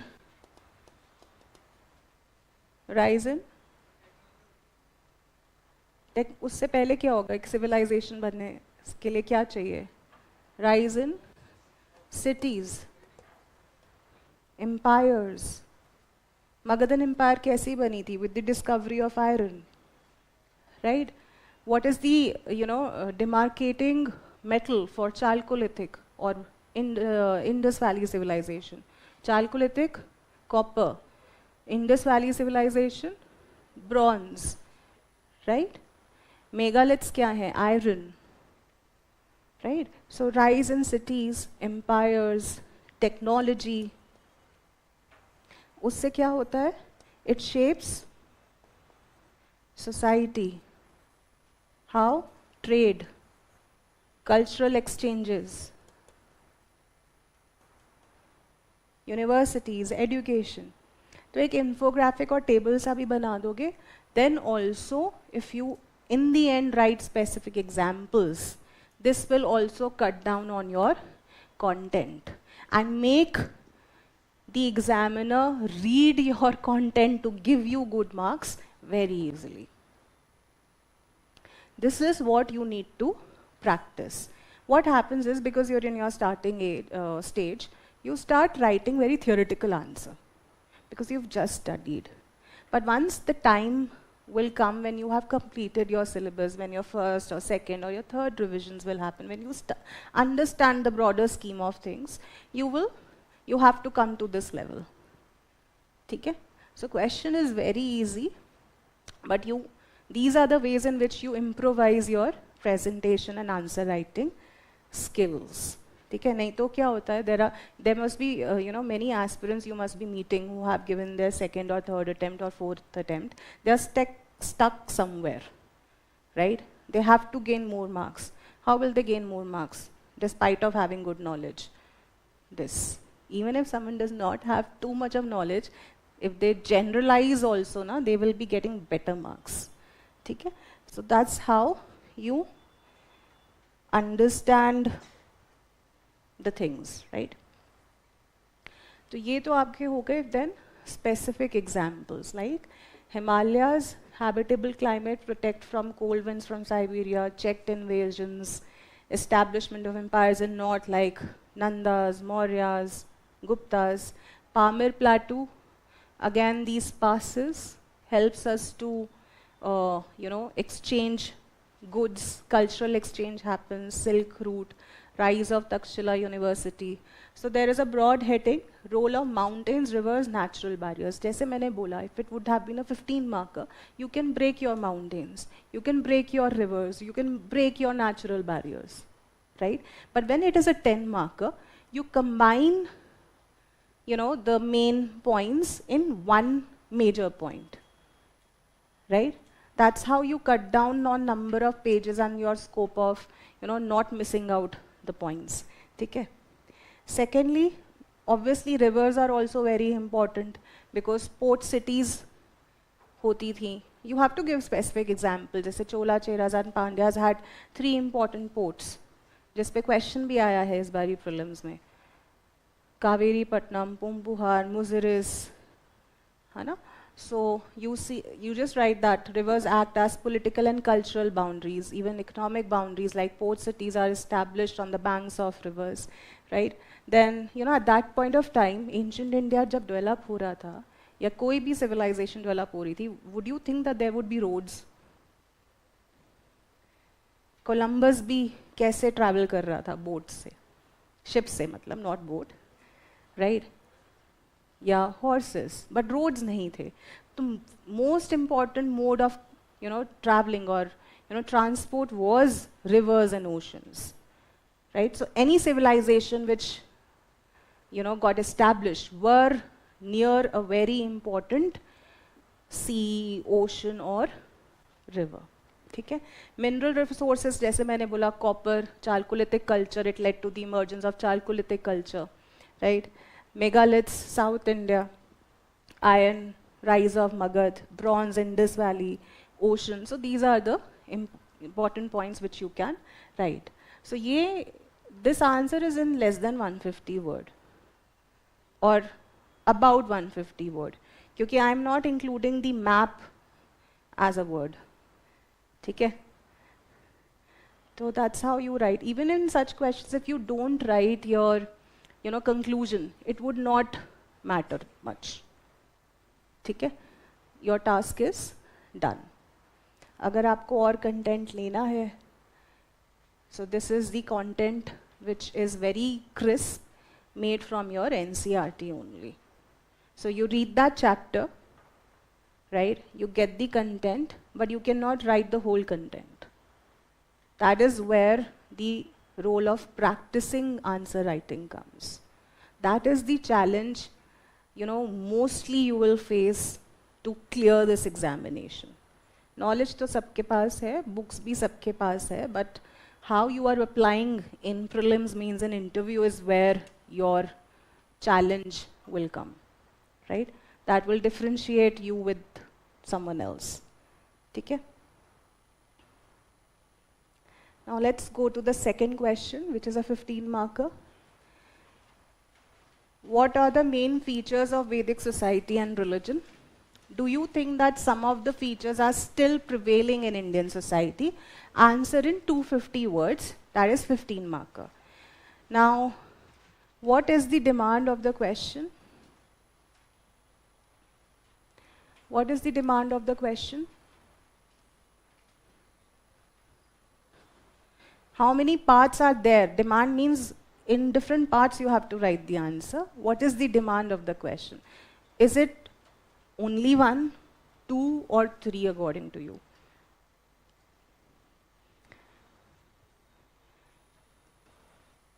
features of Vedic society and religion.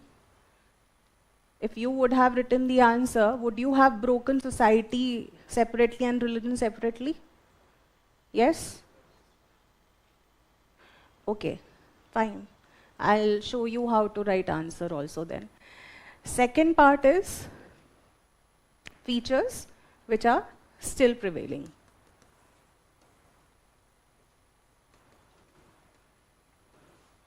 Now tell me, if you are a paper setter, would you be focusing or would you be awarding marks to a candidate who has written very relevant examples in the second part, or only concentrated on the theory part, the first part?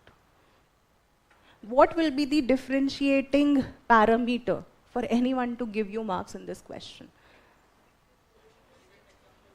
Relevant and current examples, right? This is again a tip for you to understand where to emphasize and where to put your energy more. Everyone, if someone has gone through this topic, will be writing this very nicely. और वो इतना nicely लिख देंगे कि वो उसमें बह जाएंगे.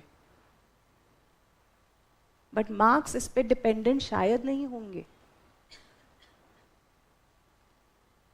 Marks or game changer will be the second part of your answer, right? So you have to assess and weigh down when you are practicing question, where to emphasize more, where to put your brain more, right?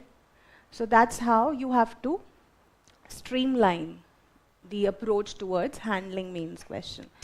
Now someone said, yes, we can break down Vedic society and religion. Vedic religion में कितने points हैं?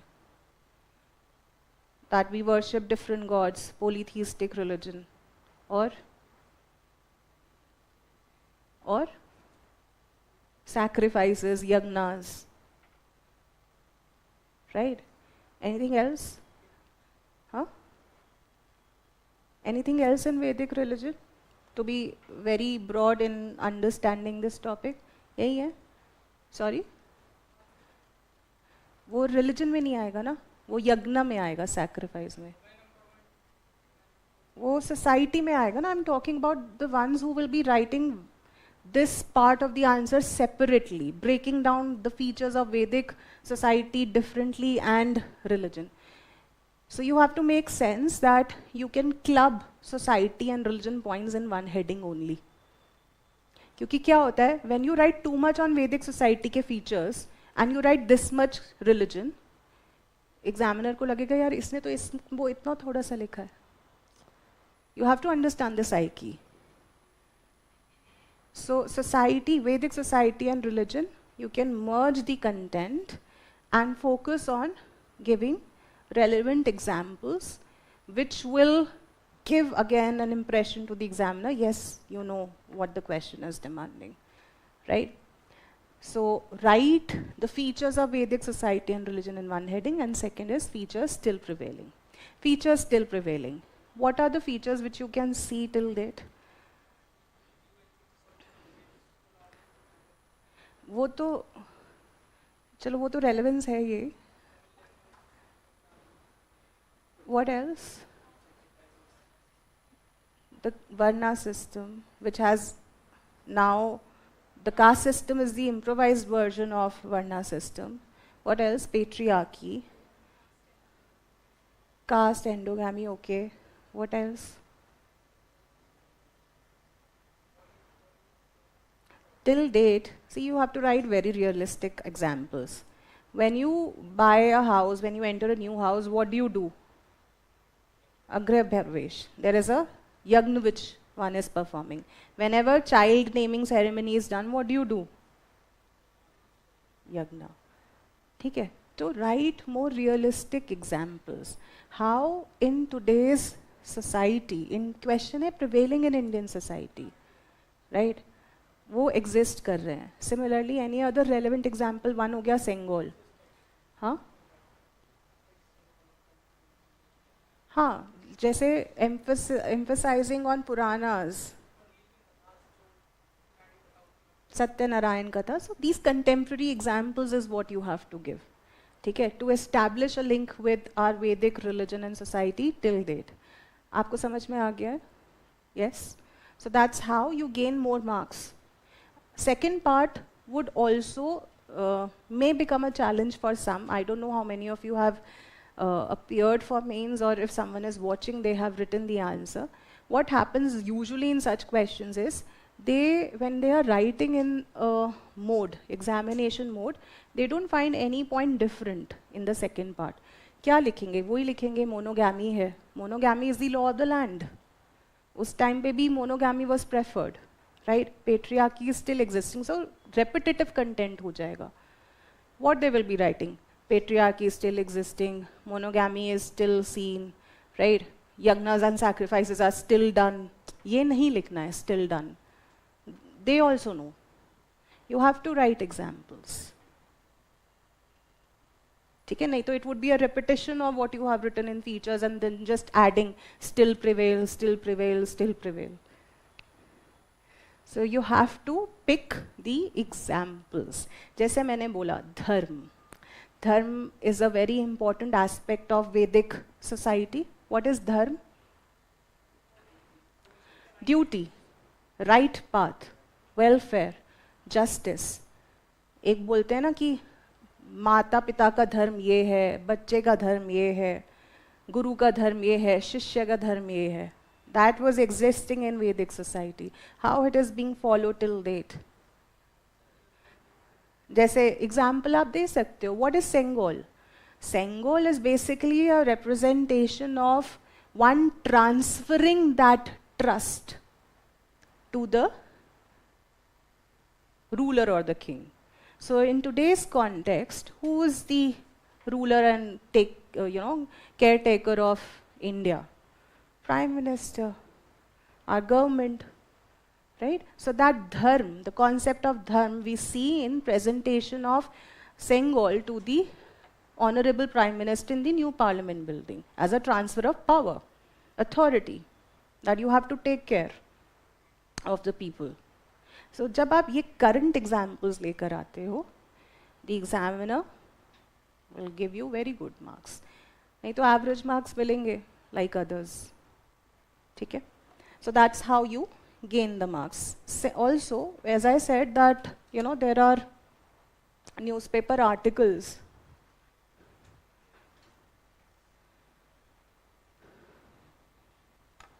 which are emphasizing on the government plans to bring Vedic education, culture, Vedic maths.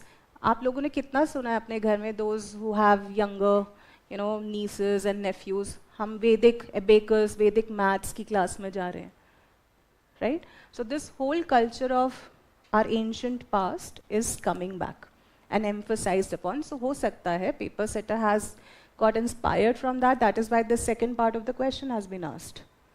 ठीक है? So you have to make sense of the current affairs aspect and link it with your static portion.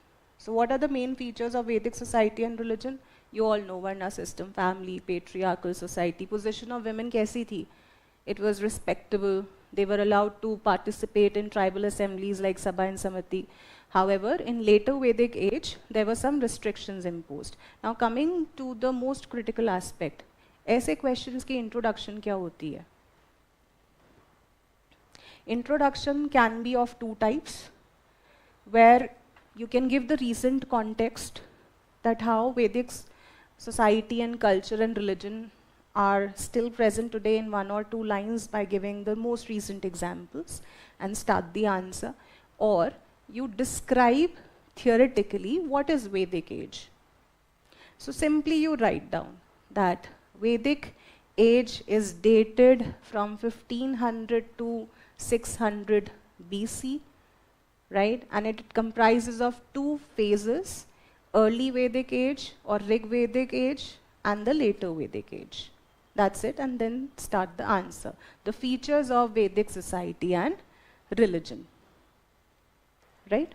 So you can be very basic. Either you show off the contemporary aspect to it by giving suitable examples in the introduction or you write the basic theoretical knowledge. ठीक है? Marriage कैसी, monogamous, we have discussed. Language and literature. Sanskrit. Are we continuing? So देखो question है, do you think that some of the features are still prevailing? Yes. But there are certain features which are not prevailing.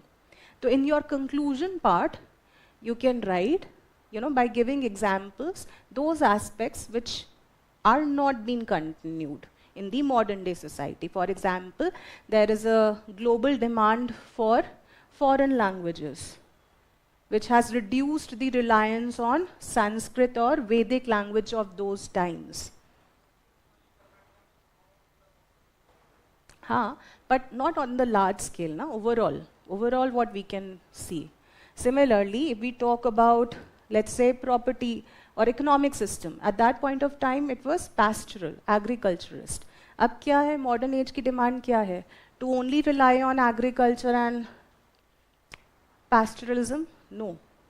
ठीक है, तो इस तरीके से one or two examples you can write as part of conclusion. Conclusion में ये मत लिखना, hence we see that there are still factors or culture prevailing.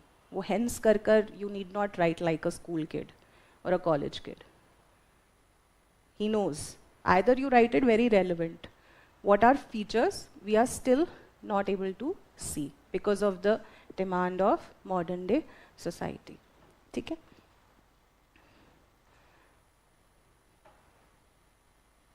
तो इसमें आप examples दे सकते हो. How you can write, जैसे ये boxes, capital letters will draw the attention of the examiner. Simply if you write Varna system, तो वो दिखेगा नहीं. Are you able to make sense of what I'm saying? If you write Varna system without mentioning it in capital letters, it does not attract your eye that much. You're forced to read. The moment you write the keywords like this, the examiner is able to see it very clearly and very fast. So these are again some of the answer writing tips which you can include while practicing answers. Okay? So this is what the first part of the answer can be written in very simple and very less words. Varna, family, patriarchal position of women. इस question में एक और mistake ये हो सकती है that students are missing out on the later Vedic phase, right? Because question is mentioning about the Vedic age. It's nowhere mentioning कि early Vedic है या later Vedic है, so you have to write the content of both the phases. ठीक है? So these are the examples which you can write. Griha Parvesh, childbirth, you perform the yagnas and sacrifices. Sengol का example दे सकते हो. Then in conclusion, very briefly you can write how the languages have outnumbered. Sanskrit is not the only language which we are focusing upon, or the mode of occupation or economic system because of the changing times is what we have changed, and that's about it. ठीक है? Do we move forward? Yes? The last question. What were the major technological changes introduced during the Sultanate period? How did those technological changes influence the Indian society? Now, this is the last question of this section. What is your take on these three questions? They are focusing what? How you link your ancient culture and past with the changing times and the impact of it in that age. तो जो हम economics में करते हैं, society में करते हैं, और in governance, the impact of any policy, any action, in history also, UPSC is asking those aspects, right? So the impact is what is the analysis which you have to do by your own self. Don't only read NCRTs and shut them. Read NCRT and think upon the impact in today's context and as well as in that moment or in that age or in that period of history. Okay? So again, this has two parts to the answer. Major technological changes introduced during the Sultanate period. This is a factual question. You know it or you don't know it, right? अगर ये नहीं पता है, it will be difficult for you to write the influence of technological changes on society. है ना? Otherwise, what impact does technology have on society? Technology से क्या होता है?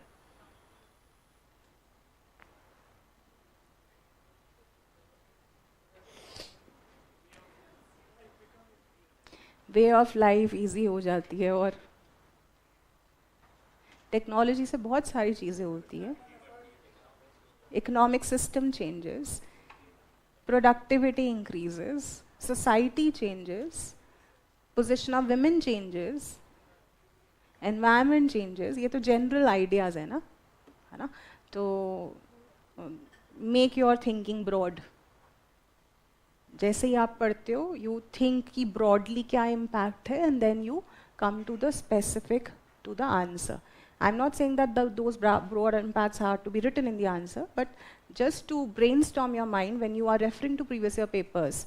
Your role should be that you are referring to previous year papers to understand the demand of this examination as a whole, right? So second part is, how did those technological changes influence the Indian society? Question is difficult because it is factual. Now coming to the source, yes, the answer could be written by reading your static medieval India book NCRT written by Satish Chandra.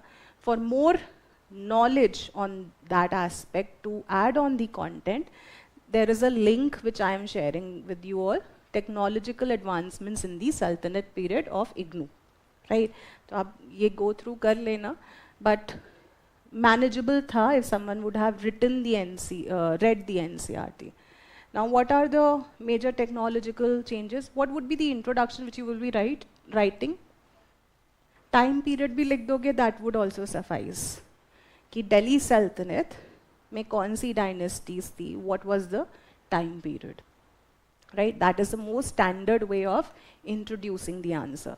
What are the technological advancements? Textile technology में there was spinning, weaving. Now, there are certain key words or key terms used. If you are using that, you gain more marks. जैसे spinning, आपको पता है क्या है? चरखा, cloth जिससे बनेगा, है ना? So that was again an important revolution in the textile sector that was done by the Delhi Sultans. इसका literary reference मिलता है in this book, Isamis Futuh Sultan. Now, this book name you will not find it in your NCRT. So there are certain areas which you have to prepare.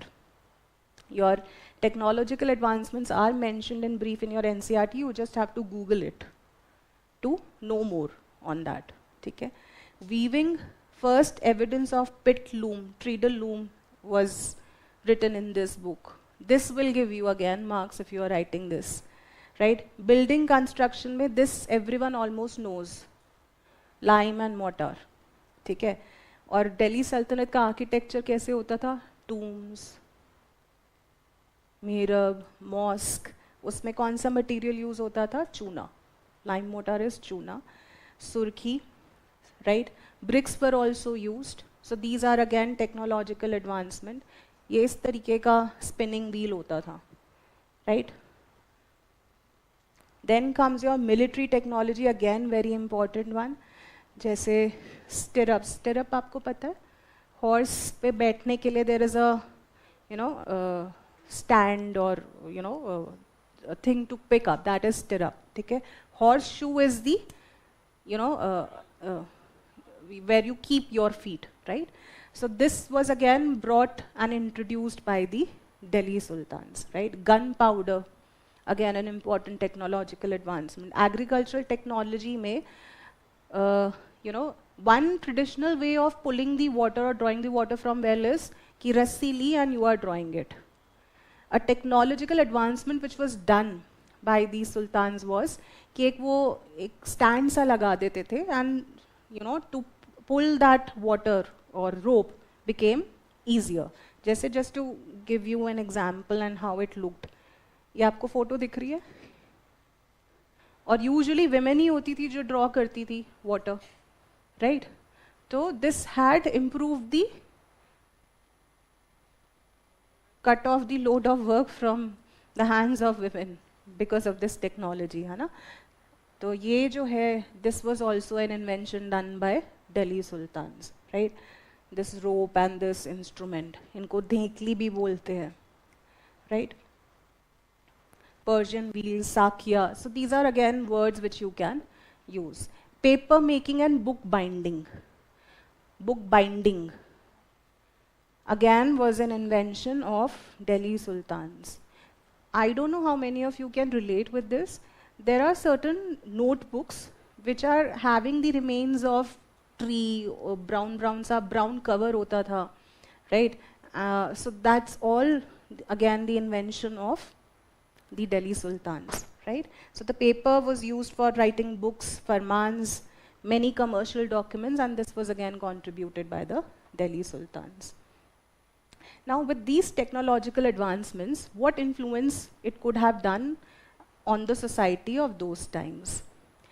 अब industries थी, military थी, ठीक है, professional classes होंगी, spinning, textile हो रहा है, manufacturing हो रही है, military strength बढ़ रहा है, it would, construction हो रहा है, it would have led to more employment generation. More employment generation मतलब more prosperity, right?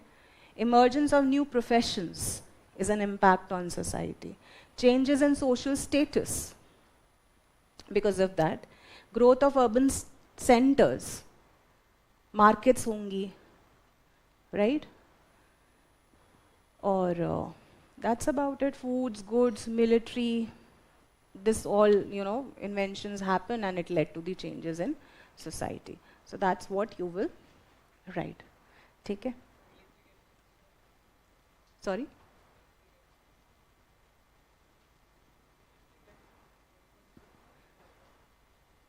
Garrisons होते हैं जैसे military cantonments नहीं होते हैं, छावली जिसको बोलते हैं, cant areas होते हैं, posts होती हैं, वो होते हैं military garrisons, right? Now key takeaways. When you see these questions, you have to make sense and build your future approach to clear this examination. And what is that? Stay with your basic books and think more on the impact and the present day relevance by linking it with current affairs, as well as when you get any editorial or any article or anything is taught in the class, you try to brainstorm your mind and link it and also write down. Because otherwise what you have taught in the class, there and then you might forget, na? So it's very important to pen down your thoughts and your understanding, right? It will come very handy in your examination. Practice different test series papers to understand what you could have not written. The only challenge and the most important challenge which will come in your preparation is what I could not have written, because you will be knowing the content, right? So to cut down where you could have is what you have to practice by answer writing. Third thing is time factor, because you have to complete the paper. So that also has to be streamlined with respect to whatever questions you are practicing. And because I have already told you that this section is not liked by many, you have to have a basic, you know, relationship by completing your NCRTs with interest, and then you could sail through mains, you know, very easily. As you have seen the questions are not that difficult. Yes, one or two questions would be difficult, but you know, more or less, as I said, the competition is relative. It's difficult for everyone, so it's difficult for you. In the most moderate and easy questions, you have to enhance your marks, right? Link your static, I have already told you. Now coming to how to prepare. Again, the most important challenge which I have often heard from your end is how to read NCRTs. What do we have to read, right? How do we prepare culture? How do we prepare or read CCRT website? How to prepare that? So for that, I would give you tips. First of all, start this section from the very beginning. Then only you will be able to learn things. What happens is, in a very abstract way, you pick up topic and you read about that. जैसे आपने architecture उठाया, right? आपने Nagara tradition किया, but you don't know before, you know, Nagara period, how was the architecture, So a link has to be there in your preparation. So start this subject from the very basics, read your NCERT 11, 12 and try to imagine things. Secondly, UPSC is focusing on the interconnections and the relationships and the present day relevance. You have to make your notes either in NCERT or separately on that topic. Topics कौन-कौन से हैं? What are the topics? Art, literature, architecture, Indian culture and heritage. Right? So what do you have to do? So when you're preparing this,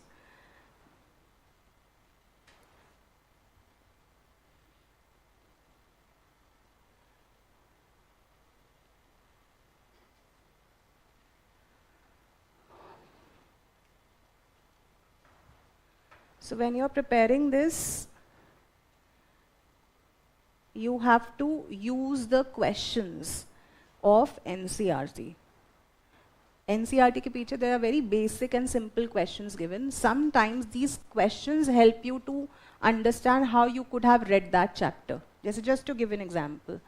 So this is your R.S. Sharma old NCERT of ancient India. In what ways does ancient Indian history show the basic unity of India? ये question बिल्कुल आ सकता है. Right? So when you read the chapter, read the questions on the back and again revisit that topic to test whether you have actually understood what you should have read. क्योंकि जैसे मैंने बोला, you read in a flow, very casually, and you think that you've read that chapter. And you will revise also in the very same way. Never do that. Always look at the questions given in the back. It will really help you to understand what you could have improved in the way you are approaching any subject, right?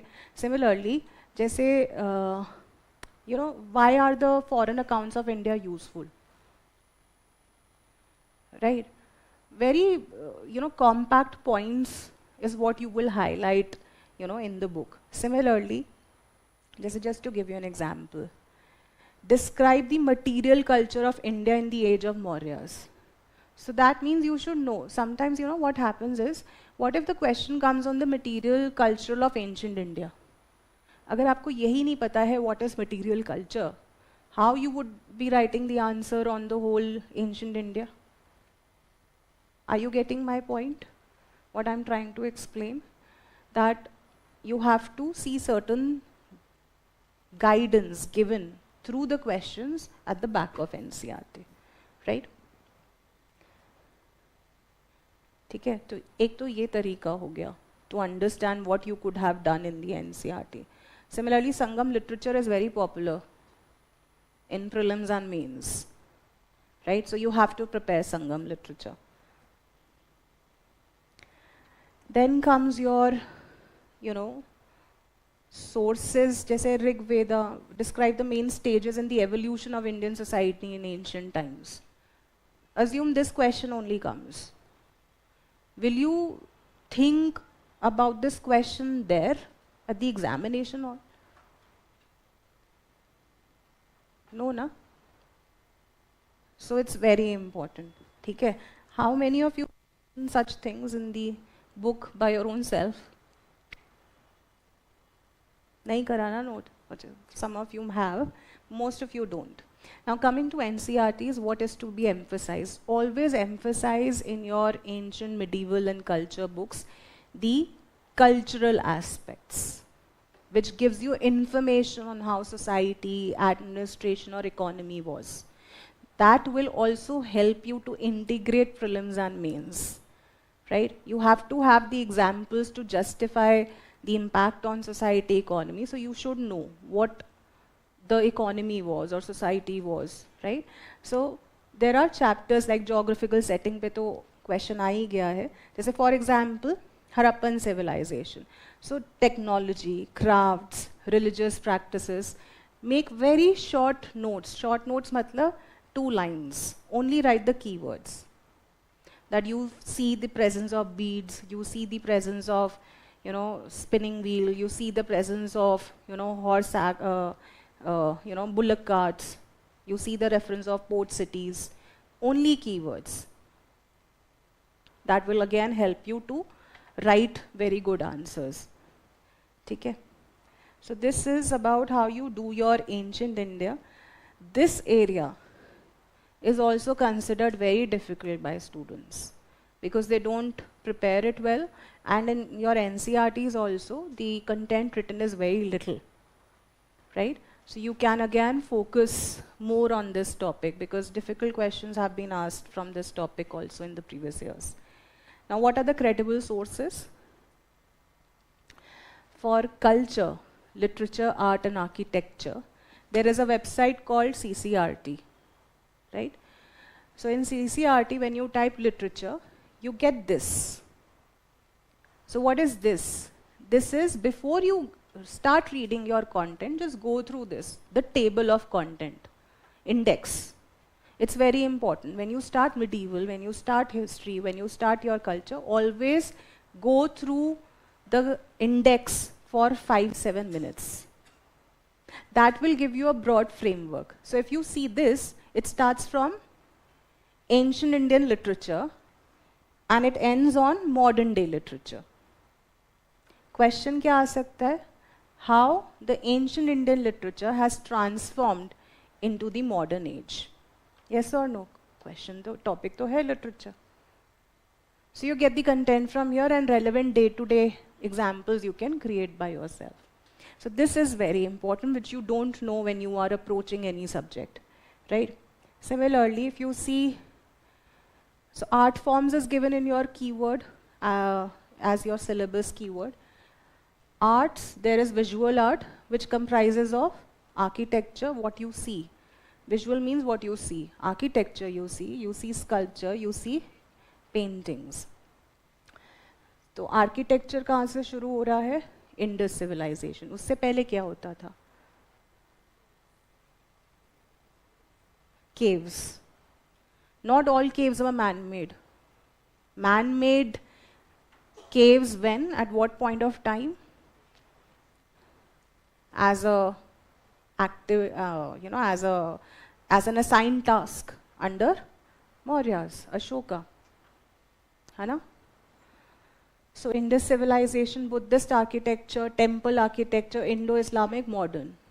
So you get again an idea as to how our architecture developed from ancient to modern times, right? Similarly sculpture, similarly paintings. So this is how you appreciate and understand the content given in different sources, right? So this is your old NCRT, this is your ancient India new NCRT.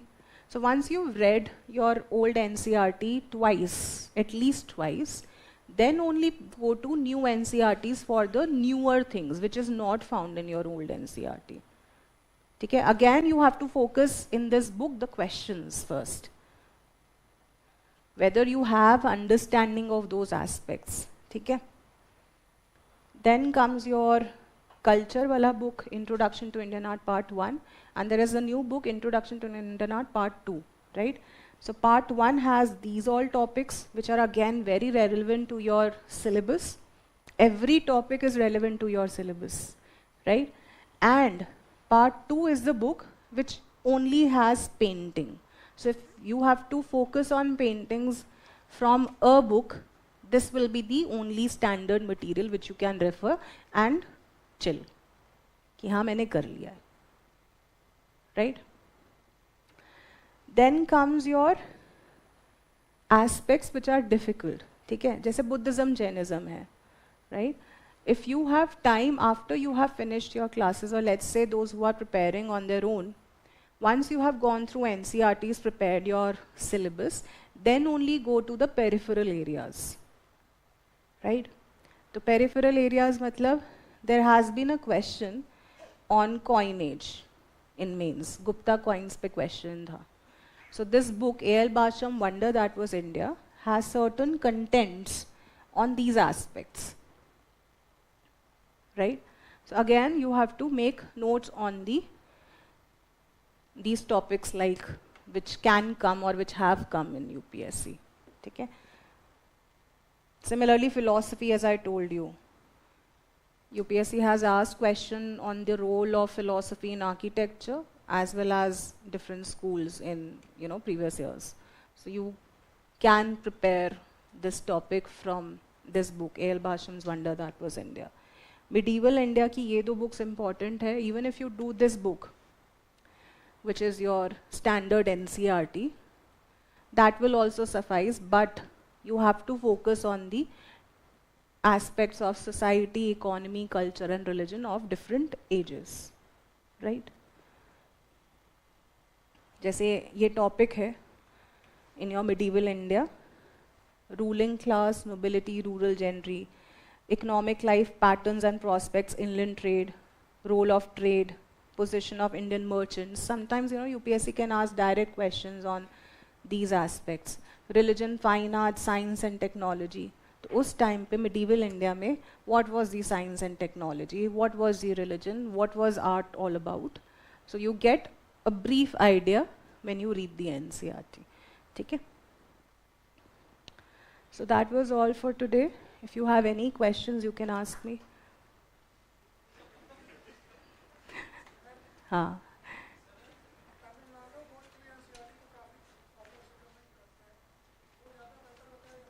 See, it all depends on person to person. So his question is that, whether we are supposed to do, let's say, Tamil Nadu textbooks or NIOS material, which is very simply written. वो इसलिए recommend करते हैं because of the language used. NCRTs are having a very rich content, but it's very boring.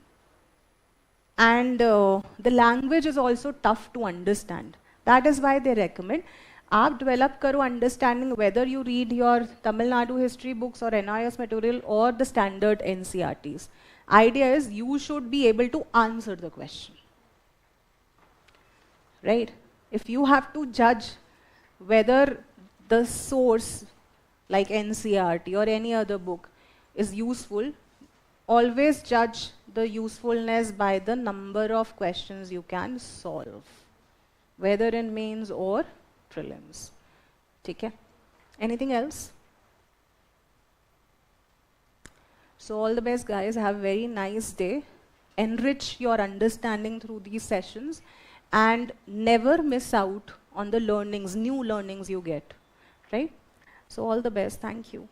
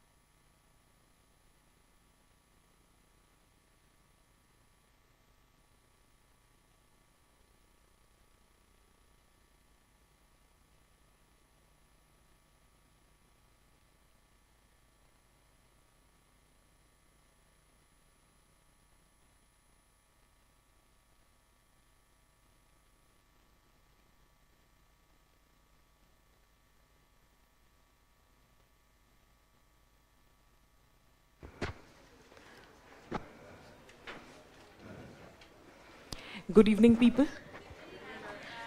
So, my name is Smriti Shah, and we will be having now the discussion on the questions from the portion of Indian society. Okay?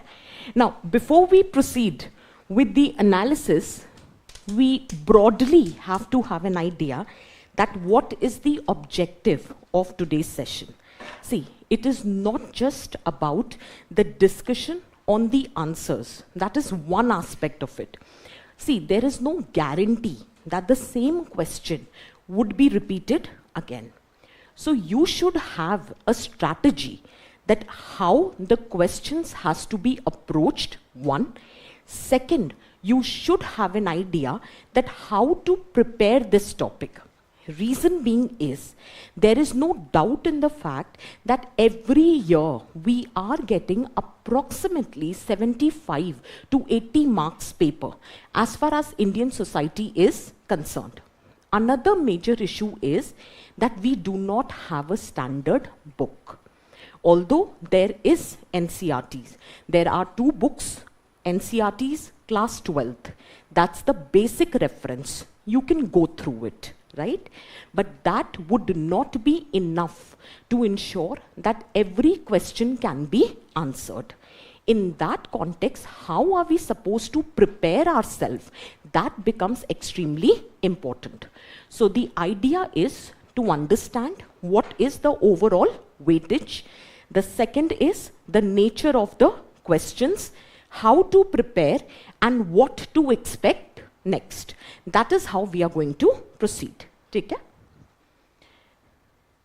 Broadly, every year, barring this 2021, when 80 marks was asked, it is usually 75 marks, one thing.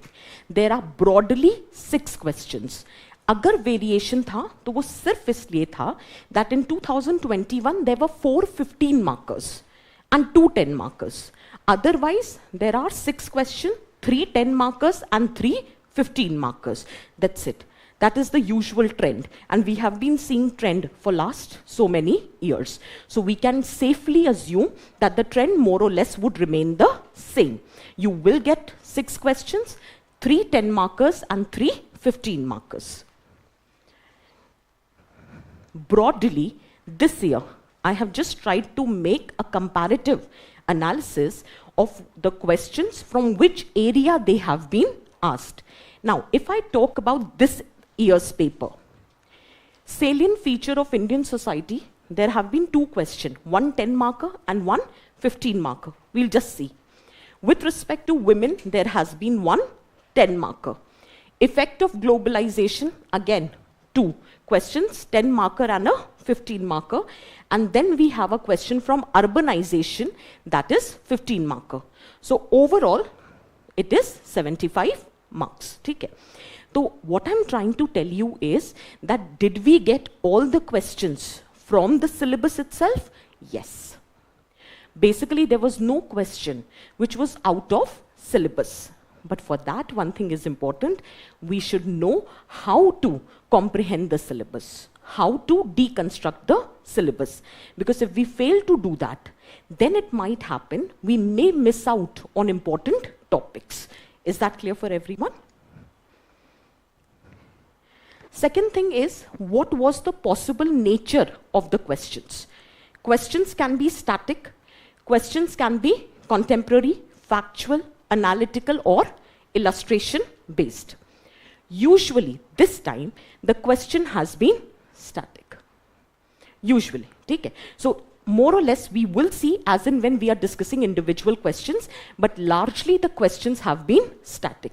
It might happen that something has happened in the contemporary times based on which they have asked you the conceptual question. But one thing I have observed based on my understanding of these many years, that whether it is static or it is contemporary, largely questions are analytical. And if you have been asked to do the analysis, it has to be done with the help of examples. Analysis is never complete if you have not written the examples. Very rare it happens that you get a factual question in society. Very rare. जैसे एक आध बार पूछ भी लिया था कि what are the constitutional provisions with respect to tribal welfare और why tribes are known as scheduled tribes. वो एक अलग बात है. या two legal provisions with respect to tribals. या what are the objectives of population education. Sometimes they might ask you very objective question, but that's rare, even if they are asking one question per year, not more than that. Usually questions would be analytical. To write a good analytical answer, you should have the support of examples. But in order to prepare for this, the first thing is command over static portion, which has to be supplemented with current affairs. There is something about women reservation. There is something about secularism. Okay? There is something about uniform civil code. All of that, if this is covered in news, it has to supplement your static preparation. That is how holistic preparation is done. And if we are doing a preparation like this, there is no question in society which you can't answer. To be very honest, आप खुद paper उठा के देख लो, इस साल का ही नहीं, हर साल का उठा के देख लो, ऐसा नहीं होगा, oh, I can't write anything, because there is very less objectivity. Is it clear?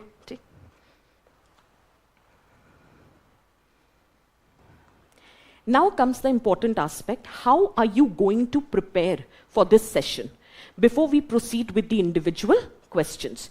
That's again my observation. You start with the first step. That is deconstruction of syllabus. Every topic needs to be properly deconstructed. For example, the topic in your syllabus is salient feature. Now the question arises, what do you mean by salient feature? You have to deconstruct that within salient feature, we need to study joint family. Within salient feature, we need to study caste system. We need to study patriarchy. We need to study diversity. We need to study secularism in Indian context. We need to study salad bowl perspective of multiculturalism. We need to talk about what is cultural lag. Are you getting the point? This is known as deconstruction of the syllabus. That whatever topic is given in the syllabus, you need to further deconstruct in order to identify the hidden topics in the syllabus. Syllabus में कहीं caste system नहीं है. Syllabus में कहीं marriage नहीं है. Syllabus में कहीं migration नहीं है. But in सब पे questions आएंगे because these are the hidden topics of your syllabus. So you need to visualize those hidden topics in order to prepare for this paper. That is nothing but deconstruction of syllabus. Once you have deconstructed the syllabus, then second thing is you are going to make references to PYQs. उससे बेहतर reference point कभी नहीं होता for any preparation. If you go through your 10 years PYQs, you will realize either questions are repeated, and if not, then themes are repeated. So there is no better guidance, no external factor can guide you as better as your PYQs. Is that clear? So go through PYQs very, very diligently. Everything else can take a back seat, but your PYQs cannot take a back seat. There is no substitute. Okay? Second thing is, please be very careful with the vocabulary of the subject. और वो मैं क्यों कह रही हूँ? This is very valid in this year's paper. The questions were too simple. If you do not have the command over the vocabulary of the subject, you will not fetch marks. Because then you would be ending up writing too general an answer. And this exam is not about how good you are. It is about how better you are as compared to your co-aspirant. So if you have written an answer which is absolutely right, but someone else has written an answer which is academically more nuanced, so automatically that person is going to fetch more marks. And 1 or 2 marks in every question, if it is more or less, will make the entire difference. So you should have the command over the vocabulary of the subject. And finally, you need to keep testing yourself through answer writing. In all other papers, generally I'm saying, barring ethics, essay, even governance, There are papers which are slightly objective. So if you practice like 10, 12 questions, 10, 20 questions, you get an idea that how it can be approached. With society, with ethics, with essay, the more you practice, the more you get hang of it. Because every time you write an answer, you discover a new way of attempting the question. Sometimes you might discover a new perspective only to write the answer. Sometimes it might happen you realize that what you have written was not the right perspective. It has to be approached from some other dimension. And sometimes you will realize two people attempted the same question from different perspectives, yet both have fetched the marks. That's the beauty of a subjective paper. But that will only come with more you practice. अब इसका मतलब ये नहीं है सारा काम वाम छोड़कर हम सिर्फ सोसाइटी ही बैठ के आंसर लिख रहे हैं, ऐसा कुछ आपको नहीं करना है. But whenever you get time, at least make sure PYQs are solved.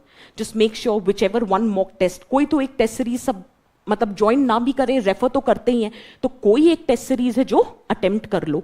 At least have the confidence that you have attempted 40 to 50 questions. Automatically, psychologically, you will be better placed. Is that clear? See?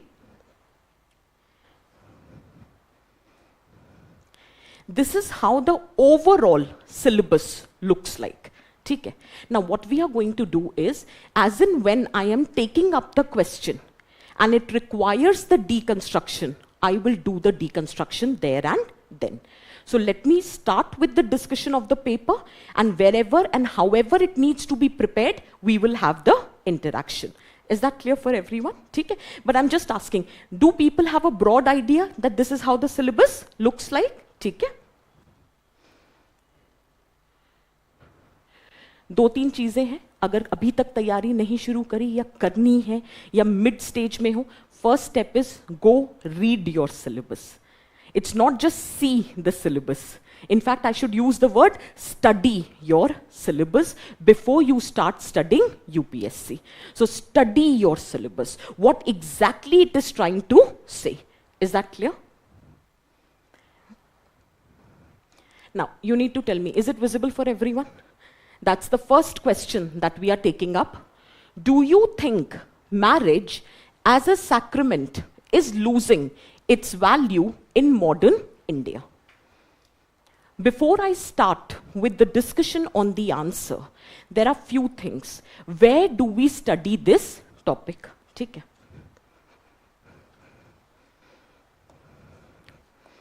There is a topic in the syllabus impact of globalization on Indian society. This is how my entire syllabus looks like. Now, you have to deconstruct. Because UPSC has just given one statement, impact of globalization, nothing else. So we need to deconstruct the syllabus as structure and culture.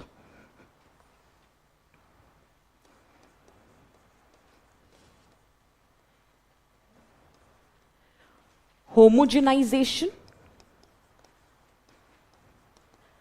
hybridization, and revival of local culture.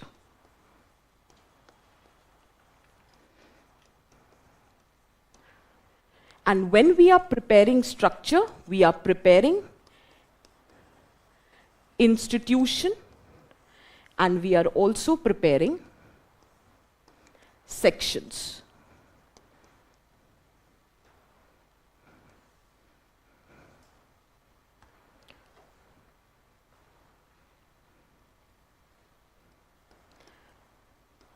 Sections, women, old age, let us say middle class, tribes, youth. On the other hand, institution can be joint family, it can be caste system, it can be marriage, and you can go on and on. It can be media, it can be religion, And it's a joke in our foundation batch that whenever you have to study anything about society, then everything is rooted in globalization, industrialization, and urbanization. And this is the perfect opportunity to prove that the joke seems to be correct. The first question is, marriage as a sacrament is losing its significance in modern India. That would be covered here. Impact of globalization on marriage. Because modernization is nothing but one of the manifestation of globalization. So in modern India, to what extent marriage as an institution has underwent change? Where are you studying that topic? I'm not telling that this is how you study. वो हम बाद में बात करेंगे. Where do you find that topic? It is under this heading. There is one more question in the paper, that why caste identity is both static and fluid. Did you get the point? So again, it is because of the forces of change, globalization, industrialization, and urbanization, right? Where do you study this? Is that clear? Similarly, there is a topic, why young women in India are choosing to die by suicide. That's one of the question, right? That means it is talking about the negative impact which is happening with respect to women. I am not saying that the entire answer you will find here, because somehow it would be found under role of women and women organization. But one half of the answer you will find here. Is that very clear? There is some question, child cuddling has been replaced by mobile phones. Why did we get access, or how did we get access to mobile phones? How did that happen? Globalization, technology, internet, penetration. That is why role of family as an agent of socialization is undergoing a change.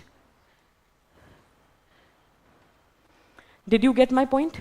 There was another question which says the impact of post-liberal economy on ethnic identity and communalism. Are you getting the point? Okay. So, some aspect you will be getting here. Some aspect you will be getting here. Some aspect you will be getting here. अगर और कुछ ना भी पढ़ा होता, एक ही topic पढ़ लेते तो भी इस बार का पेपर हो जाता. मेरा कहने का मतलब ये है कि are you realizing that this topic is extremely important? But the thing is that in syllabus that we have is impact of globalization on Indian society. Everything is present here. And वो जो post liberal economy वाला question है, उसको approach कैसे करना है? Homogenization, hybridization, and revival of local culture. Ethnic identities are getting diluted. Homogenization is happening. Ethnic identities are not getting diluted. Hybridization. Ethnic identities are actually getting strengthened. Revival of local culture. Did you get the point? Everything this time, I think उन्होंने शायद सोचा नहीं होगा कि ऐसा हो रहा है, but ये हो गया. That every question is falling under this bracket. Is that very clear? Most important topic, हर साल सवाल आता है without fail. Is this very clear for everyone? ठीक है.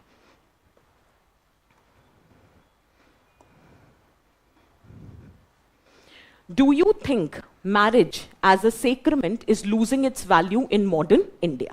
Now, how am I going to go about it? This would be available to you, the PPT, where my handwritten answers are there. But how to understand these handwritten answers, let me just have an interaction with you. See, this is my observation that no matter how subjective the question is, the challenge is not just to attempt. The challenge is to attempt it within the stipulated time. तो फिर क्या होता है जब 7-8 minute में आपको कोई question answer करना है, so you should have a proper template कि this is how I'm going to attempt. ठीक है. Every question, as per my understanding, has 4 parts. The answer. First is introduction. Second is my linking statement. Third is my body, and fourth is my conclusion. As simple as that. Now the next thing that you can be prepared is, how can I introduce my answers? This also has to be done beforehand. You should have a slight idea in your subconscious mind that how all or what are the different ways in which I can introduce my answer. The first most common way of doing is defining the concept. The key concept which is used in the question. In this particular question, it is marriage. The entire question is hovering around marriage. One of the way of introducing the answer is you define what is marriage. और ऐसा नहीं हो सकता अगर आपने globalisation वाला topic पढ़ा है तो आपको मैरिज की डेफिनेशन नहीं आती, वो पता होगा आपको, ठीक है। दूसरा तरीका होता है डेटा दे दो। जैसे कि सुसाइड वाले क्वेश्चन में rather than defining what is suicide, giving data is more apt, because defining suicide will not add any value to your answer. In fact, on the contrary, if you give the data, that is adding some value to your answer. ये wisdom आपके पास होना चाहिए that in which question definition and in which question it has to be the data. Is that very clear? तीसरी चीज होती है premise. Suppose करो marriage पे question आ गया, अब marriage की definition ही याद नहीं आ रही है, क्या करें? तो सबसे आसान तरीका होता है premise लिख दो। Premise का मतलब होता है background, कि किस कॉन्टेक्स्ट में ये सवाल पूछा गया होगा।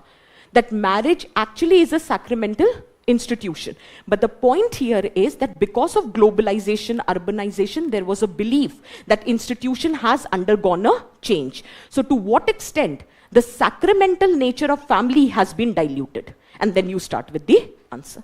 तो अगर मैरिज की डेफिनेशन नहीं आ रही या किसी कॉन्सेप्ट की डेफिनेशन नहीं आ रही, the easiest way is you write the premise. Is that very clear for everyone? ठीक है। चौथा तरीका होता है कॉन्टेक्स्ट। कभी कभी क्या होता है, कॉन्टेक्स्ट में क्वेश्चन पूछा जाता है, जैसे कि what is the impact of post liberal economy on ethnic identity and communalism. Here question is not just on ethnic identity and communalism, there is a context, and the context is post-liberal economy. You start with the understanding of post-liberal economy. Is it making sense? There are different ways of introducing the answer. You should prepare that how the same answer can be introduced in a different manner. Hardly it will take 2 more minutes, but you will develop that niche or the skill writing. Is that very clear for everyone? Next important aspect is linking statement. आपको realize नहीं होता, आप लिखते हो, ठीक है। Linking statement इसलिए लिखा जाता है, connecting the introduction and the body with the demand of the question. Linking statement is a smooth transition. बहुत बार क्या होगा, आपका क्वेश्चन आएगा 10 मार्कर में, who has the time and space to write the linking statement? Never mind, you write a subheading. That becomes your linking statement. So either you write a literal statement or you make use of the subheading. That totally is your choice, but make sure you write a connecting statement. Is this clear? Then comes the body, and then is the conclusion. So let's continue with the question. So the first question was talking about marriage. So we had started with a definition that marriage is defined as socially and legally approved union, often between a man and a woman. And it is often depending, or it is governed by various kind of customs, rights, laws, regulations, which clearly defines the rights and the duties of both the partners. आपको इतनी बड़ी definition नहीं लिखनी. This is for your understanding. You could have just written marriage is an institution which is defined as socially and legally approved union between a man and a woman. That's it. Is that clear? Now, a general perspective about marriage is it's a sacrament. Sacrament का मतलब होता है governed by rites and ceremony. So usually in our society, marriage is considered as a sacred bond. It is not a contract. It is governed by rites and ceremonies. It is often considered as indissoluble. मतलब आप शादी करते वक्त नहीं सोचते हो divorce हुआ तो, ना ना, हम 7 जन्म के रिश्ते के बारे में बात करते हैं, right? So the relation exist even after death. So it is a sacrament. This relation has to be established in the linking statement. However, अब मॉडर्न इंडिया में सैक्रामेंट की वैल्यू लूज हो रही है. इसका मतलब है मॉडर्न इंडिया कैसे मर्ज करा? Globalization, industrialization and urbanization. And now you have to prove that how through these forces marriage as a sacrament is losing the significance. Is that clear? ठीक है. तो जब हम impact of globalization पढ़ते हैं तो हम ये टॉपिक पढ़ते हैं और ऐसे ही पढ़ते हैं that the first thing is the purpose of marriage has underwent a change. Traditionally, the purpose of marriage was maintaining the purity of the lineage, and because of which caste endogamies were practiced. But then came a time intercaste marriage, interfaith marriage. That means no longer the purpose of marriage is purity of lineage. Similarly, the primary purpose of marriage was progeny, that is procreation and raising the child. But in today's time, people are going for same-sex marriage. People are going for DINK families, D-I-N-K families. Double income, no kid. Matlab, both the people who are getting married, they are working, so double income. But they personally are preferring not to have kids. That means the purpose of marriage has underwent a change. And in that context, maybe marriage as a sacrament is losing the significance. Did you get the point? Second is, there are alternatives to institution of marriage which is emerging.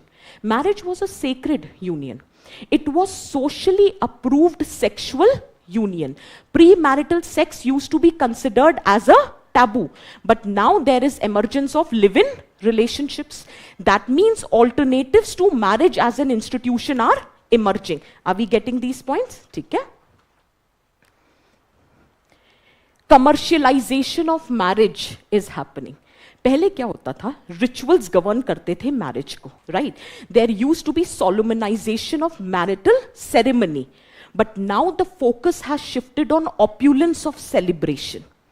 कि कितने अच्छे से हल्दी के function का decoration हुआ, कितने अच्छे से मेहंदी के फंक्शन में सब ग्रीन कोऑर्डिनेटेड हैं. आपके मेन्यू में कम से कम 50 तरीके के पकवान होने चाहिए. The focus of marriage as a ceremony, a religious ceremony, has been shifted to the commercialization of its aspect. Is that very clear? Second is de-ritualization of marriage. Ritual समझते? ठीक है, ceremonies. De-ritualization मतलब ceremonies अब perform नहीं कर रहे. People are going for civil marriages. मतलब simple legal marriage without any elaborate custom. People are also going for court marriages. That means there is de-ritualization of marriage. Are you understanding what I mean by the vocabulary of the paper? Then there is another development. अब देखो ये सारी कहानी आप भी लिखते, ठीक है, लेकिन जब आपके पास vocabulary होती है, आप कम शब्दों में ज्यादा बात कह जाते हो, and your answer looks academic. Is that clear?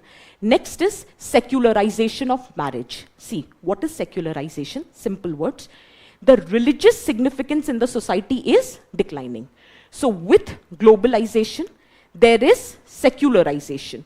Secularization has led to decline in religious significance. Religious significance of marriage is also declining. And how we can say that? No longer it is indissoluble. Divorce and separations are happening. Are the points clear for everyone?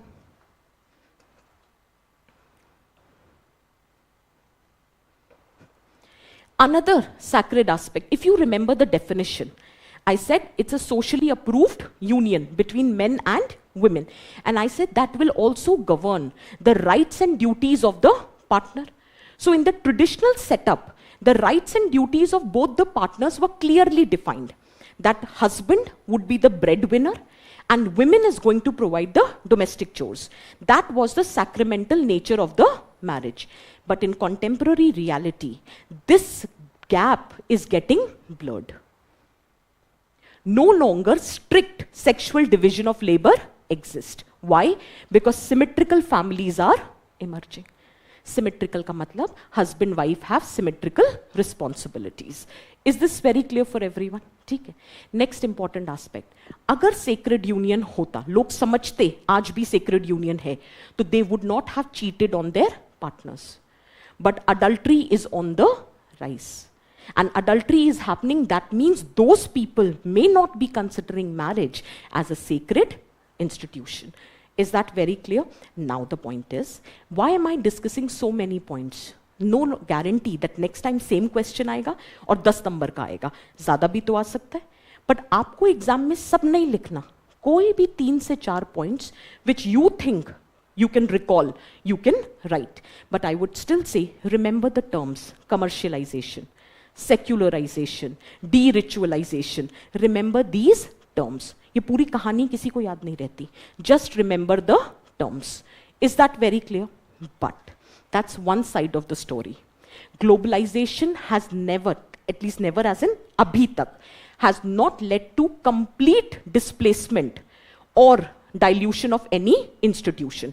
So to certain extent it might be losing the value, but for many marriage is still a sacrament. For example, aaj bhi in majority of the marriages rites and rituals are performed. For example, Kanyadan is still performed. For example, those 7 steps, Saptapadi, that is still performed. Even today, most of the marriages are endogamous. Only 12.6% of the marriages are intercaste, according to National Family Health Survey report. Rest all the marriages are caste endogamous. And finally, traditional practices. Even today, women observes rituals like Karwa Chauth. Did you get the point? Now, the point here is, you don't have to write every point that I have written in the answer, but the structure should reflect. Marriage से शुरू करो, एक line में सैक्रेमेंट समझाओ, फिर बताओ कैसे सैक्रेमेंट loose हो रहा है, फिर एक काउंटर आर्ग्यूमेंट दो that rites and rituals are still observed, और फिर एक लाइन में कंक्लूड कर दो. Is that clear?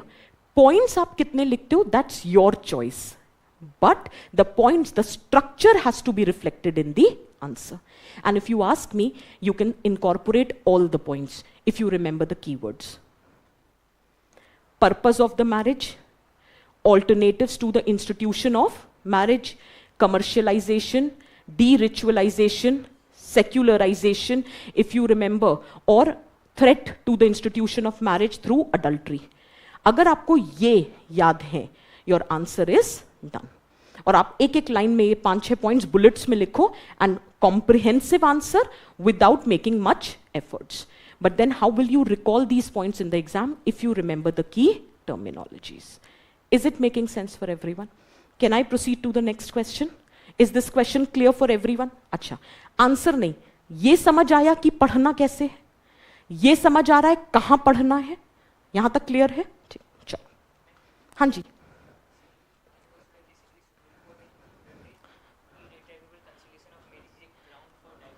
हाँ हाँ, बिल्कुल बिल्कुल बिल्कुल, absolutely, absolutely you can write. Next, explain why suicide among young women is increasing in Indian society. What's the key word in this question? मतलब सबसे important चीज जिस पे ध्यान जाना चाहिए. Young women. It's not women, it's young women. उसका reason बताती हूं. यंग का क्या मतलब होता है? नहीं, मन से नहीं, statistically. What do you mean by young? अच्छा, यूथ का क्या मतलब होता है? अरे नहीं, unmarried and not having kids. Young? नहीं रे, ना ना. यूथ कौन होता है? अच्छा, statistically age wise what is the definition of youth? 15 to 35. That's the as.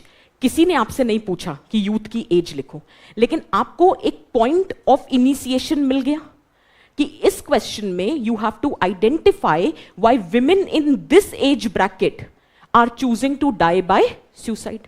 ठीक है, पहली चीज. ये क्वेश्चन ऐसा नहीं है it's difficult, it's very simple, but the point here is 7 minutes में एक अच्छा आंसर कैसे लिखें. ये मेरा अपना ऑब्जर्वेशन है. Again, first thing you have identified 15 to 35. Second thing is, अगर मुझे आंसर लिखना हो तो अब मैं क्रोनोलॉजी में चलूंगी. पहले मैं विथ रिस्पेक्ट टू एजुकेशन की बात करूंगी, फिर मैं परफॉर्मेंस प्रेशर इन स्कूल की बात करूंगी, क्योंकि अभी हम 15 से 18 के स्टेज में हैं. फिर मैं मन में सोचूं कि 18 से 23 यानी हायर एजुकेशन की बात करूंगी. फिर हायर एजुकेशन के बाद मैं मैरिज पे जाऊंगी, मैरिज में मैं 2 सिचुएशन लूंगी, one where she is not allowed to work and other where she is allowed to work. फिर मैं जाऊंगी यंग मदर्स पे. Did you get the point? Chronology दिखी. अब आप जब आंसर लिखोगे, पॉइंट्स लिखोगे, तो सामने वाले को भी समझ आ जाएगा you exactly know what you are writing. और अब क्या हुआ, जो दिमाग इधर उधर भटक रहा था, अब वो एकदम चैनलाइज हो गया कि this is how I have to answer. Sometimes such questions can be written very well if you know how to organize your thought process. थोड़ा कंडेंस करना पड़ता है. क्लियर है? ठीक है, अब स्टार्ट करें. ठीक. We can start with any data. According to Global Burden of Disease Study, Indian women has twice the suicide death rate as compared to global average. However, suicide is the leading cause of death in this age bracket, 15 to 39, where 71.2% of suicide deaths among women occurs in this age group. You could have written any one data. I would prefer the second data. Is that clear? Once we have written the data, now, before I start with anything, the question is, young women are choosing to die by suicide. Answer अपनी जगह. Thought process में पहली चीज क्या strike करती है? Why young women are choosing to die by suicide? Why? Forget, I don't want the detail answer. Any one basic understanding that why young women? इतना क्यों कैटेगरिकली यूपीएससी आस्क्ड? ऐसा क्या हुआ है आज? ओके. क्या आज विमेन नई नई डिप्राइव्ड हो रही है, या पहली बार हो रहा है कि विमेन को एजुकेशन अपॉर्चुनिटी ना मिल रही हो, या पहली बार ऐसा हो रहा है वायलेंस अगेंस्ट विमेन हो रहा हो? तो आज क्यों अचानक, अब क्या हो गया?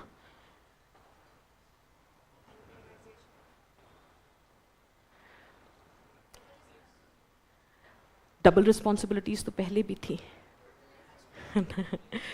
द पॉइंट हियर इज कि पहले women had accepted discrimination as a matter of fate. Exactly. Subjective realization of objective reality अब हुई है. क्योंकि with exposure to globalization, with exposure to social media, now women knows about her rights. She knows about the government policies. She knows that she has equal right to seek education, to work in the labor market. She has the right to be financially independent. She should not be subject to any kind of abuse. But when she is not able to ensure this, then the helplessness, anxiety, frustration is very high. And because of that relative deprivation, one of the manifestation is she chooses to die by suicide. Is this very clear for everyone? इस mindset के साथ, now read the answer. With increased awareness of the options available for young women in terms of education, along with discrimination within the families with respect to course and college, she has the right to education, but within that she doesn't have the right to choose the course and the college, which has resulted into helplessness, despair and hopelessness. Next point. Failure in exam hits female students harder. Why? Because opportunity cost is very high. If the male students fail, parents will still invest in their education. But if female students fail, they will ask them to do the domestic chores. So the opportunity cost is very high. On one hand, girls are motivated to pursue higher education, and All India Survey for Higher Education talks about it also, because the gender parity is now in favor of girls. But the problem is, on the other hand, many times professional degree is just reduced to an instrument to find a good groom. कि education सीख कर लो, but not for the purpose of empowerment और job, बस biodata अच्छा लगना चाहिए. Is that very clear? Again, anxiety and distress. Let us suppose, even if she gets the education and she is married, career break post marriage, very high probability, because of which she is financially dependent, very high probability she is vulnerable to abuse, very high probability of resentment and suicide. And if I have written like this, that means you can also write like this in the exam. मैं आपको अलग अलग तरीके बता रही हूं points को छोटा करने के कि आप कैसे एग्जाम में लिख सकते हो. Can we make these connecting boxes? Yes, you can. Let us suppose another alternative. She is allowed to work post-marriage. Then somebody said, problem of dual burden, because of which increased stress and anxiety. Let us suppose we are talking about young mother, disproportionate responsibility of child rearing. क्योंकि हमारे यहाँ mother is considered as responsible for taking care of the child. Second is, by chance, if it is a girl child, then there exists a stigma because it's a patriarchal society. And third, many a time she is pressurized to leave the job in order to take care of the child. So as a result, problems of postpartum depression. And in context of mental illness, she is not even given access to the healthcare treatment because there is a stigma associated with mental illness. So in that context, she feels discriminated, burdened and inferior. Chances of choosing to die by suicide is high. Is that very clear? Let us suppose she goes to the workplace. She is working. Now she should feel empowered. But when she goes to workplace, wage gap, glass ceiling, pink-collar jobs, sexual harassment. So the expectation that she had that her life will improve, that is not happening. Then impact of social media. Unrealistic expectation with respect to how you look, how your body is, how your life and relationship should be. कोई ये समझाता नहीं कि social media पे everything is not a reality. It can be a facade also. But when people see that, look, that other female is so happy, she's so empowered, I am not, chances of relative deprivation is very high. And in that situation, they might choose to die by suicide. So overall, patriarchal society underplays the role of women in the society. It erodes their confidence and resilience, prone to mental health issues, hence choosing to die by suicide. Conclude the answer. Why did not I write any way forward?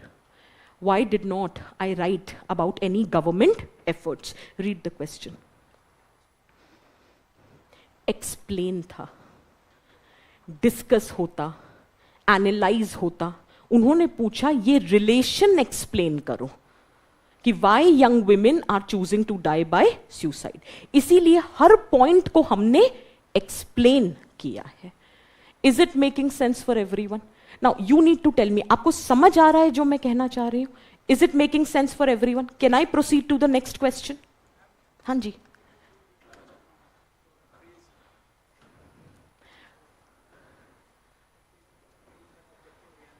Subjective realization of objective reality. You want me to explain that? Objective reality is a fact. But many a times you are not aware of that fact. When you realize that there exists a fact, then chances of feeling deprived is very high. For example, women का female labor force participation is less. ये तो fact है. But many a times women don't even realize that their participation is less because of patriarchy.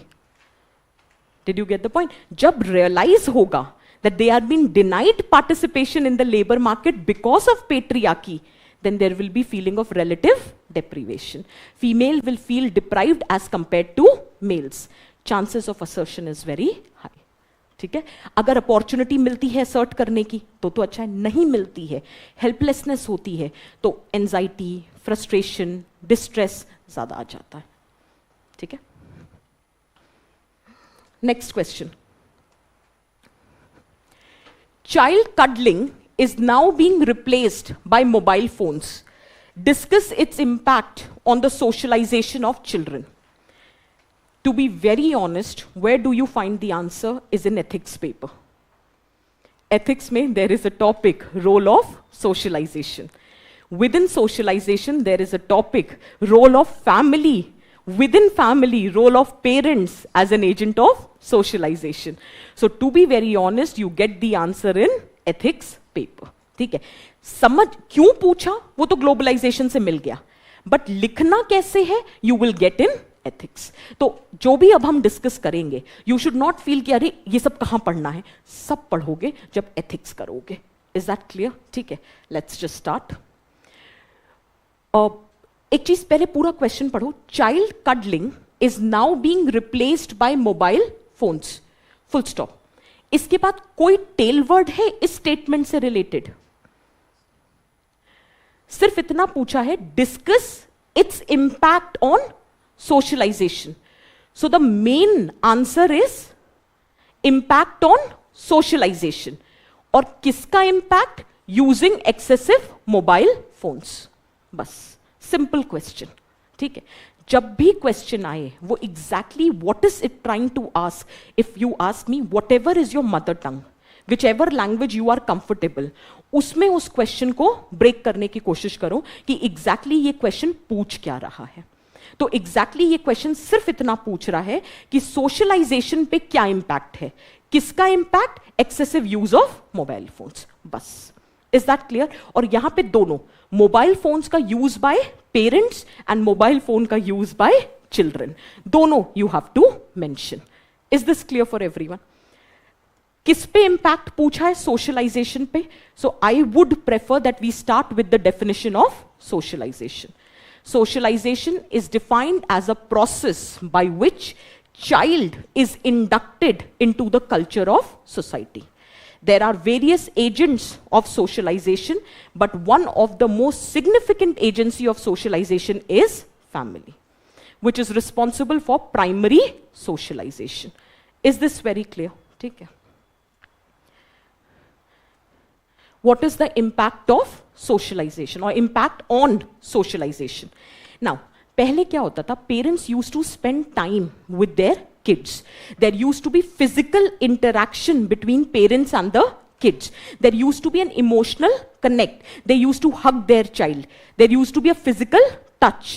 In that situation, sense of security used to be very high. There was a warmth in the relation. But now that cuddling has been replaced by mobile phones. तो वो जो एक sense of security है, जो वो एक parent child के बीच में secure attachment है, that is getting diluted. And whenever you don't have secure attachment, it impacts how confident you are, how courageous you are, whether you have that niche for responsibility assumption or not. Now just hold before I further proceed. In this question, main essence ये था कि impact on socialisation क्या है। Socialisation से हम क्या shape करते हैं? Values and behaviour. Purpose of socialization यही होता है। आप एक चीज नोटिस करिएगा, मैंने हर पॉइंट के बाद इंपैक्ट लिखा है। सिर्फ पॉइंट लिखने से क्या होगा? हमें ये बताना है ना how it has impacted the socialization. So if emotional connect नहीं है पेरेंट एंड चाइल्ड में, दैट मीन्स सिक्योर अटैचमेंट नहीं है। तो अगर सिक्योर अटैचमेंट नहीं है तो उसका क्या इंपैक्ट है? चाइल्ड के पास करेज नहीं है, कॉन्फिडेंस नहीं है, रिस्पॉन्सिबिलिटी अजम्पशन नहीं है, उसका सोशलाइजेशन इंपैक्ट हो गया। Did you get my point? Did you see the complete chain that we are trying to establish? दूसरा, वन ऑफ द मैकेनिज्म, और ये सब आप एथिक्स में पढ़ते हो, one of the mechanism of socialization. Socialization matlab shaping your values and behavior. One of the mechanism is observe and learn. And that is basically done through parents, because parents are role models for the children. So whatever parents do, children blindly imitate that. So if parents are busy on phone, automatically the children will also be busy on phone. And parents take pride. मेरा छोटा सा बच्चा YouTube चला लेता है। ये talent नहीं है, ये इम्प्रॉपर सोशलाइजेशन है। क्योंकि वो आपको, आप किताब पढ़ते तो बच्चा किताब पढ़ता, आप फोन पर हो इसलिए बच्चा टक टक टक टक फोन चला लेता है। Is that very clear? Observation, learning. So even the child, how it is getting impacted? Addiction with gadgets. छोटे छोटे बच्चों को एडिक्शन हो रहा है, मतलब वो रात में भी अपनी फिंगर्स को ऐसे ऐसे ऐसे ऐसे प्रेस करते रहते हैं। And there are so many neurotic disorders which are happening among young kids. Why? Because they are addicted with gadgets or mobile phones. And how this is happening, observation learning. मेरा बस कहने का एक मतलब था इस क्वेश्चन में जो भी पॉइंट लिखो उसका सोशलाइजेशन पे क्या इंपैक्ट है वो हाथ की हाथ बताते चलो, उससे क्या होगा, आंसर कंप्लीट लगेगा। Is that very clear? ठीक। फिर इंटरपर्सनल रिलेशंस, पहले क्या होता था, सब मिलके बैठ के बातें करते थे, अब कमरे में 4 लोग हैं और चारों अपने फोन पे लगे हैं, आपस में बात नहीं कर रहे, ठीक है, वो बेतुकी रील्स देख रहे हैं, ठीक है, और देखकर कह रहे हैं ये रील कौन बनाता है और कौन देखता है इसको। कई बार नहीं होता है कि हम खुद ही तो बोलते हैं कि ये कौन देखता है ये रील, और फिर खुद ही देखकर कहेंगे कितनी बेकार। आप व्यूज बढ़ाए जा रहे हैं और 4 लोग आपस में बात नहीं कर रहे। I am so surprise, people have nothing to talk to each other. बच्चा यही देख रहा है that you guys are not talking to each other, there is no collective orientation, there is no cooperation, everyone is seeking their own individual gratification, wahi seekhega. So lack of cooperation, collective feeling, there will be more individualism and self centeredness. I hope you understood my point. Point likho aur uska impact likho.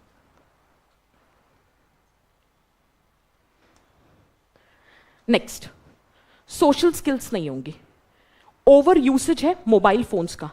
Nowadays what happened, kids they prefer to play more games on phone rather than going outside and playing the outdoor games. I don't know आपका, मेरा मुझे पता है कि हमें literally mummy papa को खींच के अंदर बुलाना पड़ता था कि चलो अंदर चलो, और फिर हम निकल जाते थे दूसरी तरफ से। आजकल के बच्चों का क्या, उन्हें धक्का देके बाहर भेजना पड़ता है, जा भाई अब जा। So the point here is they prefer virtual interaction rather than face to face interaction. जब फेस टू फेस इंटरैक्शन नहीं होगा तो सोशल स्किल्स कैसे सीखोगे, इंटरपर्सनल स्किल्स कैसे सीखोगे, और फिर इमोशनल इंटेलिजेंस कैसे डेवलप होगा। डैनियल गोलमैन क्या कहते थे, one of the building block of emotional intelligence is social skills. So how it is impacting socialization, lack of emotional intelligence in children.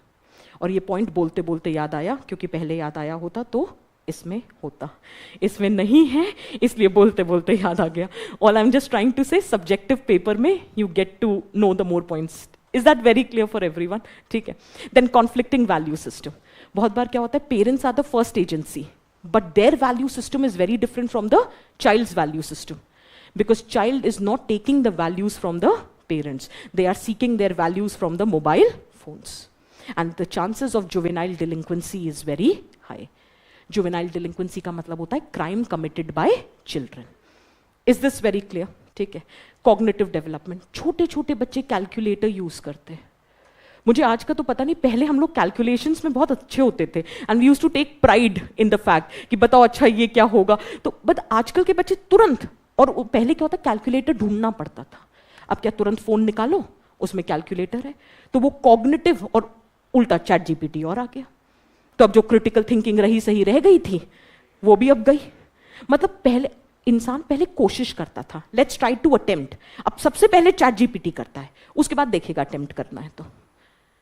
So the point here is कि critical thinking and cognitive skills are getting impacted.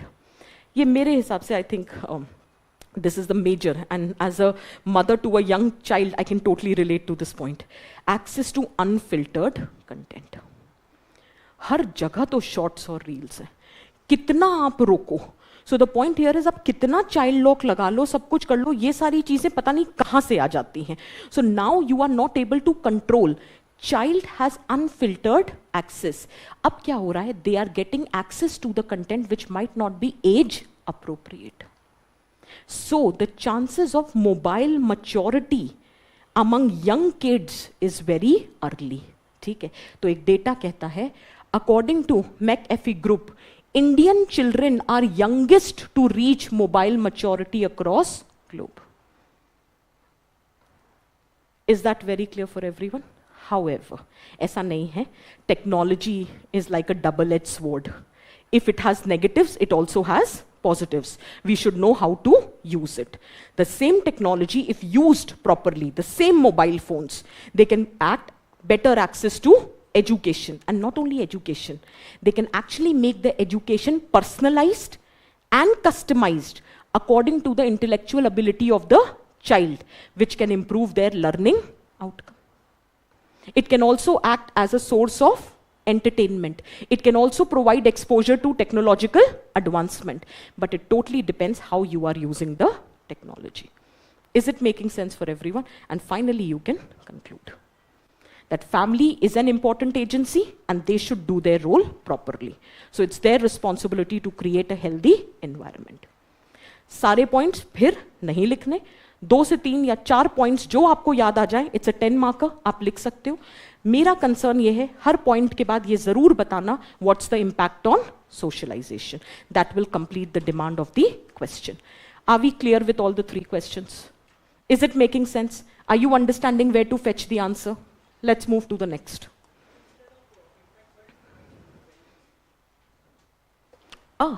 Values इसलिए क्योंकि impact on socialization. Socialization आपका क्या shape कर रहा है? ठीक है ना? इसलिए socialization हमारा क्या shape करता है? Value shape करता है. Values हमारा क्या shape करते हैं? Behavior. तो मैंने values और behavior पे लिख दिया. Did you get my point? ठीक है? Next, does urbanization lead to more segregation or marginalization of poor in Indian metropolises?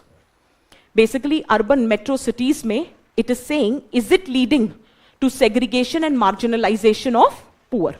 To be honest, this is a direct question. And in fact, we have done also. और आजकल में ही किया था, तो याद भी होगा. So the point here is कि urbanization is a topic in your syllabus, right? Urbanization, problems and remedies. Problems में एक problem होती है socio-cultural problem. उसके अंदर ये topic आता है. It's a very simple question. ठीक? Now, how we can start? Again, you can start with the definition of urbanization.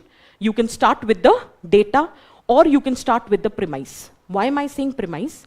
Urbanization is a positively connoted term. But the question is asked, it is aggravating the segregation and marginalization. So we can say that although urbanization is positively connoted, but rapid urbanization is creating situation of distress.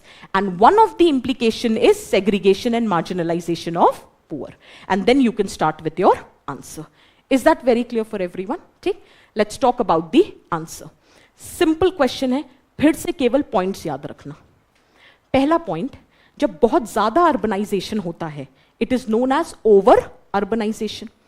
If there is over urbanization, that means the availability of houses, affordable houses for living will decline.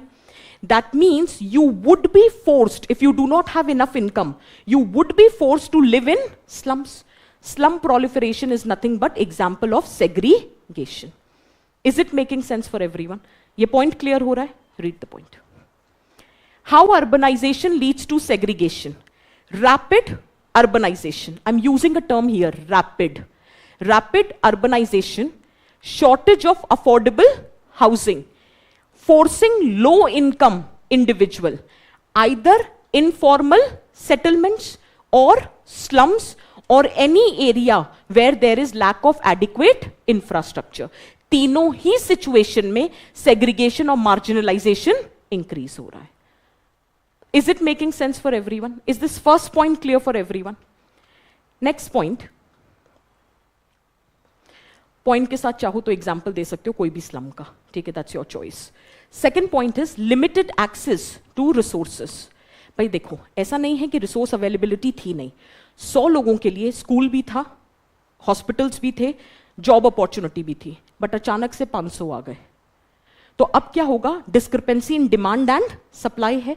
तो जो good quality resources हैं, that would be cornered by the elite section.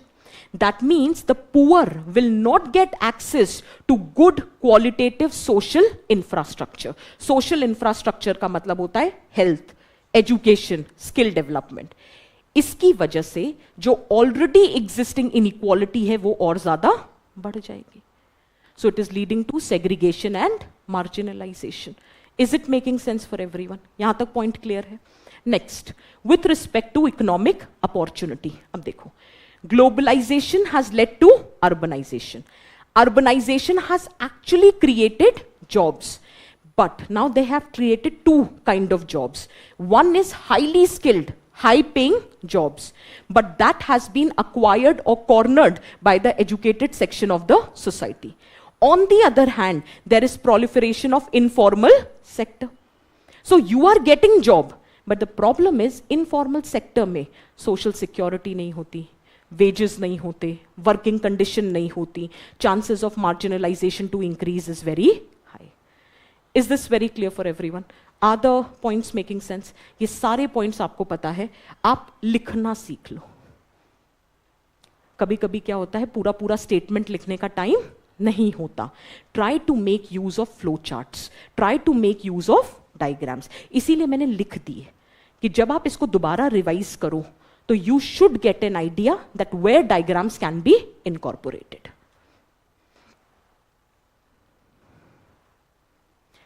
This concept gentrification, ये important है. Gentrification and displacement. Suppose this was a region. It consisted of low income group people. It consists of chawls and old industries, factories. जो ठीक. फिर क्या हुआ? The rich people started moving to this area. They started developing this area. They started making high-rise apartments in this area. Now this area, the prices has increased. So because of rise in the prices of the property here, because this area has now been upgraded, new rich affluent people are coming. तो अगर नए लोग आ रहे हैं तो पुराने क्या हो रहे हैं? Displace. और पुराने कौन थे? Low income people. That is nothing but gentrification. Is that clear? For example, Mumbai का लोअर परेल, उसमें पहले मिल्स और चौल हुआ करती थी. फिर धीरे धीरे लोग आए, वहां का अपग्रेडेशन करने लग गए, हाई राइज अपार्टमेंट्स बनाने लग गए, मॉल्स बनाने लग गए, तो वहां पे जो प्रॉपर्टी प्राइसेस हैं वो बढ़ गए. तो लो इनकम पीपल अब वहां पे रहना अफोर्ड नहीं कर सकते. So they were displaced to peripheries. This is nothing but gentrification and displacement. Another example, Hauz Khas village. Did you get my point what we are trying to say? Next, restricted access to public space. ये एक major दिक्कत होती है. हम बोलते हैं urban area है, beautification करो. ये नहीं सोचते कि उस प्रोसेस ऑफ ब्यूटिफिकेशन में कौन डिस्प्लेस हो जाता है? The poor. फॉर एग्जाम्पल, हमें चेन्नई का मरीना बीच ब्यूटिफिकेशन करना था. Who got displaced? Fisher folks from the nearby slum area. हम ये नहीं कह रहे कि ब्यूटिफिकेशन मत करो, but then ensure proper rehabilitation and resettlement. That is the issue. ठीक. दूसरा चीज ये होता है यार कि कोई भी इन्वायरमेंटल शॉक्स और डिजास्टर आते हैं, who is more vulnerable? Poor. अब अर्बन फ्लडिंग हुई एलीट की गलती की वजह से. आपने जंगल ऑफ कॉन्क्रीट क्रिएट करे, आपने सिटी की नेचुरल अब्सॉर्बिंग पावर डाइल्यूट करी, आपने लेक्स पे कवर करके उस पर घर बना दिए, तो आपकी गलती थी. लेकिन ब्रंट कौन बेयर कर रहा है? पुअर. क्योंकि जब अर्बन फ्लडिंग हुई तो उसकी वजह से the poor who were living on Delhi's Yamuna flood plains, they are facing the brunt. So the marginalization is further getting aggravated. क्या आपको जेंट्रिफिकेशन नहीं पता, स्लम प्रोलिफरेशन नहीं पता, अर्बन फ्लडिंग नहीं पता? सब तो पता है, आंसर लिख जाते हैं आराम से. पर ऐसे में क्या याद रखना है? की वर्ड्स. तो जब रिवाइज करो, ओनली रिमेंबर द कीवर्ड्स. उसके अंदर का कंटेंट खुद बन जाता है एग्जाम में. Is this very clear for everyone? ठीक है. Next, when you do not have enough stake, then even politicians और political leaders don't take you seriously. So lack of political representation, their needs are not being heard. So chances of marginalization is very high. Is it clear? Next, challenges faced by migrants. Often होता है, migrants are the victim of identity politics. Chances of being subjected to violence is very high. Son of soil सुना है ना? So often the migrants, especially in the informal sector, they are very vulnerable to abuse. और दूसरा, if they are from informal sector, they don't have much education, so chances of being devoid of skills, information, bargaining power is very high. Often they are caught in exploitative labor arrangements. Again, their marginalization further gets aggravated. Are the points making sense? और ये direct question है, ये सारे points लिखते हैं. हाँ, पर इसका आंसर आपको दो जगह मिलेगा. एक अर्बनाइजेशन और दूसरा माइग्रेशन. क्योंकि माइग्रेशन में एक टॉपिक होता है impact on migrants. Do we realise that urbanisation is one type of migration only? ठीक है, so you will find the answer under 2 headings. अगर आपने पढ़ा है तो आपको डायरेक्ट आंसर मिलेगा, इसमें कोई बड़ी बात नहीं है. मैं हर बार यही कहना चाह रही हूं, everything has come from the syllabus. You just need to work on your writing skills, that's it. ठीक है, this point I wanted to add, that's the thing which I talk in my foundation class also. Add intersectionality. That marginalization of poor is increasing, but within poor, 2 sections are more vulnerable. One is women and other is child.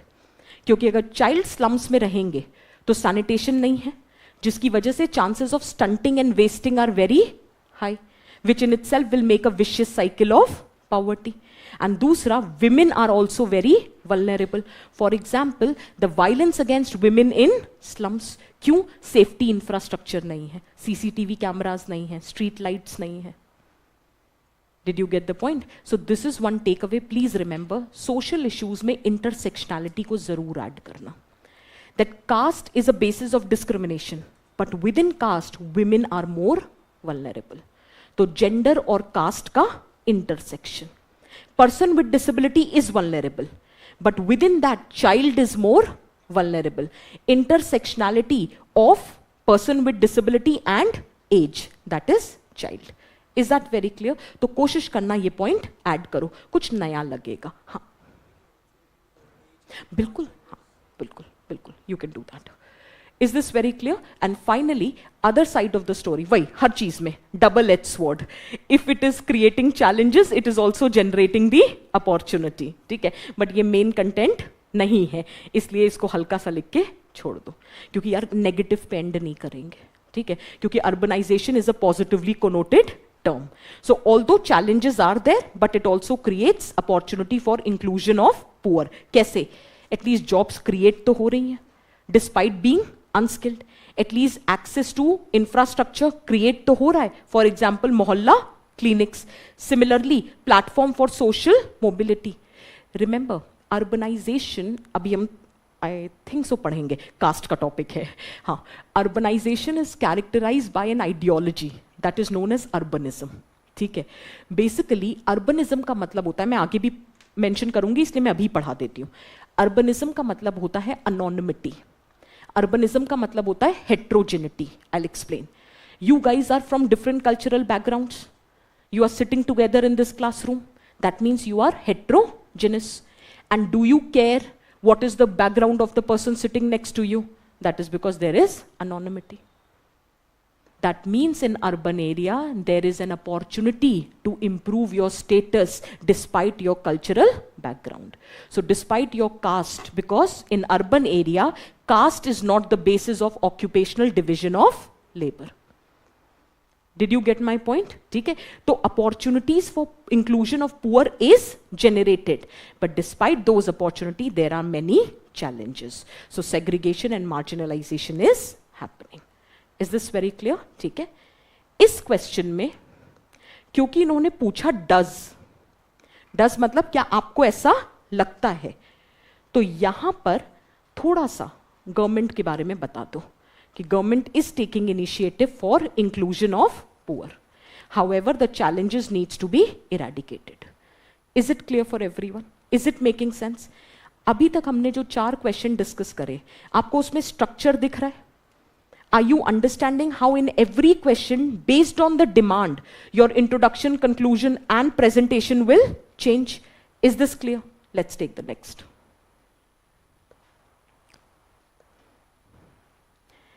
Why is caste identity in India both fluid and static? Before we proceed, just I'll take 2 minutes of yours to tell you one thing. एक standard तरीका है for those who do not have access to foundation course. There is a standard way whenever you prepare it as tradition, forces of change and contemporary reality. और ऐसा नहीं है कि ये सिर्फ it is related to caste, it is related to every topic. Marriage, traditional form. Forces of change, contemporary reality. Caste system, traditional form. Forces of change, contemporary reality. It's a standard way of preparing. In this question, the topic is on caste. Caste का standard feature है hierarchy, separation of contact, and occupational division of labor. And all of this is based on purity and pollution. There are forces of change, industrialization, urbanization, modern value system, and role of state. Role of state में क्या क्या आता है? Affirmative action. It can be Mandal Commission. It can be land reforms. I'm generally telling you that this is how forces of change can be written. अब contemporary reality में दो चीजें आती हैं. एक, some aspect of traditional caste system has underwent a change. That means the identity is becoming fluid. However, some aspect of traditional caste system still continues. That means identity is still static. Standard question. Is this very clear? अगर हम इस तरह से तैयारी करेंगे, you will never ever falter. क्योंकि हर institution now is dynamic because of the forces of change, and no institution has completely been changed. Some element has changed, some element are still continuing. So it is blend of fluidity and staticness. Can we move back to the question? See?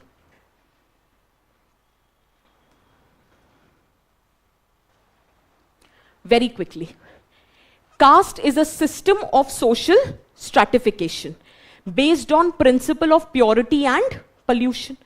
It has standard characteristics, hierarchy, separation of contact and occupational division of labor. Due to forces of change, अच्छा एक चीज है, बहुत सारे लोग पहले static लिखेंगे फिर fluid. मेरा एक reason बता देती हूँ. Question क्या है? Fluid and static. So I choose to write exactly as it is being asked in the question. मैं risk ही नहीं लूंगी कि कहीं इसी बात के एक नंबर ऊपर नीचे हो गए कि स्ट्रक्चर एज पर the demand of the question नहीं है. क्योंकि मेरा ये मानना था, ऐसे आई एम जनरली सेइंग कि हो सकता है ना वो इसलिए उन्होंने ऐसा लिखा हो कि फोर्सेस ऑफ चेंज की वजह से the identity based on caste has become fluid, and then you will show that how it still continues to remain static. So may be that is why they asked fluid and static. So let's begin. But before that, identity का मतलब तो पता है ना?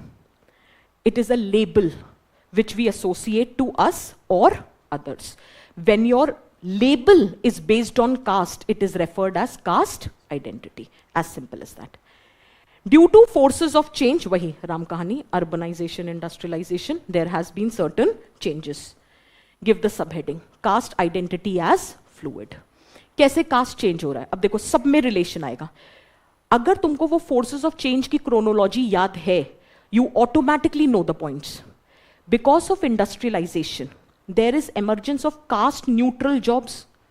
Now you get the jobs based on your skills, not on the basis of your caste. That means occupational division of labor is getting challenged. Now no longer your caste identity will determine which job you are performing. Is it making sense for everyone? Second, because of urbanization, abhi bataya tha, urbanism ho raha hai. That means you are emerging in a secular pattern of living, anonymous and heterogeneous. That means that separation of contact is no longer valid. Is that very clear? For example, intercaste marriages वगैरह हो रही हैं. Secular pattern of living आ रहा है. People belonging to different caste communities, they are coexisting together. That means caste identities are getting diluted. Is it making sense? For example, when you travel in metro, you don't care about the caste of the other person. हम ये थोड़ी ना पूछते हैं भाई साहब आपकी cast क्या है, सेपरेशन ऑफ कॉन्टैक्ट मेंटेन करना है जब आप मेट्रो में ट्रैवल करते हैं. That means that separation of contact is getting diluted, your caste identities are getting diluted. तीसरा, मॉडर्न वैल्यू सिस्टम आ रहा है. मॉडर्न वैल्यू सिस्टम क्या क्वेश्चन कर रहा है? Purity and pollution. And if purity and pollution are getting questioned, now listen, 3 characteristic feature क्या थे? Hierarchy, occupational division of labour and separation of contact. 2 change हो गए. तीसरा क्या था? Hierarchy. Hierarchy is not a problem. Problem is hierarchy based on purity and pollution. तो अब लोग कह रहे हैं अगर हायरार्किकल अरेंजमेंट है तो वो आपके स्किल्स पे होना चाहिए, आपके बर्थ पे नहीं.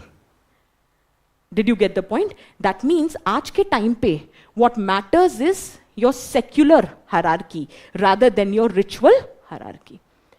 To what extent you are educated, to what extent you have political power, to what extent you have economic ownership rather than which caste you belong. Why? Because hierarchy on the basis of purity and pollution is undergoing a change. So caste identities are becoming more fluid. Is this very clear? Similarly, secularization of caste भी हो रहा है. देखो, secularization एक concept है. Secularization of marriage हो रहा है. Secularization of caste हो रहा है. Secularization of caste के 2 मतलब होते हैं. एक, de-ritualization. वो अभी हमने पढ़ लिया. Purity and pollution is no longer valid. दूसरा, politicization. अब politicization में क्या होता है? Inter-caste linkages बन रहे हैं. Dominant caste aligning with other caste, upper caste aligning with other caste, because वहां पे अब caste identity matter नहीं करती, अब matter करता है majority number, क्योंकि political power चाहिए. So inter-caste alliances are happening. So caste identity is becoming more fluid. नहीं करता है politicization of caste. Okay, what is politicization of caste? Caste के बेसिस पे वोट करना और कास्ट के बेस पे वोट मांगना. जैसे कि एरिया का कास्ट कॉम्पोजिशन डिफाइन करेगा कि किस कैंडिडेट को फील्ड करोगे. एक बार सरकार बन जाए तो कैबिनेट इस बात पे डिसाइड होगी कि कास्ट का क्या कॉम्पोजिशन है. और जब वोट मांगने जाएंगे तो कहेंगे अगर आप हमें वोट दोगे तो we would be working for the welfare of your community. उसमें डिपेंड नहीं करता कि आप और वो सेम कास्ट को बिलोंग करते भी हैं या नहीं. That means inter-caste alliances are forming. Caste identity is becoming fluid. Is it clear for everyone? Sanskritization हो रहा है. What is Sanskritization? When lower caste emulates the culture of upper caste in order to improve their status. अगर caste identity static होती तो क्या आप अपने customs, practices, rituals change करते? नहीं. But आप कर रहे हो. That means no longer your caste identity is static. It is fluid. मिल तो गए पॉइंट्स. और ये सब कुछ आप पढ़ते हो. Caste system is a salient feature of Indian society. लेकिन कास्ट आइडेंटिटीज अभी भी स्टैटिक हैं. और ये कहां मिलता है? हम कास्ट का टॉपिक जब पढ़ते हैं तो उसकी पहली डेफिनेशन है, ध्यान से सुनना. Caste is defined as a system of social stratification consisting of hierarchically arranged closed endogamous strata where membership is ascriptive, contact is restricted and mobility is theoretically impossible. This is the first thing that we study. अब इसमें मैंने एक शब्द बोला that it is consisting of hierarchically arranged closed. Closed का मतलब हो गया ना static. Closed का मतलब क्या हुआ कि you cannot change your identity. और उस क्लोजनेस को मेंटेन करने के लिए हम क्या कहते हैं? Caste is ascriptive. You don't achieve your caste, you are born in your caste. तो आप अपनी कास्ट कैसे चेंज कर सकते हो? स्टैटिक ही तो रहेगी. Did you get the point? दूसरा, आज भी कास्ट एंडोगेमी प्रैक्टिस होती है. आज भी सेपरेशन ऑफ कॉन्टैक्ट प्रैक्टिस होता है. Did you get my point? आज भी रिएक्शन टू संस्कृताइजेशन होता है. कास्ट रिस्ट्रिक्शंस एग्जिस्ट करते हैं. Is that very clear? Very quickly see the points. Hierarchy still exist. Hierarchy मतलब layered arrangement, superior and inferior. आज भी वो fourfold classification है, ब्राह्मण, क्षत्रिय, वैश्य and शूद्र. So that arrangement still holds ground. Second, caste is always ascriptive. मतलब you are born in your caste. Even today, occupational division of labor exists. एक report कहती है 66,697 manual scavengers, and out of them 96% of them belongs to a particular community. That means occupational division of labor is still a reality. Is that very clear? Another data, separation of contact, which says, ये मैं बात भी करती हूँ कि लोग कहते हैं अर्बन एरिया, अभी मैंने नहीं बोला अर्बनिज्म है, anonymity है, फर्क नहीं पड़ता किस कास्ट को बिलोंग करते हैं. So there is a study by Amit Thorat and Omkar Joshi which said 30% of urban households practice untouchability. There is another study by JNU Center for Study for Social Exclusion. 27% of modern Indian families are practicing untouchability. Satish Deshpande talks about how explicit untouchability may not be there, but implicit untouchability is still there. For example, separate utensils to consume food and water, to maintain separation of contact. तो आज भी ये identities rigid हैं. Caste restrictions exist करते हैं. लोग संस्कृताइज कर रहे हैं, but there is counter reaction which is happening. For example, there are so many news which you read that there was a person belonging to a community who went for ghurchadi rasam, but then he was being attacked. Why? Because it is believed कि ये जो ghurchadi की रस्म होती है, when marriage happens, it is a ritual of a upper caste and it cannot be practiced by lower caste. आज भी honor killing होती है for pratiloma marriages, क्योंकि identities आज भी static हैं. Is this very clear? And then finally you can conclude that because of historical nature, it is still static. But because of contemporary changes, it is becoming fluid. There is coexistence of staticness and fluidity. Is this clear for everyone? हाँ, बिल्कुल, बिल्कुल, absolutely. आज भी caste-based ghettoization exist करता है. Is it making sense for everyone? हाँ. हाँ, बिल्कुल. Absolutely. The ritual aspect of it, bilkul. Can we move to the next, last question? ठीक, चलो. Last ही है ना, I guess. हिम्मत है भाई तुम लोगों में, गजब हिम्मत है.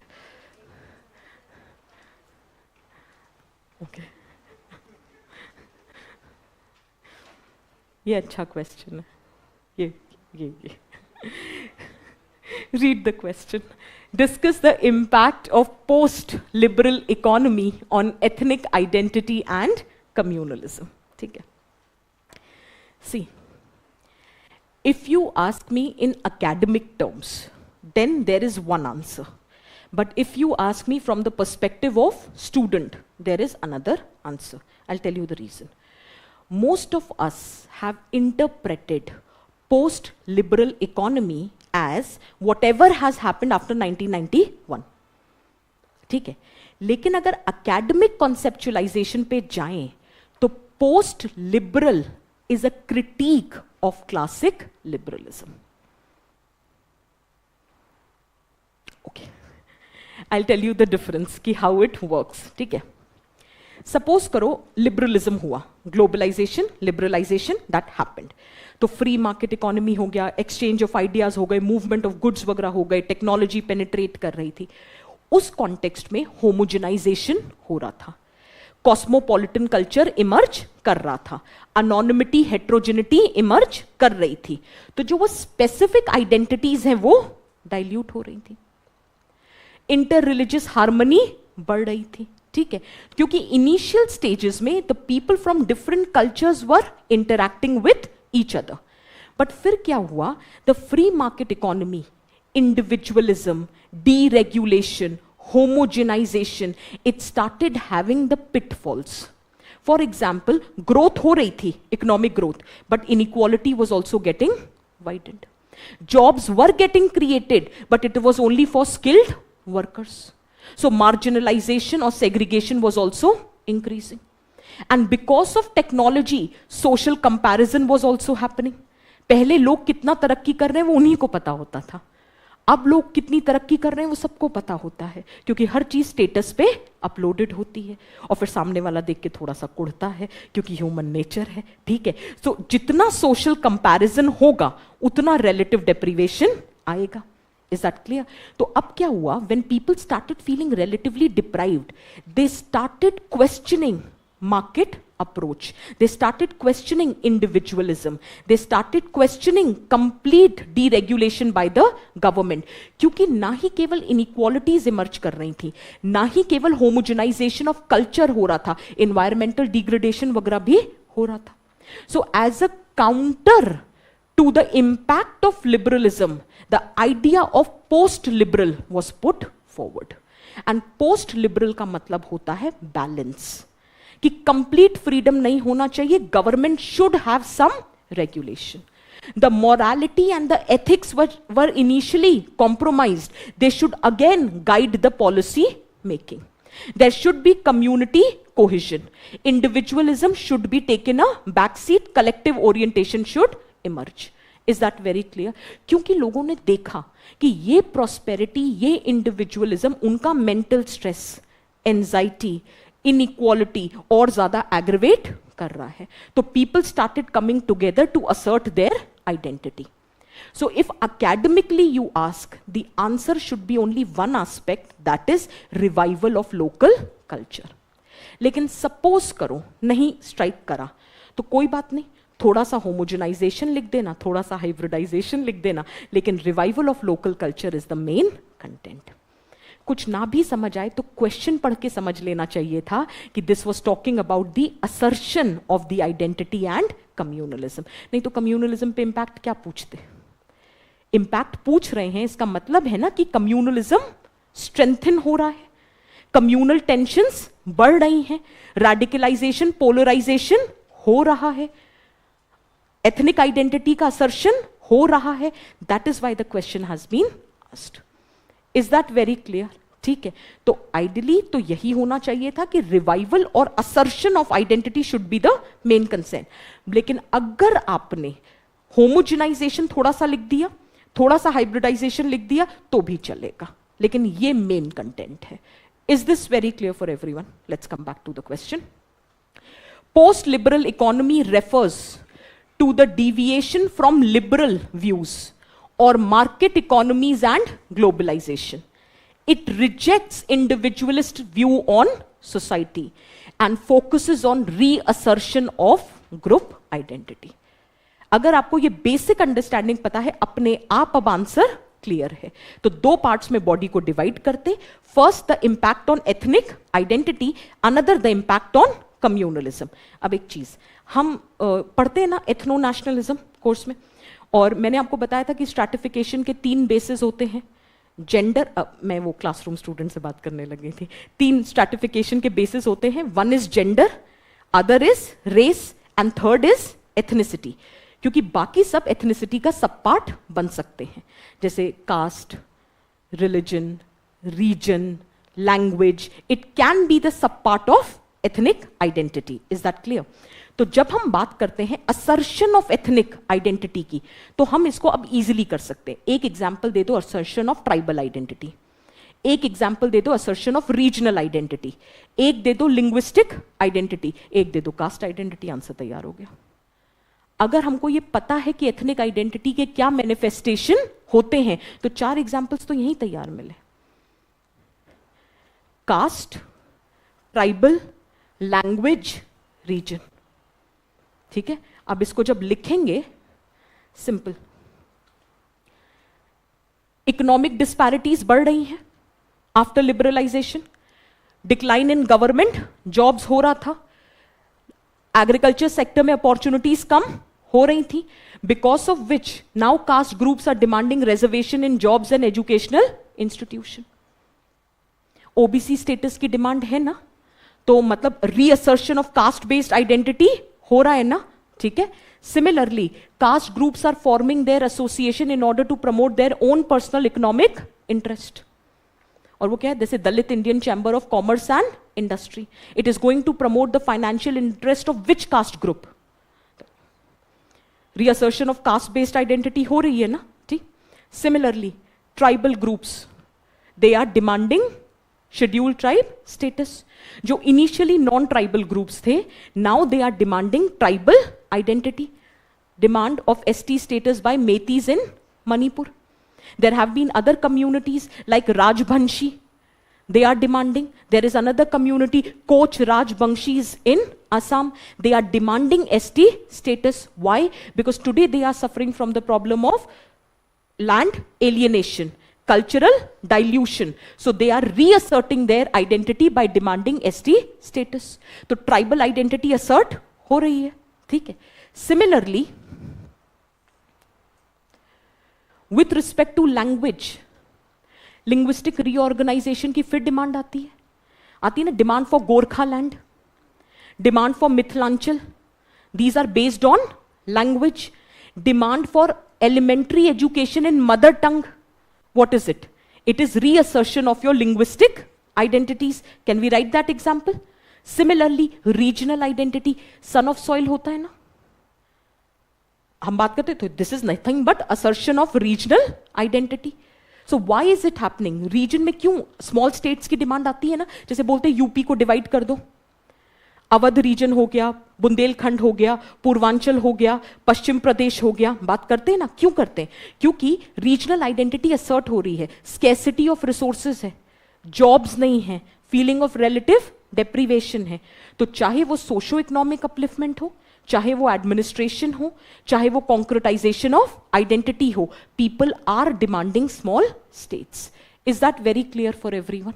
And why this is happening?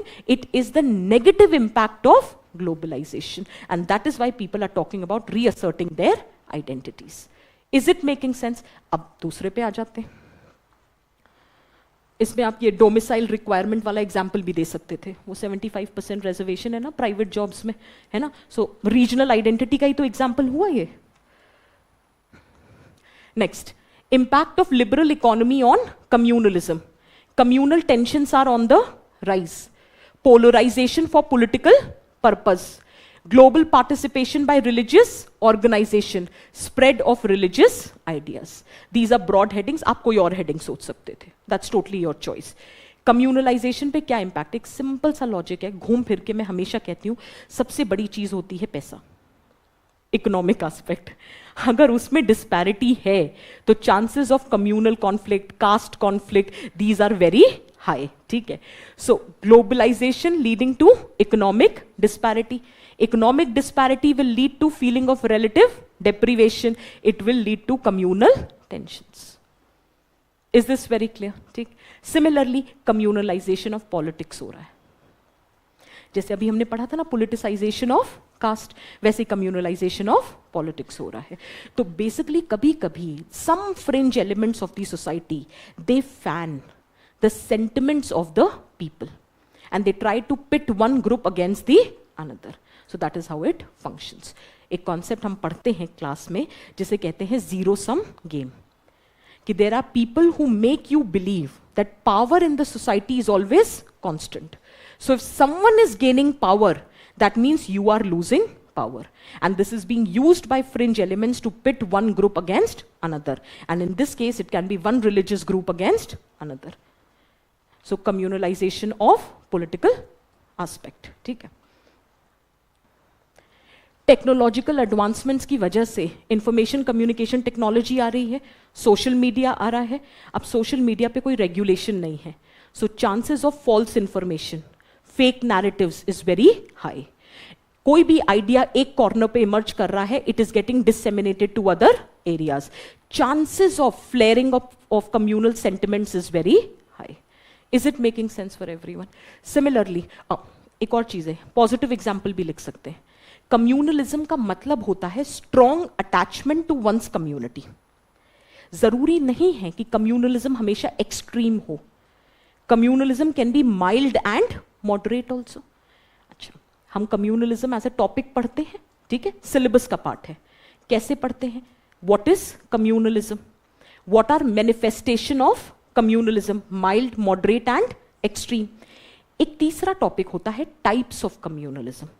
उसमें एक टाइप होता है वेलफेयर कम्युनलिज्म, जो ये कहता है कि मैं आपके अगेंस्ट कुछ नहीं करूं, लेकिन मैं अपने रिलीजियस ग्रुप के इंटरेस्ट को प्रमोट करूं।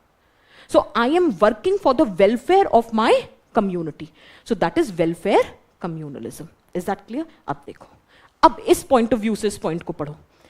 ISKCON members are providing or did provide massive food relief in Hungary for Indian students who were coming home from Ukraine. Did you get the point? Welfare communalism. So you were working for the collective interest of your community. Actually point ये है कि communalism का मतलब होता है community. But usually जब हम पढ़ते हैं तो we narrow it down to religious community. Otherwise it just means community. Strong attachment to one's own community. यहाँ पे community है students from India. Did you get the point? ठीक है? Next.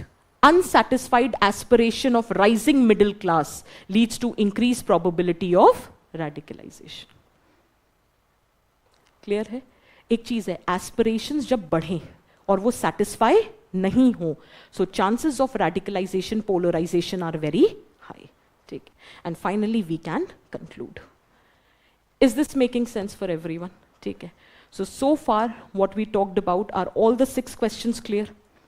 Are the types, nature, how to construct the answer, is everything clear? कोई ऐसी चीज जो पूछना चाहते हो, समझ आ रहा है? ठीक है. This would be available on your platform, but just one request, practice. ठीक है. अब वापस जाके इसको दोबारा मत पढ़ना. ठीक है. अब पहले खुद लिखना. हमने डिस्कस इतना तो कर ही लिया है कि क्वेश्चन समझ आ रहा है, अब खुद लिखना. क्या पता जब खुद लिखोगे तो और नए पॉइंट्स आएंगे. ठीक है. तो अभी आंसर दोबारा नहीं देखेंगे, ताजा ताजा है, आज थक गए हो, कल सुबह लिख लेना. ठीक है, लेकिन कल लिखना. ठीक. So on this note we conclude the session. हाँ जी, बताओ. I think in the description box, I think, हाँ, YouTube जहां पे ये वीडियो अपलोड होगी ना, उसके नीचे डिस्क्रिप्शन बॉक्स में दे विल अपलोड. ठीक है. चलो, on this note, by people, happy studying. हाँ, ठीक है. हाँ जी.